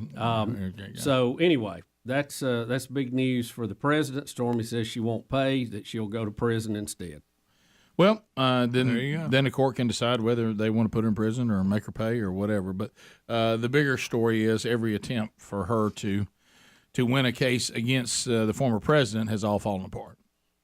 Yeah, and and she's all parties have fared well. Yeah, I don't know this. That's one of those stories that there's no winners in that one. Nope. Yeah. So speaking of justice, Jesse Smollett was sentenced to 75 days or something in jail. 150? Was it 150? It was over 100, I know that. But could serve 75 with good behavior, whatever. Served about 3 days and was let out. Now, what was the deal with that? I never fully understood that. How do you just get out? It's something about his security and him. They found a who's judge out, that who, said, who's yeah, out there to was a hurt Jesse panel of Smollett. judges that ruled on it. I don't know. I I don't ask know you the this. answer to that, Bubba. Who is trying to hurt Jesse Yeah, Smollett? really. The only people who acted like they wanted to beat him up were people he hired. Yeah. He is the only person that's hired somebody to beat Jesse Smollett up. Yeah, I don't If he know. don't do that, nobody beats him up. I don't know anybody out there that's ever said truthfully they were out to get him ever. No. Yeah, it was Especially in the middle of the night on a freezing cold night while he's going to get a sandwich. Yeah, look, it was an attempt to get his name more known and to play the victim card. Again, it's weird. I never knew I'd live long enough to live in a world that people want to be a victim. Oh yeah.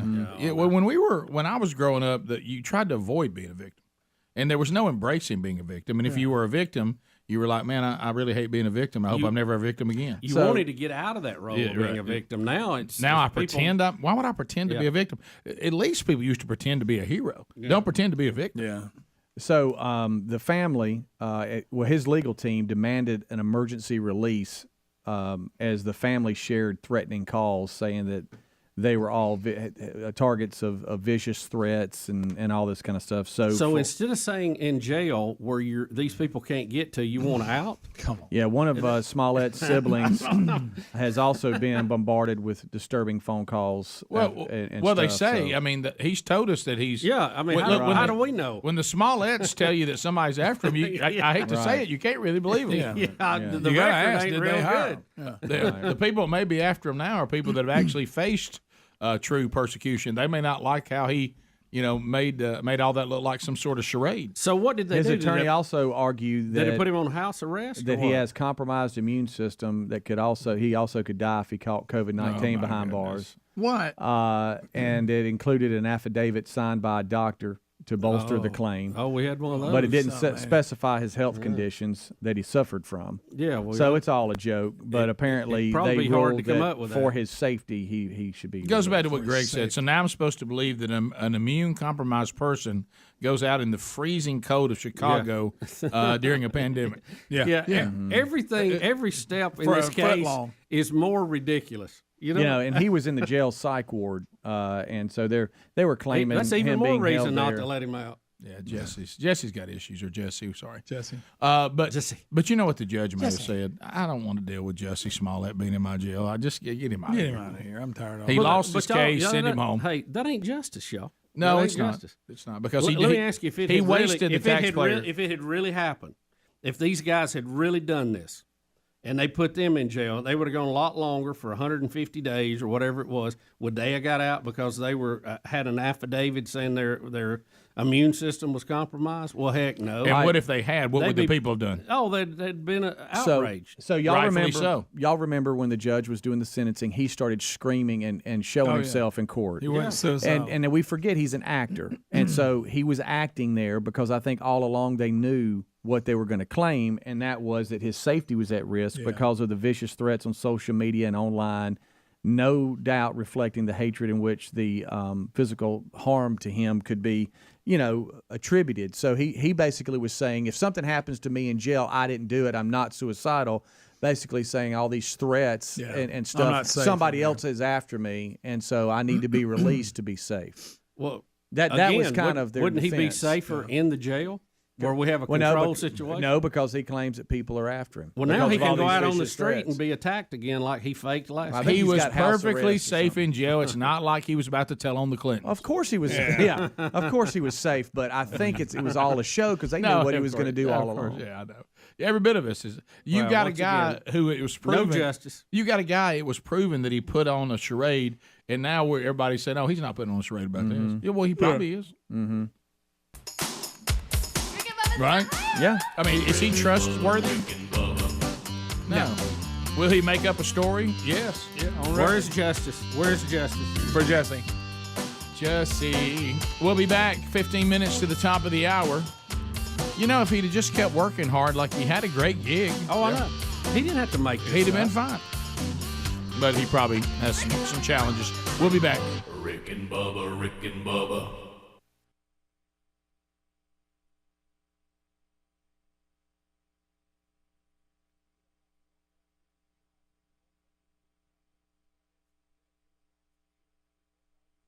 totally be spun in a different way. He must have bought a truck again is from bizarre them to me. because they're racist, or he wouldn't have bought Yeah, it. let me ask you this. Suing. I got everybody. an email here from a young lady. She said, when I heard about the Fresno shooting on the news, they were saying that he was yelling "God is great" in Arabic, not Ali Ali Akbar. That's or what whatever. that means. That is it, right? That's what it means. That's what that means. Now we may not be. She said the media's already spinning it. How about this? We may not be pronouncing that right, but that that is what it means. That is what it means. Ali God is Akbar. great. Yeah, that's their thing. I don't know. I've got to shoot up the place while I'm yelling that. I don't know. Well, seems a little out of sync. Now, if this is Allah you're talking about and the Prophet Muhammad, then you may be thinking you are in line with what you're supposed to be doing. I mean, I hate to be that guy again, but I mean, in other news, if you saw me out on the street saying repent or perish, you got to come to know Jesus Christ, and I want you to know what He did for you, and then somebody said, well, why is He doing that? And you'd say, well, that's because what the Scriptures told him to do. Now, I wouldn't be shooting people. You might be handing out a tract. Did Jesus tell us to go Or out? a casserole. Did Jesus tell us to go out and teach people to obey His commands and baptize them? Yes, spread the news. Right. So if we're doing the that, good news, or if we're doing that, are we following Scripture? Yes. Or are we making up a version of Christianity that's not real? That would be following. Okay, I just want to make sure. Right. Did you see who else is in the news? Who? Richard Simmons. Yes. Well, the story won't go away. Won't go away. By the way, I guess y'all didn't hear me when the Facebook killer's mama said he was a good Christian. Yeah. I heard. Yeah, that makes sense. I just ignored it. Okay. I couldn't. I couldn't process I it. have to disagree with that. No, not a very good one. Not lately. We'll be back. Hey, I watched that Richard Simmons video on the Extreme Club. I'm sorry, but I'm so sorry. Wow. Now, which one? The one where he was trying to distract Rick. Okay, I got you. When he got up, when he got up on the console. Oh. Yes. Oh boy. Yeah, when those shorts on. By the way, sadly, you would think when somebody wearing shorts like that underpants would be an absolute must. You would. You would think that. After he did that, did he happen to say to you, "Don't be mad with me"? Hey, that guy has the best one. He does. He Yeah, does. He'll work it I love in. how he brings us in, too. It's got a tone to it. It just flows. It's so good. I love it. It's the best one. Be mad with me. Jennifer, hello. Welcome to the program. Hope things are well in Hartsville today. Oh, they're doing good. I wanted to talk about Richard Simmons, and when I was a kid, my mom would watch his show. I think it was probably like the early 80s. Yes. And he's been in the public eye for so long with that fake, happy, always up high, craziness. Nobody can do that for that many years. And now Well said. He's 68, and he's starting to become that grumpy old man age, you know. Yeah, he didn't want people to see him that way. Right. You must have had the same experience of the person. You think he's tired of being happy? Yeah, I think so. I'd like to hear him. Happy. Yeah. I'd like to hear him cut loose and just dog cuss somebody. You know, Greg. I mean, just mad because I've never. You know, he's always in that old. Well, if I'm he- so happy. If he gets a hold of you, Greg, you may get that wish. As long as he don't lick my eye, I'm good. Yeah. Hey, but let's go back to I knew this. it. We have been able to produce just about so many Casey Kasem, the most famous. Right. And then you Yes, I got love your those. Chris Bermans and all that, where people have caught these celebrities on mic, but Bill not on Clinton. air. On mic, really, really laying into somebody and letting them have. The Casey Kasem thing, the first time I heard that, So good. It was shocking. But anyway, no one's ever caught Richard being mean to anybody. I know it. It- Well, I'd like well- to hear. Is there a Dilla Mill, like producer? Is there that- Dilla that- Mill outtakes? Yeah, that's what you want. Where he's just really. I'll tell you if I. That's it. Instead of dogging you, what he does is just try to get close to you, and it annoys you. Yeah. You know, that's what you would do with Letterman. He tries to sit in his lap or something. You know what? He has his own version. You know how Greg and I Yeah. will rough shot somebody? That's it.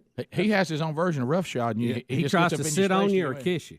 That's why he got in my lap, I think, now that I think about it. You remember Letterman got the fire extinguisher after him. It wouldn't I let him wish get I'd close have had to him. one in arm's length. Speedy, I've been saying this now. I bet going on probably 10 years. Mm-hmm. When we bring up this thing with Richard Simmons, the best thing for you is to never say one word. Yeah. Oh, Don't make comments. don't Greg don't had reflect tongue back. and eye within 20 seconds. Yeah, but you just be quiet. Nobody tied it. I just to got to you, take though. it. Well, because you say things like this because you really were thinking about. Well, I guess that's why he sat in my lap. Well, see, a lot of people never knew he sat in your lap. Right. Now they With know. those shorts. Right. He Rick and Bubba's in Ohio. the gravy, please. Rick and Bubba. Ooh, it brings me to my knees. Rick and Bubba. We're back 10 minutes to the top of the hour. 866-WE-BE-BIG is our number. Thanks for being with us today. Much to do on the program as it continues. And if you've missed the program, well, you're way behind. A lot's been going on. And the Wheel of Meat has already spun, just so you know. All right, so are we about to do something about tennis? Yeah, Rick, tennis. It's a tennis update, Rick.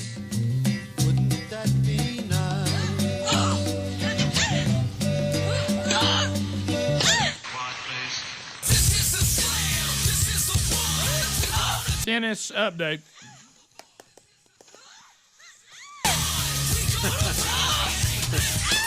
I'm kind of watching Corbin's face in there that's working on the system. He didn't see a tennis update coming. Didn't see it, huh?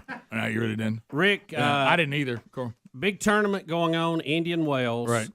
Nick Kyrgios, who is one of the stars in tennis, but also one of the hotheads. Oh, and, yeah. Is he kind of a McEnroe type? Yeah. Yeah. Modern day? Yeah, very you'd much. love him. He pitches a fit, sometimes even when a fit's not needed. Now, as the female tennis player keeps crying, is she finished it? She cried last week, Rich. Yeah, I heard while we were gone, she said people were saying mean things to her. Yeah, heckling her. And she shut down again. Oh, yeah. good gracious. Can we not heckle? God forbid we teach a lesson of perseverance these days. Yeah. But anyway. Of course, you tried to change it or tried to have a race tone with it, and it wasn't even that. No, it's not. No, we'll go there quick. Yeah, sure. Oh, well. So Nick Kyrgios gets into a discussion, and I'm confused if he's talking to a heckler or is he talking to Ben Stiller, who is heckling him. I think he's talking to the gentleman. I think he's talking to the gentleman next to Ben Stiller and Ben Stiller's wife.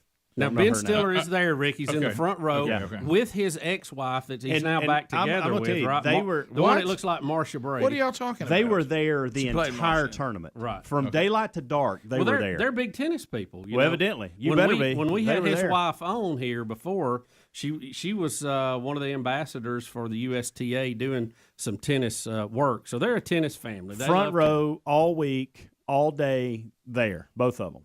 And I think Kyrgios, the guy was heckling him next to Stiller, and he used Stiller as he thought, well, I'm gonna finally get to use Stiller. Because Stiller's laughing, so I don't know if he was heckling. See, I don't think it was Stiller heckling him. Yeah. I think the gentleman next to him, and he just used Stiller as an example, which was a great comment in the middle of a game, by the way. Let's take a quick look. Are you good at tennis? Exactly. So why are you speaking?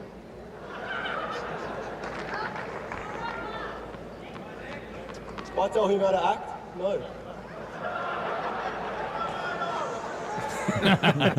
Do I tell him how to act? No. Yeah, it did look like he was talking to somebody different. Yeah. It was some guy sitting up there heckling, I guess. Which one was it? Was it the older guy or the younger guy? I think it was the younger guy. Let's see it one more time. In the black shirt. And didn't the guy just say, look, I'm heckling? Yeah. It hits pretty quick, so let's see it one more time. Are you good at tennis? Exactly. So why are you speaking? If I tell him how to act, no. You talking about wasted talent? That one right there is wasted talent. What's going on? He's such a hothead that Bubba's talking about. He serves it harder than anybody out there. Okay. He's very athletic. He's one of the best athletes on the planet, but his head, buddy, he's caged. All I got to do is frustrate him. Yes. Yeah. Rick, I remember those kind. And you think I couldn't frustrate you? Yeah. He can find defeat in certain victory by getting aggravated. Yeah. You know? Well, you gotta be able to keep your head. If he had the temperament of Federer, the great one, he'd be winning a lot of matches. He really would. How about that? The great one, the maestro. And what brought all this up is my daughter is going on a trip. They left yesterday, flying into Miami, and then I was just in Miami. I flew to Miami, and then they're going from there to Key West and spend a few days. Whatever. How's her Spanish? Not very good. See. Okay. I think Caroline's had a semester of Spanish. I can't believe she's getting to go. It'll be helpful. I can't believe she's getting to go to the Miami Open. I mean, that's one of the things I've always wanted to go to. Indian Wells was last week. Don't go down to the beach California. right now. I don't know if you've seen those stories. Spring breakers going wild. So Miami Open is this week. And so just kidding around, I said last night, because this was kind of a get her away from tennis, let her re-energize for the week. and then come back strong. And I made the comment, they ought to take the girls, because the other girl's a tennis player too. They ought to take them to the Miami Open. It's going. And Amanda's like, they're not going to the Miami Open. That's something you would do. What are you talking about? Whatever. Well, Amanda just texted me, and that's what brought on this conversation. Amanda just texted me and said, hey, heads up, Caroline is going to the Miami Open today. So and they're going to Miami. They're watching Osaka play today. And my response was, well, I hope she doesn't cry while they're there. Right. And that's what started this entire tennis discussion. Does anybody want to teach this young lady how to overcome? My gosh. And so thinks she's entitled to the fact that she would grab a microphone after one of her, to think she has the authority to do that, number one. Right. Grab the microphone and address the crowd on her own. Yeah. Just did that. And then try to tie it to race with Venus and Serena. And no, you just got heckled because you're a baby. Right. That's why you're being heckled. Right. Because you can't handle it. What you do, what is a nice lesson, is when people are heckling, you go out there and win and shut them up. It's times like this, Rick, that I find myself thankful for school bus bully David Dillashaw. I know it. Because, you're tough as nails. Look what he's done. You get off old bus 65, you're tough as nails, and you know a few words you didn't know before you started. Right. And you got a few knots on your head from his classroom. Yeah, you're missing a hat or two. Sure. Yeah. But I didn't. But what I'm talking about, I don't even remember thinking to myself when things were difficult that the answer was to cry, be a victim, and quit. I don't even remember that even being like that was like, why you couldn't. No one ever mentioned that.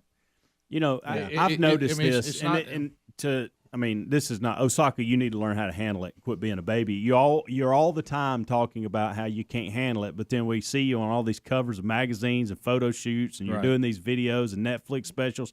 It looks as if you want the attention, right? Just to me. Well, you know how you can fix that? Go home and get a job working in a factory somewhere, and you don't have to worry about it. But what I have noticed, and this is all sports, I saw it in golf. I got news for you, though. Somebody might be mean to you there. I saw it in golf this weekend. How quick, and in basketball, how quick we are to point somebody out in the crowd and want them removed. Yeah. Just for being a jerk. This is becoming the new thing. Why? Just be heckled. I'm glad you're out there and having the opportunity to be heckled. Can I tell you, when I was playing athletics, okay, the heckler was fuel for me. Yes. I remember like playing a team that I thought wasn't very good, and I was kind of having a hard time getting motivated. And suddenly you would see like somebody in their crowd hold a sign up against you or say something to you. You thought, okay, I needed that. I didn't go, it's mean in here. That's what's going on in every sport. Yeah, and I always, that was fuel for me. Yeah. To me, the more difficult the environment was that I was playing in, the better I played. Yeah, I almost enjoyed a road basketball game opposition. Just because of the hated crowd. Opposition. Because it got you focused. If you were kind of sleepwalking through everything, boy, that'd get you focused real quick. I tell you, when I would lose focus, somebody says, "Hey, man, you done a good job this year, man. We probably don't have a chance against y'all. You're just, you're a great player." That's when I was in trouble. Yeah. But when people were saying you're overrated. Yeah, I mean, you whatever, man. Don't tell me I can't do it. You ain't no college prospect. You know what I mean? What are you talking about? You're a joke. Would your daddy let you play? And I thought, you're in for a bad night. Rick and Bubba.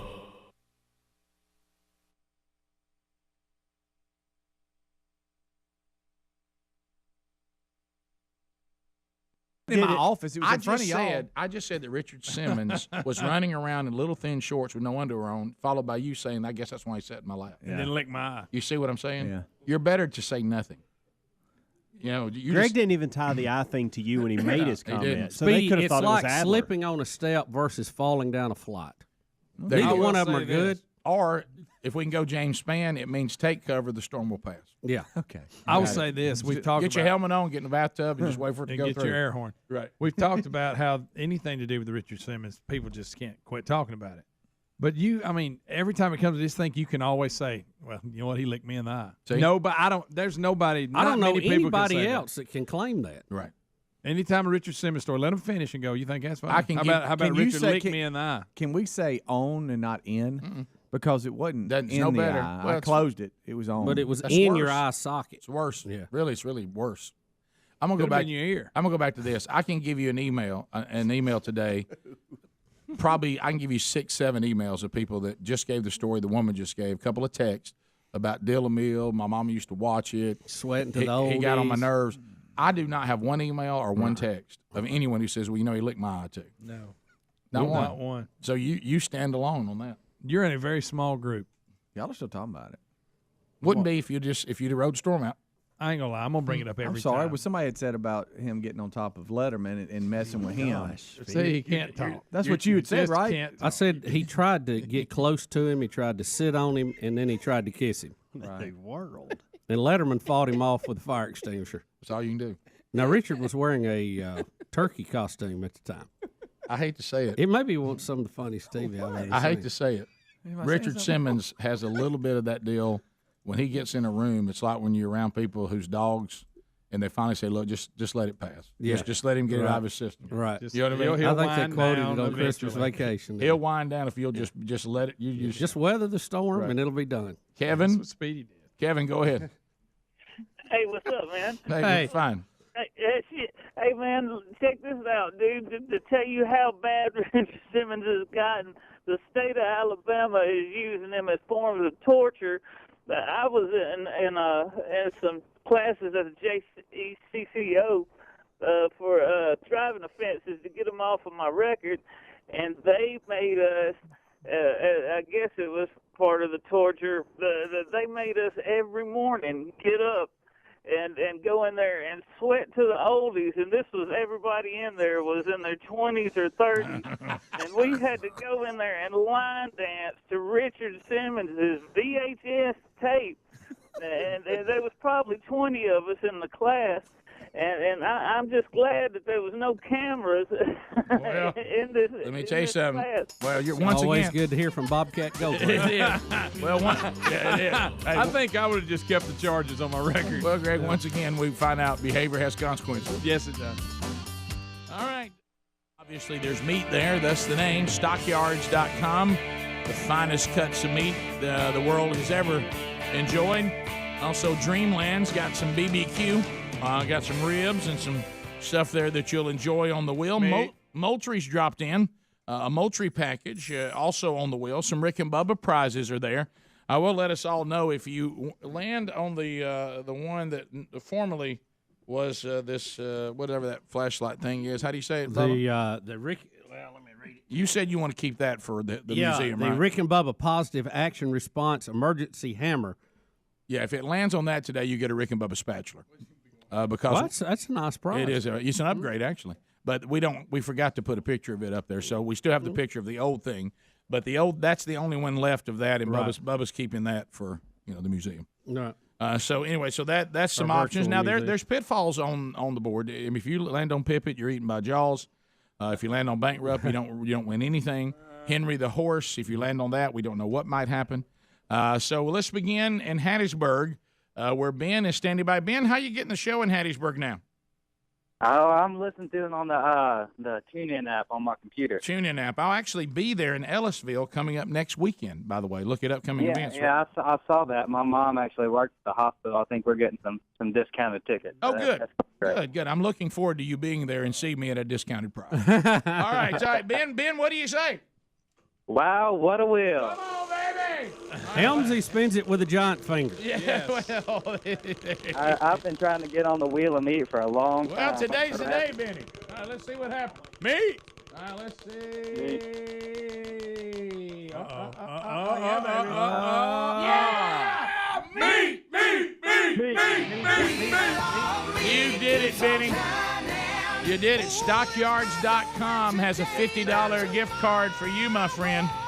And the world's finest steak and chop since 1893. Nobody does it better than Stockyards.com. So a $50 gift card for you. And we'll put you on hold and get that to you. You enjoy that. And, Ben, I'll see you next weekend, buddy. Yes, sir. Get ready to see. Yeah, I'm looking forward to it. It'll be fun. All right, let's go to Jill. Jill is calling inside of Baker, Florida. Jill, how are you today? Hey, my best friends are there in the golden ticket seat. Your best friends are in the golden ticket seat. He's actually shooting it on his iPhone. You can be heard, and he's documenting it for you, but he's here and you're there. All right. Yeah. Hello, Rick and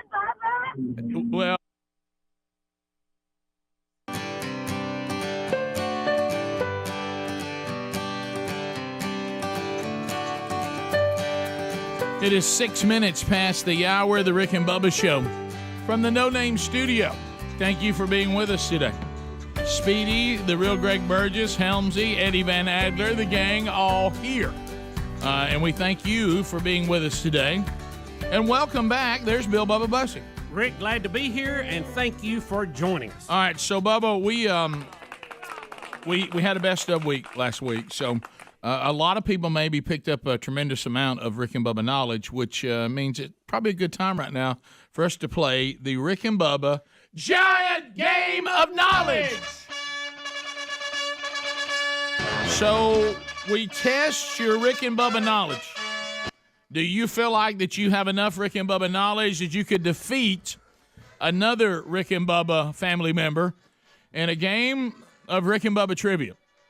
As we go back through the 28 years of the Rick and Bubba Show, asking you questions. They'll be in different categories. And, Bubba, we play it like some of the famous game shows out there. Here's how it works. In the beginning, of course, we'll do a lightning round. Now, the lightning round means that you can go through all the different categories, Bubba. You'll pick whatever one you want to do. Our categories today, famous shout-outs, Eddie Van Adler facts, little-known Rick and Bubba facts. We have also we have historic Rick and Bubba moments, Rick and Bubba studios, and then a bonus question if we need it. So we're looking for the best out of 5 with a bonus question in case we get a tie. And if you on the lightning round, either contestant can answer the question. Yeah. So Bubba, you'll call the question and they shout their name. The name we hear gets a chance at it. If they get it right, then of course they'll get themselves a point. If they get it wrong, then it'll go to the next contestant. If that person misses it, then it's thrown out. Yep. But now when you get a right answer, gets you a point. You don't have to be in control of the board to score. Right. Now, when you get a right answer, though, you're now in control of the board until you miss one. Yes. And then when you miss one, guess what? Back to lightning round. All right. So let's get our contestants here. Who we got playing today, Rick? Let's see. Looks like Denise. Oh, Bubba, I didn't know. You see when you look at this right here, you got Dothan, Alabama, News Talk 103.9. So, Denise, welcome to the Rick and Bubba Show. How are you? I'm doing great, thanks. All right, Denise, you're gonna be taking on Donna out of Atlanta. So, Donna, welcome to Rick and Bubba. How are you? By the way, first time I played this with a new phone system. Donna, are you there? I got to pot this one up, Donna. Yeah, there we go. All right, Donna, say it again. Check 1. Yep. There you go. I am here. Thanks. Doing well. All right. Do both of you know how to play the game? Do you understand it? Yeah. All right. Call her a name. Now, so we're going to start with a lightning round. So that means Bubba's going to pick the category. He will ask the question. If you think you know it, you shout your name, and then the name that we hear will get a chance to answer it. The other person should be quiet at that point. If you get it right, you control the board. If you miss it, your opponent gets a chance. So, Bubba, let's get started with the lightning round. Where you want to start? Let's start with famous shout-outs. Famous shout-outs will be our category. Ladies, listen to this question. Todd Jones was fined over $5,000 by Major League Baseball for this shout-out. Was it A, writing rickandbubba.com in the bullpen, B, singing the Rick and Bubba song in an interview, C, writing Rick and Bubba on his hat in the All-Star game, or D, shouting "Stay in it" from his hotel window in Chicago? Donna. All right, Donna, go ahead. Donna. It was D, shouting it out his hotel window. That is incorrect. That is incorrect. That is not what he was fined for. Denise, do you know the answer? Yes, it is C, writing it on his hat. That is correct. Well, way to go, girl. All right, so that's 1 point. Hamley, could you keep score? I've got it. Denise is up 1-0. Denise is up 1-0. All right, so Denise, you're in control of the board. Wait a minute. Hold on. Who got that one? Denise or Donna? Donna missed it. Okay. Denise was and Denise got it. Okay. All right, so Denise, you're in control. You're in control of the We board. double check our scores. Denise, do you want Eddie Van Adler facts, little known Rick and Bubba facts, historic Rick and Bubba moments, or Rick and Bubba studios? We'll go with historic Rick and Bubba moments. Historic Rick and Bubba moments. Bubba, the question. Rick and Bubba protested an occupational tax in Gadsden, Alabama by organizing a march that featured angry fat people. Greg! What was it called? A, Eat the Tax.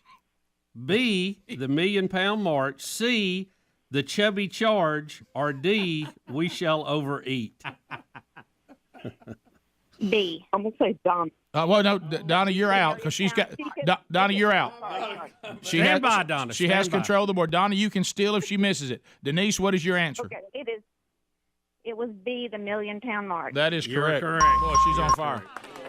Boy, Denise knows her Rick and Bubba. She's up 2-0. If she gets this one right, then it's mathematically impossible for Donna to win. So Donna, you need to steal if she misses right here. The categories that are left: Eddie Van Adler facts, little known Rick and Bubba facts, or Rick and Bubba Studios. Little known Rick and Bubba facts. All right, here we go. Little known Rick and Bubba facts. Members of what rock band appeared on the Mr. Lucky Fat Chance album? Was it A, Leonard Skinner, B, Three Doors Down, C, Blackberry Smoke, or D, Brother Kane? Oh boy. Is it Three Doors Down? That's incorrect. All right, so there is an There's opportunity life for Donna here. Donna, there's life for you. So is it Bubba? Read the ones you haven't used yet. Was it Leonard Skinner? What did she say? Three Doors Down. Yeah. Was it Leonard Skinner, Blackberry Smoke, or Brother Kane? Oof. I'm going B or D, but I think I'm leaning D. Brothers Kane? That is correct. That is correct. Look at you go, Donna. You're back. Donna saves it at the buzzer. And you now have control of the board. So right answers get control of the board. So we could get to a tie. It's 2-1. And Donna, you have these categories left: Eddie Van Adler facts or Rick and Bubba Studios. Okay, I'm going to have to go with Eddie Van Adler. Eddie Van Adler facts. Okay, stand by. Here's your question. Chris and his wife have had 3 pets as a married couple. Which one of these names is not, I underline not, a name of one of their pets? Is it A, Mulder, B, Franklin, C, Stevie, or D, Kevin? Ooh. Either A or C. I'm going C. C, Stevie is correct. That is correct. Oh, here we go. We got a tie, Rick. It's 2-2. We got a tie. And there's only one category left. And Donna, if you get this right, you have mounted one of the greatest Rick and Bubba knowledge comebacks we've ever had. So it's down to 1. It's going to be the category Rick and Bubba Studios. Yep. So if neither one of you get this, we have a bonus question. But whoever gets this one wins. Donna, you have control of the board, so you have the first shot at it. What famous broadcasting legend had a Rick and Bubba parking lot named after him? Was it A, Harry Murdahl, B, Dave Fitz, C, Major John Turner, or D, Dewey Monroe? I'm going to say D. Complete guess. D is correct. Correct. Dewey Monroe. You have done it. Congratulations. From 2 down to coming back to winning 3-2. Denise, you played well. You got nothing to be ashamed of. A great round, ladies. You got nothing to be ashamed of. Thank you. But Donna roars back to win it. And the Rick and Down Bubba. 2. Oh, wow. It's the Rick and Bubba giant game of knowledge. Good So, round, Donna, here's what you get to do. You get to go to the Rick and Bubba store, and you can have one of anything you want. So if we got it in stock, we'll send it to you. So we'll put you on hold, and then you tell Speedy what Rick and Bubba prize you'd like for us to send to you, and we thank you for playing. Denise and Dothan, we thank you for listening to the program. Do you want to see if Donna can get the bonus question? Yeah, just for fun. Donna, you want to do that? You want to have some fun? You want to see if you can get the bonus question? Sure. All right, let's see. All right, here is our bonus question. All right. Which one of these names has never been a Rick and Bubba IT person? Okay, never been. Was it A, Scott the Tech Guy, B, Christopher Columbus, C, Michael Helms, or D, Ryan Greenwood? Ooh. Little trick question there. That is a trick question. I started listening back in 2003 when Christopher Columbus was on board. Mm-hmm. Ooh. Oh, gosh. Maybe Ryan Greenwood? No, that is not correct. A little bit of a trick question. Ryan was an IT person. Yeah, trick question. Christopher Columbus was not an IT person. Yeah, he was our video guy. He did Adler's job that he's doing now. He was the TV producer. So anyway, a little bit of a trick question because all those people have worked for us. But you did a great job. We'll put you on hold. Let us know what you want from the store. We'll send it right to you, okay? Thanks, guys. Have a good day. Thank you, Donna. Appreciate that very much. Bubba, nice round. Yes, you did. Big comeback. Yeah, big comeback right there. That's a good one.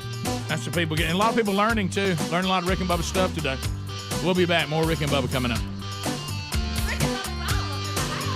Rick and Bubba, Rick and Bubba. Cars today. Good to hear from you today, Jill and Carr. All right, so Jill, what do you say? Wow, what a wheel! Spin that baby hound! Yeah, he's struggling with that. Oh, the hand of truth hold the mic. The hand of truth is holding Put the hand of truth to work today. I like it. Look at Speedy's face while holding the hand of truth. I know, the face comes with it. He's concentrating. Here we go.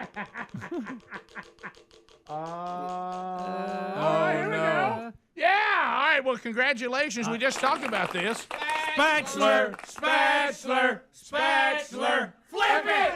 All right, well, that was, I can't believe we got your hand signal for flip it. And we all did, though. All right, Jill, you just got a Rick and Bubba spatula, and let me tell you something. This thing is beautiful. I'm so excited. It's got the Rick and Bubba logo on it, and of course, hello, whoever that is. And Bailey, that's my daughter, Bailey. Hey, Bailey, you've got a spatula coming. I hope y'all like to do some grilling because this baby is heavy duty and it knows how to work. So, Jill and Bailey, thank you for calling from Baker, Florida. Congratulations on your Rick and Bubba spatula. If you don't have one, you can get them at rickandbubba.com under the store. All right, let's go to Birmingham. That's one of the coolest products we've had in a while. It is very nice. Like it. I think it really exceeds neat. expectations, It did. which is rare for us. We rarely exceed expectations. Rarely. Unless your expectations are extremely low. Which we bank on. All right, Blake, go ahead. What do you say, baby? Wow, what a wheel. Come on, Hamzy. Struggling. Hamzy spins it with one of those foam hands, and the hand of truth has got the microphone up there. And for some reason, Speedy has to have his serious look on his face when he's trying to. That's about. I think it's respect for the hand of truth. Yeah!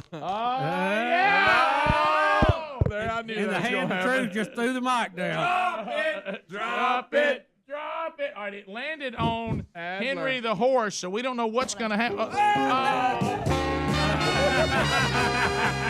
no, it's Hank the Hound.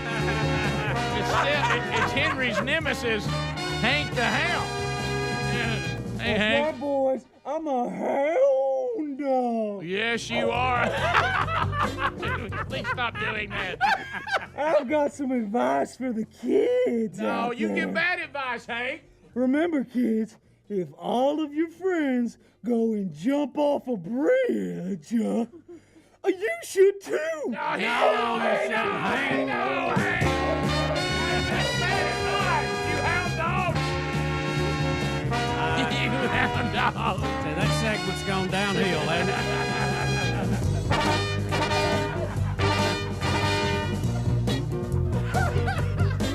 Oh, my gosh. Oh, wow. Oh, my He goodness. got hung in the motion. I love when Hank's trying to breathe. You can see his nose. Yeah, hey, they a lot of air in that Hank. Golly. All right. Oh, gosh, that's terrible. Oh, that is awful. I don't know why I keep laughing so hard at it. Yeah. Rick. Megan in Montgomery, Alabama, I-92 WLWI. Megan, how you doing? I'm well. How are you? Good. What do you say? Wow, what a wheel. Come on. There you go. Uh-oh. Oh, you cut the finger off.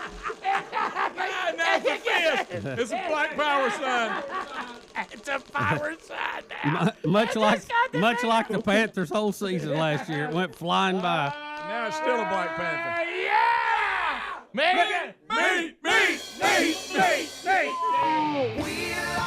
You did it, Megan. You just won me from stockyards.com a $50 gift card. We got to discuss that. If you go to stockyards.com, be sure you click on the radio icon and put in the code Bubba and look for some deals there, too.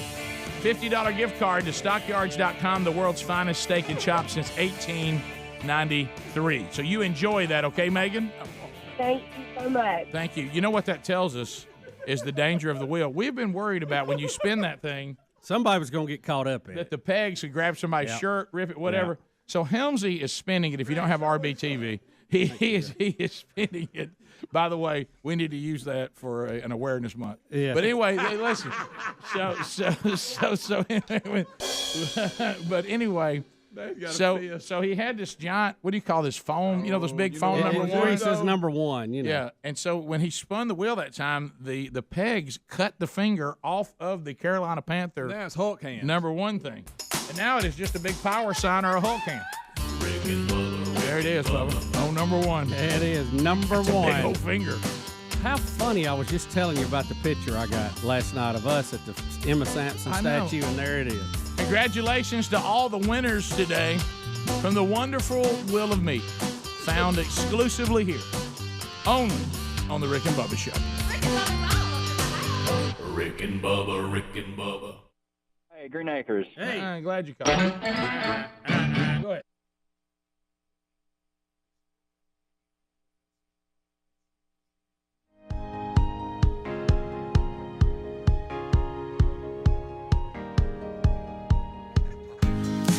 $22 past the hour. The Rick and Bubba Show, 866 We Be Big. Thanks for being with us today.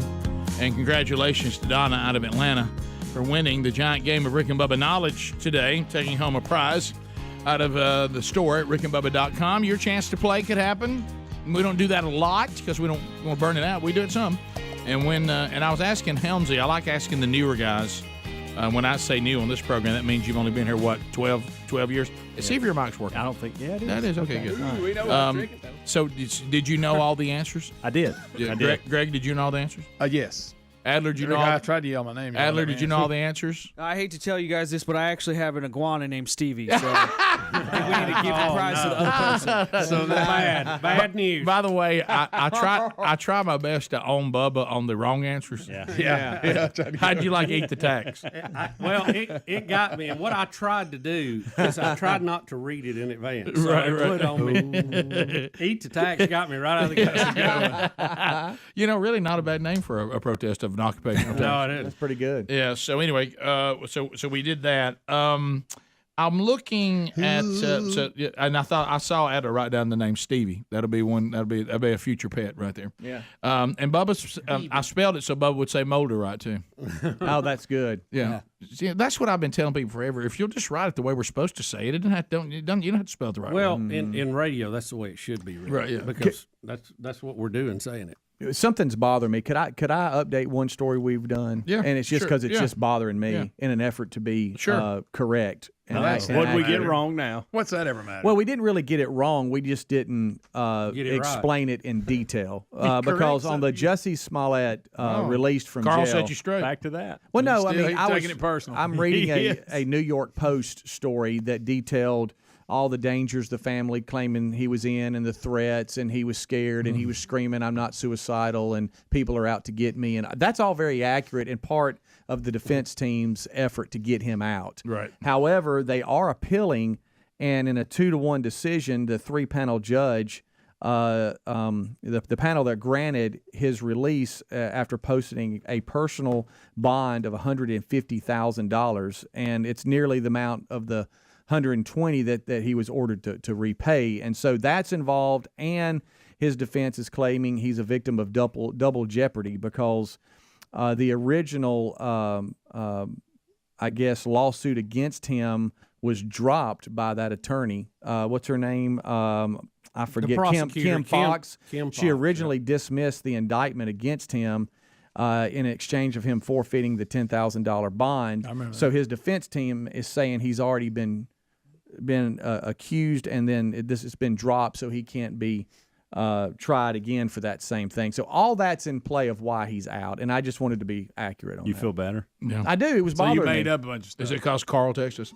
No, it was because So he's appealed it I and pulled he's out up on I bail pulled until up they a decide. New York Post story, and that's Right. what I was detailing. And then when Carl texted you, I pulled What's up a Carl? Fox News story that was a little bit more detailed with more information. So So was Wanted to be accurate. was our journalism a little shaky? Well, I mean, if people walked away, they were like, "Okay, I got it," but now they know the whole story, right? And with me poorly telling it, I probably still didn't do a very good job. Yeah, I actually stopped listening about halfway through that. But see, this is what's strange to me. Usually the double jeopardy defense would be used in the trial, saying we can't have this trial because he's already been charged with this. Mm-hmm. But he was not only had a trial, he had a verdict against him, Right. and was Correct. then sentenced, which is very strange. Right. Yeah. Very strange. And then now we're doing that. Yeah, that makes sense. It just sounds like Now the Jesse's getting 3-panel special judge treatment. is being criticized on their decision, so everybody's not happy with it. But that's the reason why. Also, I check a text I just sent you, Adler. You got it. We're good. So anyway, the we talked about this early on, and we played early in the show too. We have is it Brown Jackson? Is that Judge Brown Jackson? Yes. Who is trying to be confirmed? Was asked the question by Marcia Blackburn. Can you provide a definition for the word woman? And of course, the judge would not do that. And so this whole, Rick couldn't do it because she was not a biologist. Yeah, right. The swimmer who just won, all the problems. Leah Thompson. All the problems with the trans thing. I notice we're all scared of Ketanji too. Yeah. I'm not going to say that. But who is it? Ketanji Brown Jackson. Oh, is that oh really? That's the full name? Yeah. Ketanji. I did not know that. I just thought it was Brown Jackson. Yeah. Look, I just now got to where I can say Kamala. I thought it was All right. Gladys. So, but we were saying one of the things about there was common sense on this. Ketanji. I can declare whatever gender I want to be, and you just have to take my word for it that I'm really struggling with that in my identification. And we said people can do that in their private lives, but in the public, we got things we got to do. And remember, we were concerned about people just declaring they think they're a woman, where they can get into women's dressing rooms and bathrooms. This video is not going to help. Here's the video of a person that claims to be trans, who is a biological male. Once he was able to get in the women's restroom. Take a listen and watch this. Hey guys, I'm in the women's restroom. Now, that's evil sounding. That feels good, doesn't it? That's good. None of us saw that coming. That's good right there. What in the world? So see, here's somebody trying to be sharp. Okay. Probably is just. Did you? But why is this something that's difficult to figure out? That maybe biological males will pretend to be women so they can access bathrooms and dressing rooms. Do you really even have to be all that intelligent to think? Yeah, that might be a problem. Right? Doesn't that seem so elementary? Yeah, you'd think. I'll say this: if either one of my daughters are in that restroom, he or she is getting an A whooped when they come out of it. Well, that's my point. Yeah. I would spend time in jail. And you know what? We have family. That's ridiculous. We have family restrooms. Sick. If we need to do some sort of accommodation, that'd be fine. But you can't just say, okay, well, we're going to take your word for it. This is how you identify, and now we unleash you into the biological sex that you claim, even though it's in conflict with your own. We see there can be problems with that, right? I mean, we can see that. Well, you think, Rick? Phone calls are next on any topic. 866-WE-BE-BIG is the number. I don't think I'm being unreasonable on that. No, you're not. Mean or anything like this. Seems reasonable. Phone calls, all are available at 866-WE-BE-BIG. Rick and Bubba, Rick and Bubba.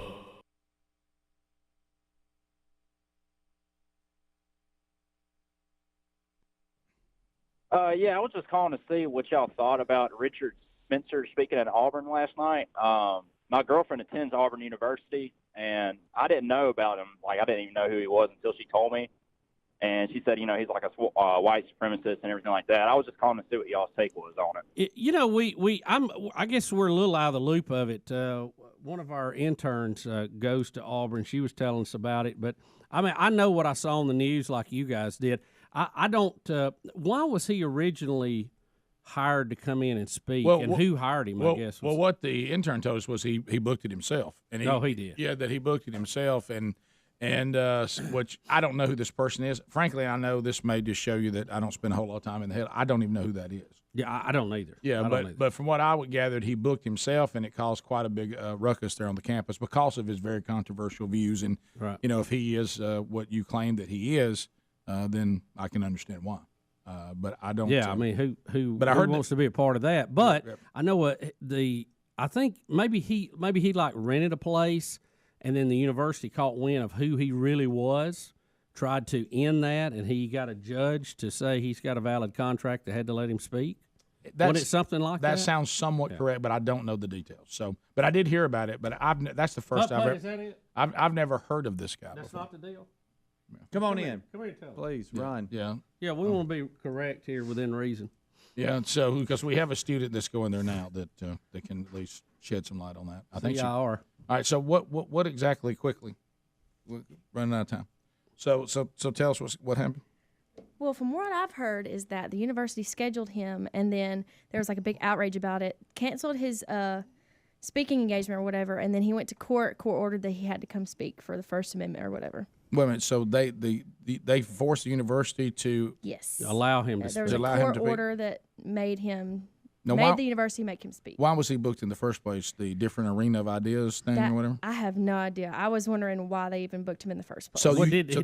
They booked him as opposed to him booking himself. Yes, they booked him. Supposedly one of the student organizations booked him, and then they canceled it, and then he went to court about it. And then the court ruled that you have to let him come speak. Had to, yes.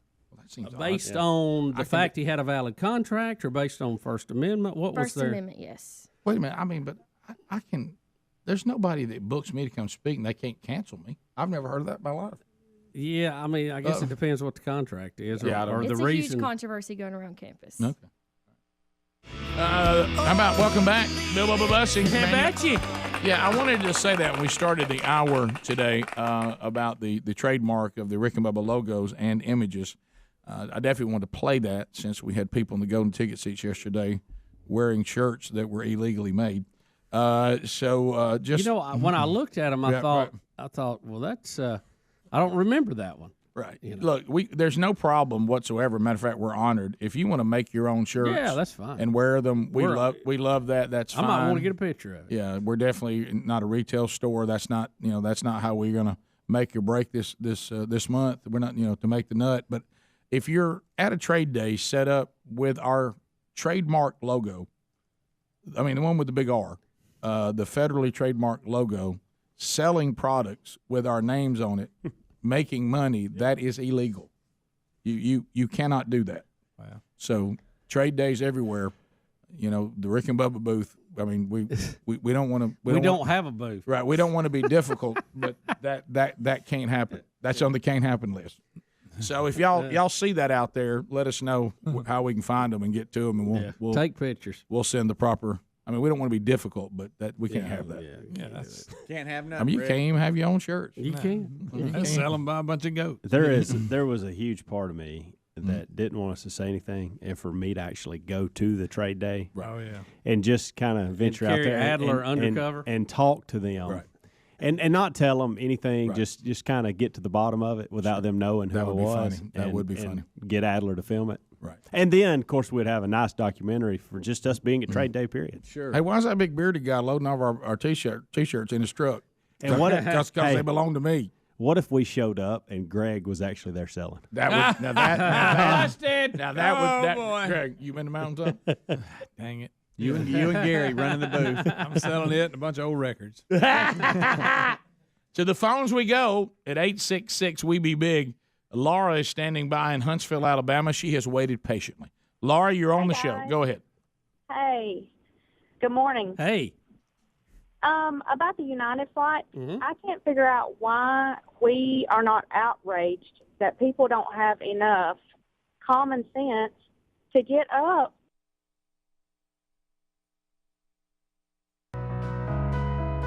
35 minutes past the hour. Rick and Bubba's show. Phone calls now at 866-WE-BE-BIG, and we'll chat with you, find out what's on your mind. allform.com/Bubba. Being comfortable in your own home is important. A new couch or chair or sofa for the family room, your living room, maybe a screened patio area. Even maybe if you're fortunate enough to have a house at the lake or in the mountains or at the beach or whatever the case may be. Let me point you to allform.com/Bubba. We got some furniture from there for the farm, and we absolutely love it. It's all customizable, which is great. You can design it the way you want. They ship it right to your door from their factory in beautiful North Carolina. You pick the fabric, you pick the color, the leg types, sofa sizes and shapes, and make sure it's perfect for your home. I want this piece of furniture to fill a gap that I have, and I want it to function this way. Okay, well, design it the way you want it. Handmade. They come with a forever warranty. That's the quality we're talking about. You get 100 days to have it wherever you're sending it to make sure you love it. And if you don't, you get a full refund. So start designing your furniture now. They don't use cheap materials. I'll tell you that. This is high quality furniture that is going to last you a lifetime. They got everything from just one small chair all the way up to an 8-seat sectional sofa and everything in between. Allform.com/Bubba saves you 20% off anything in the store. And I did mention the forever warranty. There's also a link at rickandbubba.com. You'll find that at rickandbubba.com under sponsors. So to the phones we go. Tuscaloosa, Alabama. There's a line available for you right now. Jason is standing by. Jason, welcome to Rick and Bubba. How are you? Good morning, Rick, Bubba. Hey. Just had a comment. I was passing by the television last night, and I caught Governor Kay Ivey's latest commercial, I believe, and I couldn't believe as I was walking by, I processed what I had actually heard. She said something about Biden and the folks in California may have trouble with identifying genders, but we in Alabama don't. I don't know if you guys heard that commercial yet or not, but it is hilarious. Yes, I did. I saw it last night, too. Yeah. So James, speaking of Alabama, also from Alabama. James, welcome to the Rick and Bubba Show. Go ahead. Yes, sir. How are y'all today? We're doing great. Yeah, the last week we all were on vacation. I heard y'all talking about something about fish balls or something like that, and that being a delicacy. And actually, I was deployed to Iraq, 0304, and we went up to some Kurdish country, and they had a restaurant that was friendly to the U.S. personnel. And on their menu, they had Arabic and they had English, and a very good delicacy there was sheep balls. And that was actually on the menu and very recommended from the local Iraqis or Kurdish there. I'm sorry. And that's what it was called, on the menu? Yes, sir. Sheep balls. And I actually asked them, are you talking about like... Yeah, like sheep, like lamb. Are you English? Yeah. Yes. Now, Rick, there was a delicacy there. There was a scene in the movie, Chevy Chase movie, Funny Farm. Yeah. That was somewhat similar to that, but they called them something else. I remember that. Home fries. But it actually was spelled out in English. Did you eat balls? Did you eat them? Well, no, sir, I did not. I took the steak and the fries.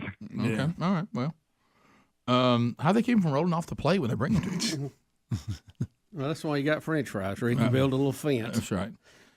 Yeah, because we have meatballs, and that's not what. If you put this on pasta, right? But he's saying it's that lower track. Goat balls and spaghetti. To me, I understand some people. Hey man, you ought to try them. Well, I don't. But there's just so many other options. Yeah. I mean, now you get me down to the point that I'm on my last leg and I'm looking for nutrition, and this is all the animal you could find. Yeah, you're all naked and afraid. Yeah, and you got a fire going, and you're dropping in there and boil it or something. I mean, I guess. But somewhere in between what I eat every day and that, there's got to be a Philly cheese. Yeah, you know what I mean. Right now, I've got to step over so many foods to get there. Yeah, and I'm telling you, it's not that much better than what else I got. You're right. No. I mean, come on.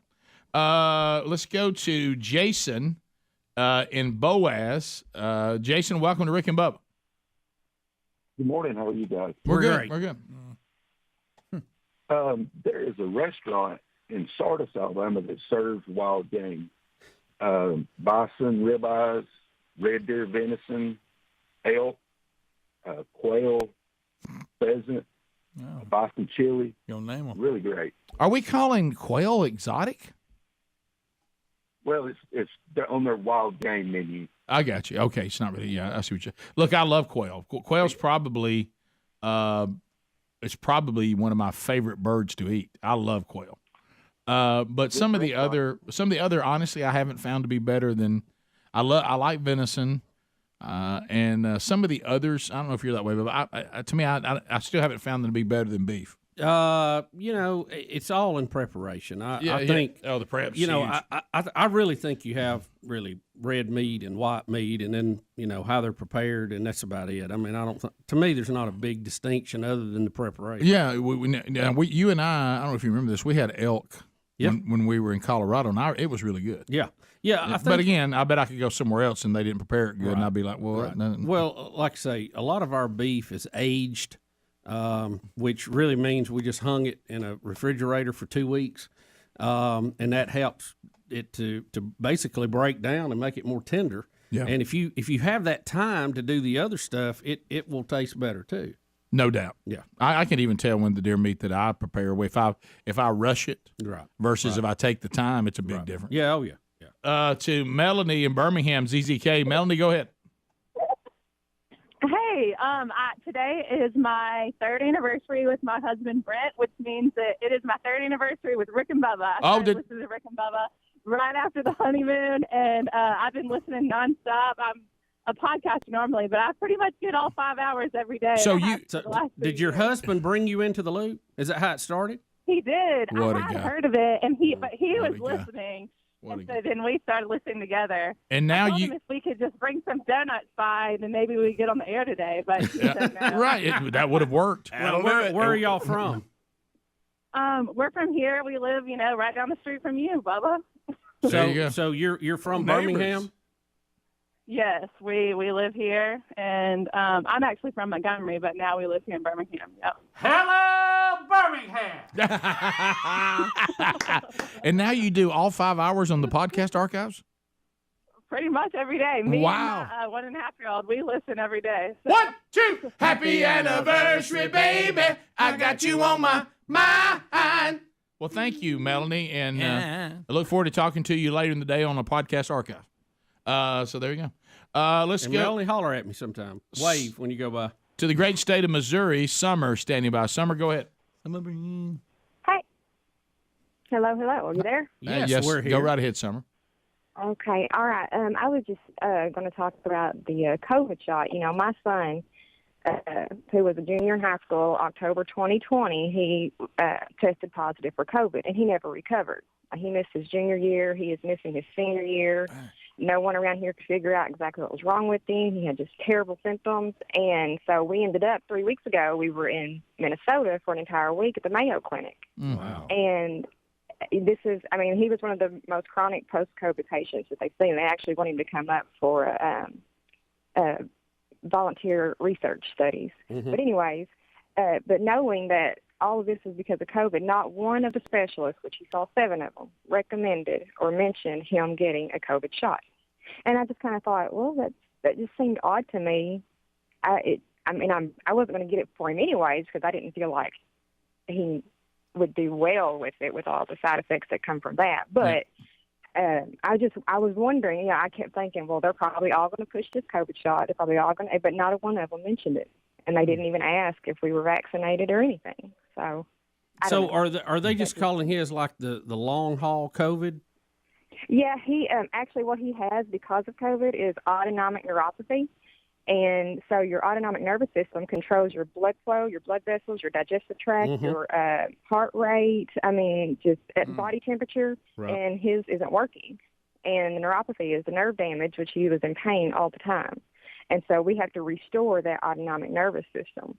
And he's going to have to go back up there for 3 weeks for some intense boot camp therapy, as they call it. So, but, his symptoms, whenever we were about this time last year, when we were in the thick of it, trying to figure out what was wrong with him, he would pass out. He's lost 30 pounds. Yeah. He couldn't hardly breathe. He would get out of breath if he talked more than 5 or 10 minutes. He now walks with a cane and has to get around in a wheelchair if we go further, distances.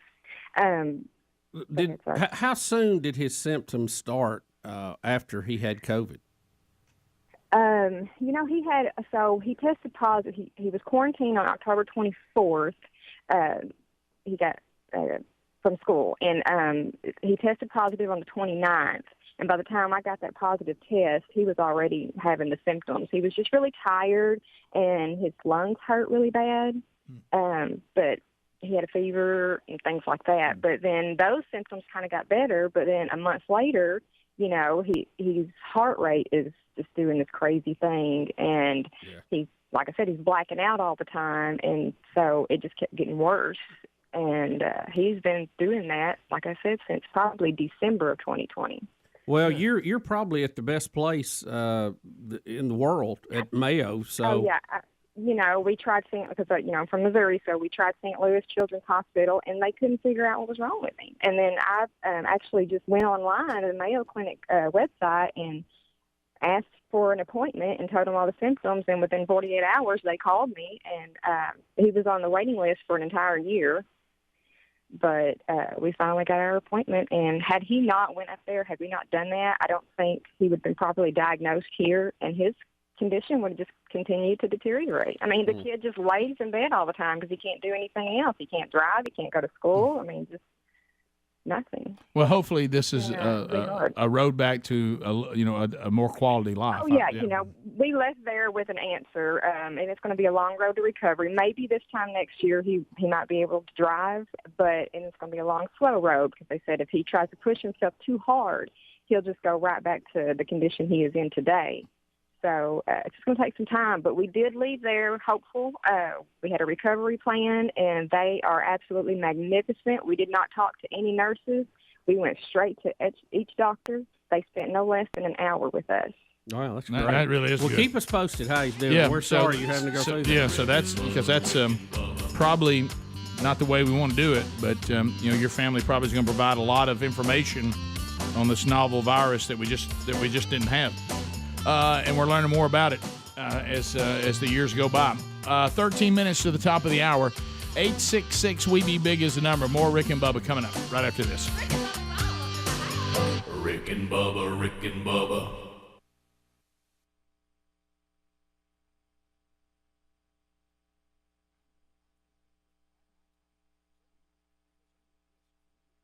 When authority is telling them to do something. The other three people did not get beaten. I know this is not politically correct, but I have a responsibility to take that up with the proper channels with the proper people. If I don't agree with that, after I get off the plane. Yeah, well, we said that. You might have missed that. We said there's really two stories here. United's handling of their policy and the policy itself is one story, which I've always disliked airlines that do the overbooked. I think it's rude. I think it's terrible marketing, horrible public relations, and it's a nightmare. But at the same time, then you get into the second story.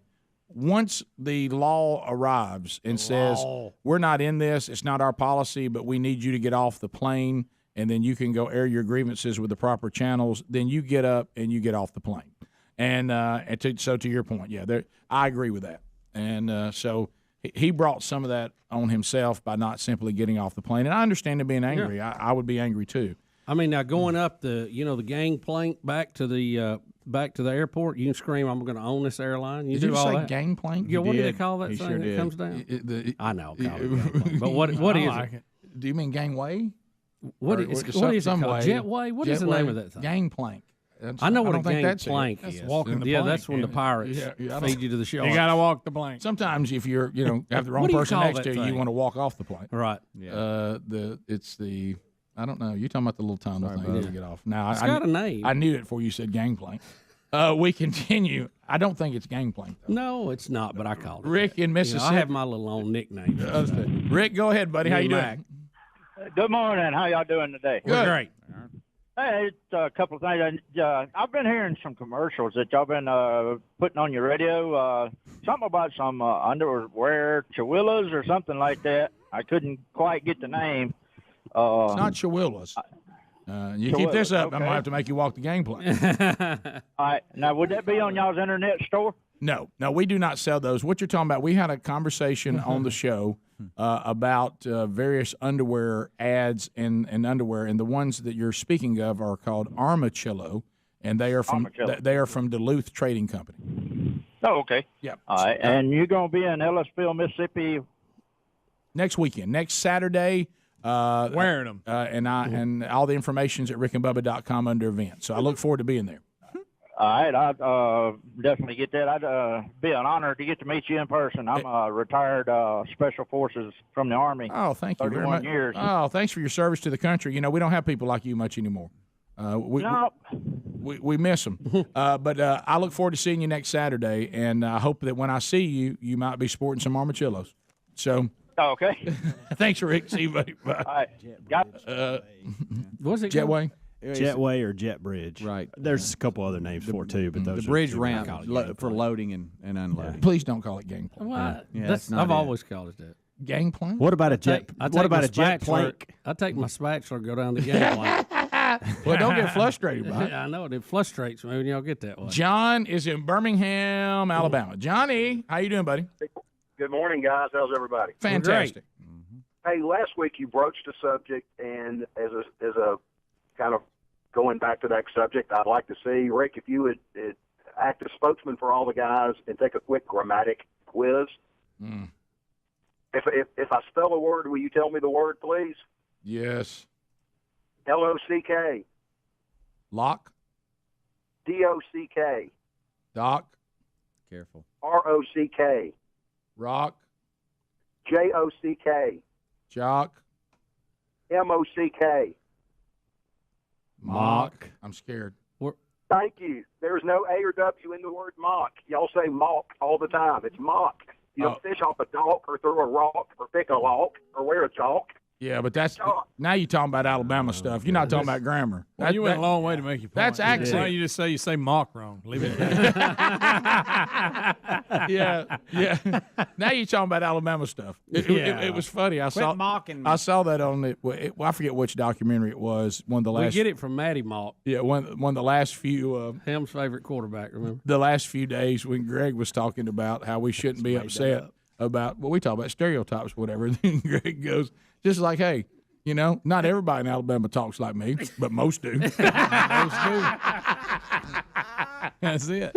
When I go out, spell rock. When I go out all day and I talk to people, I thought that guy was trying to be off I don't color. realize that anybody has an accent, so it probably means they sound like Lock. to some degree.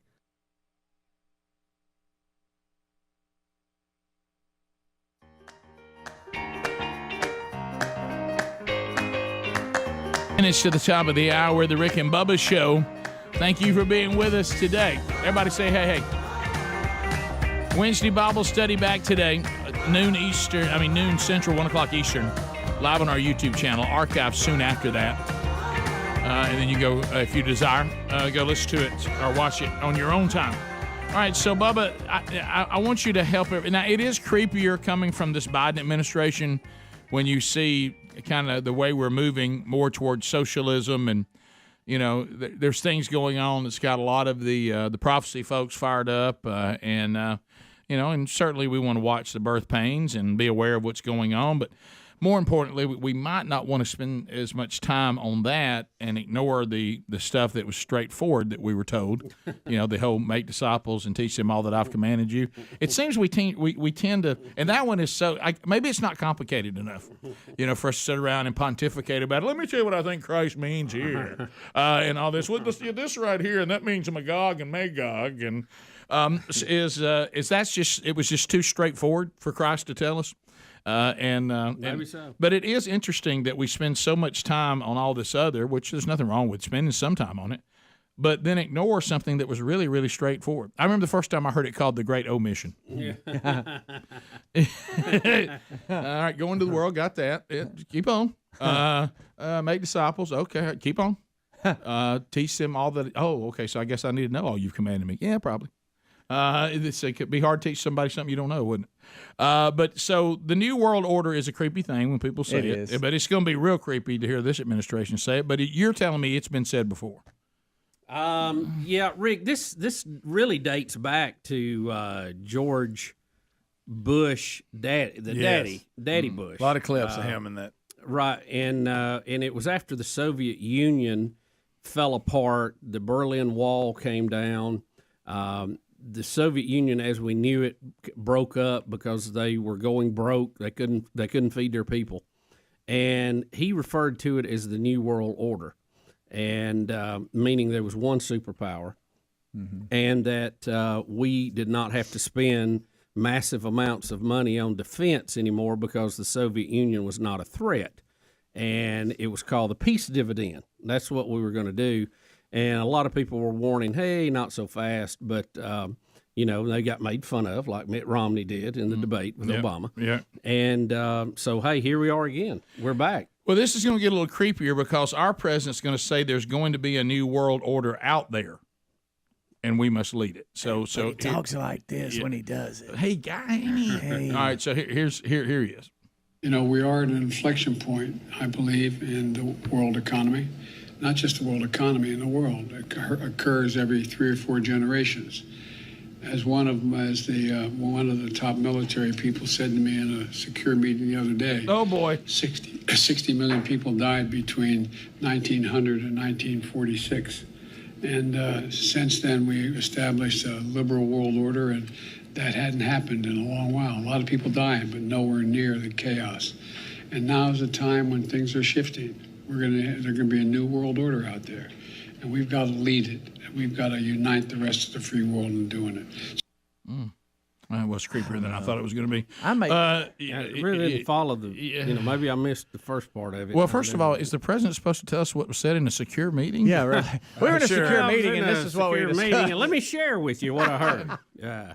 So, and he said it's a liberal new order. Yeah. And but a lot of people emailing about this statement today, and just wanted you to know we do have it, and we did play it, and it is creepy. NWO. Yeah, and it is creepy, and but it, like I say, it goes back to the let's see, 80, 84. That's good. When Scott Hall died, by the way. Did you say that over the weekend? Bush used that.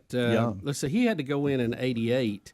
So, and he only served one term, so it was between 88 and 92. You talking about Mr. Excitement? You skydiver.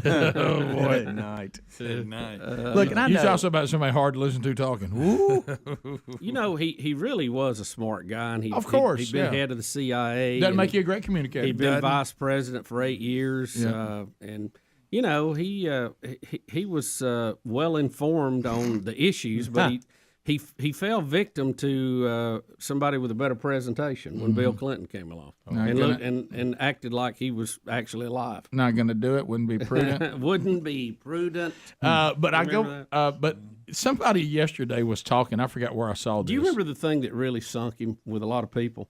Oh, he went to he was campaigning, and he went to a supermarket. Oh yeah, and he'd never seen a scanner before.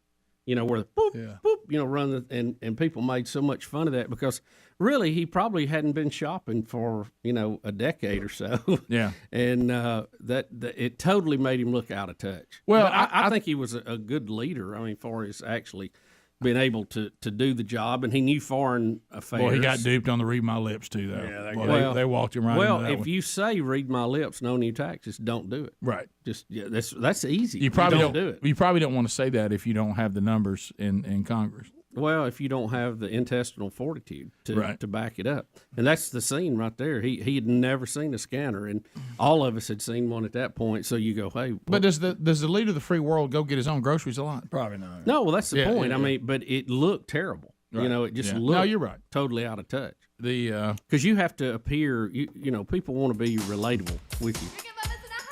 Yeah, and that's what's hurting Biden. Nobody can really relate to whatever the heck he's talking about. Well, when was the last time that Joe Biden, was in the private sector? My goodness. Well, yeah, 40-something years ago. Yeah, I know he hasn't been president the whole time, but he's been a politician for forever, longer than people have been alive.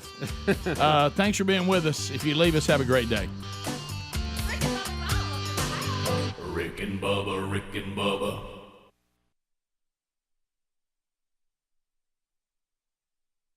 Hey, thanks for watching Rick and Bubba live on YouTube. We're here live at 5 with a kickoff hour, bright and early, Monday through Friday. Don't forget to subscribe and click the bell for notifications on our YouTube channel. And catch a commercial-free Best of Hour on Blaze TV every day. Rick and Bubba, it's must-see TV. Or radio. Well, yeah. Rick and Bubba, Rick